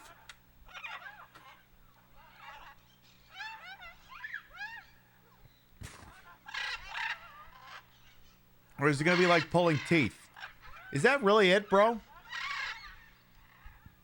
This is your last fucking chance. What can I do for you? So I asked you before if you knew yourself, but now let me tell you how I see you, and you can tell me whether I have you pegged or not. Okay.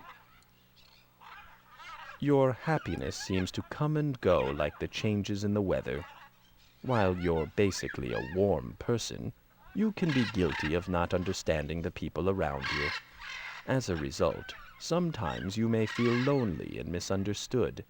You sometimes forget that other people are just the same as you and have emotions too. That doesn't sound... Well, okay. I have to remember that I did give some bullshit answers. Is that it, though? I thought this was leading up to some grand finale. Is that it? You're a morbid little creature, aren't you? Yes. Sorry, I'm just not feeling it right now. Again, you don't feel it right now, you ain't ever gonna feel it. I have much more to say about the person I think you are. Would you like to hear it? Yes. All right, I'll continue. You have a tendency to get caught up in new ideas. Older wisdom and more complicated analysis are for other people.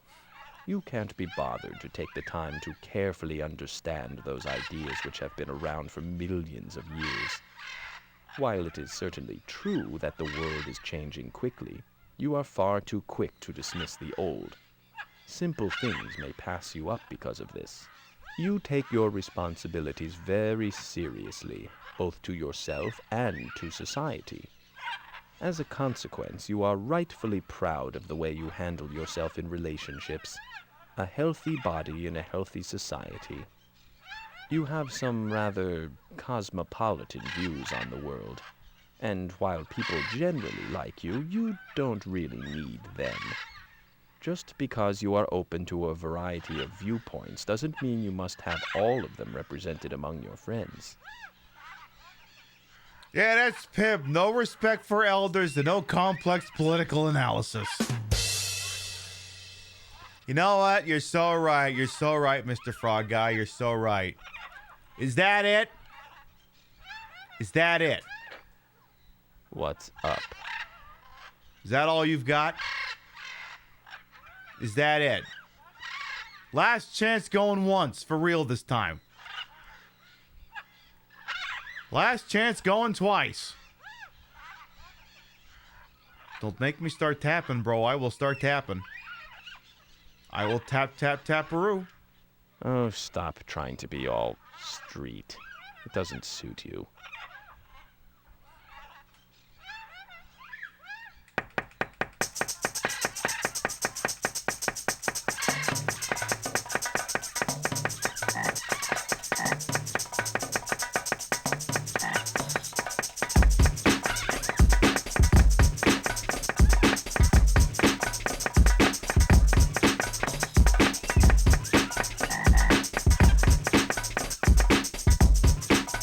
Whew, I'm pooped.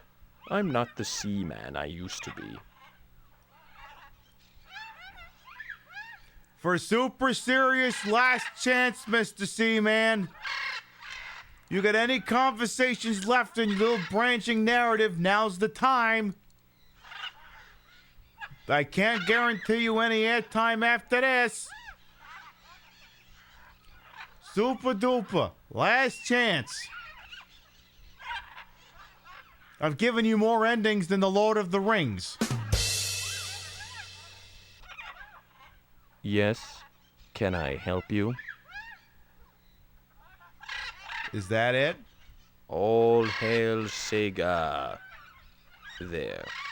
Where's my $50?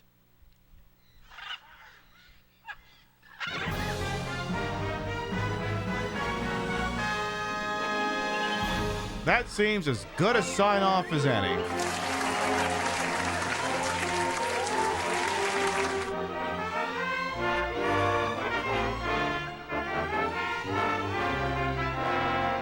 I don't think it's going to get any better than that. Perfect. Cut, wrap, print. Would you like to save and end the session?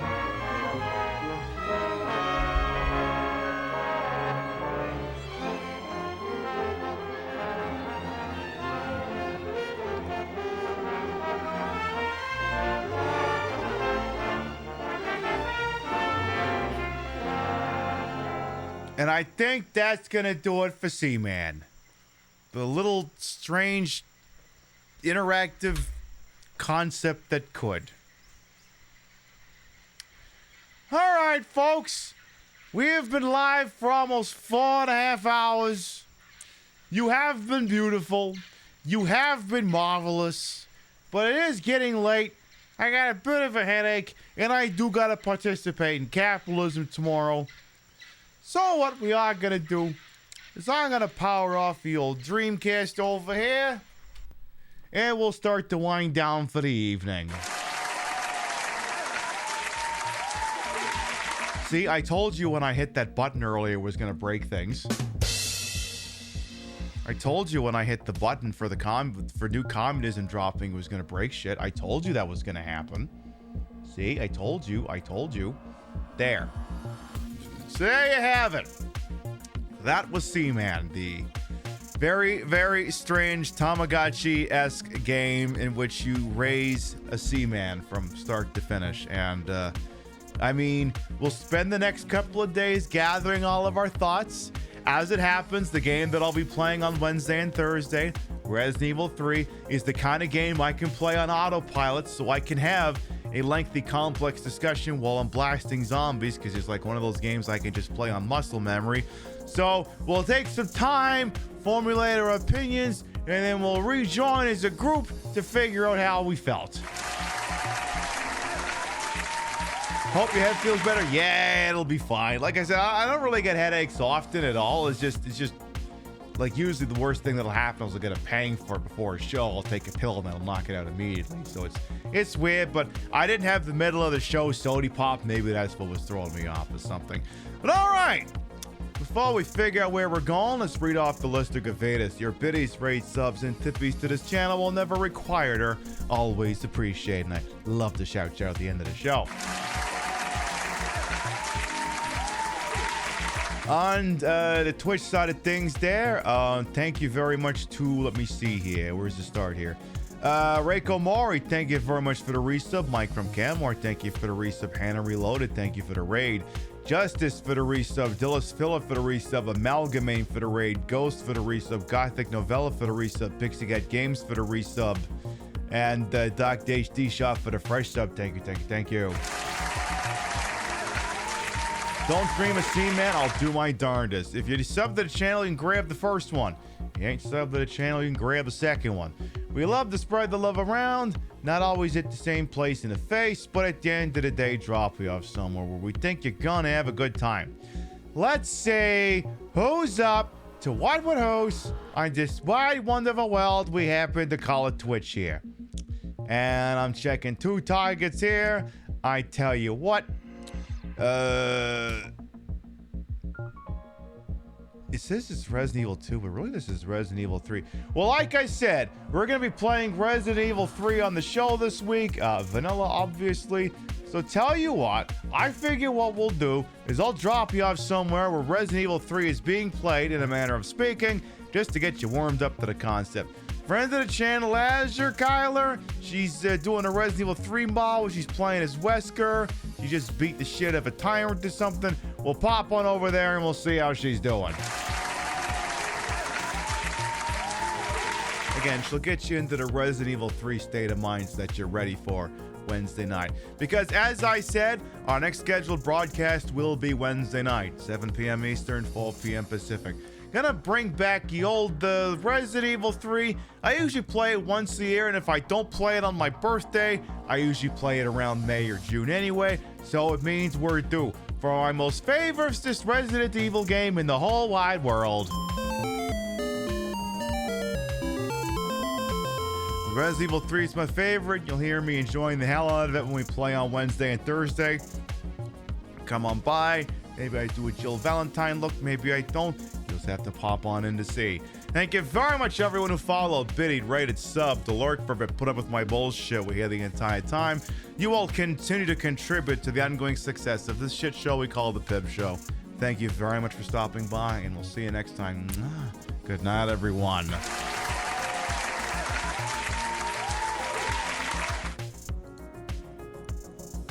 Fucking Seaman. Jesus Christ. That's going to be a deep dive on Wikipedia tomorrow. See you later, folks. Mwah. Wow.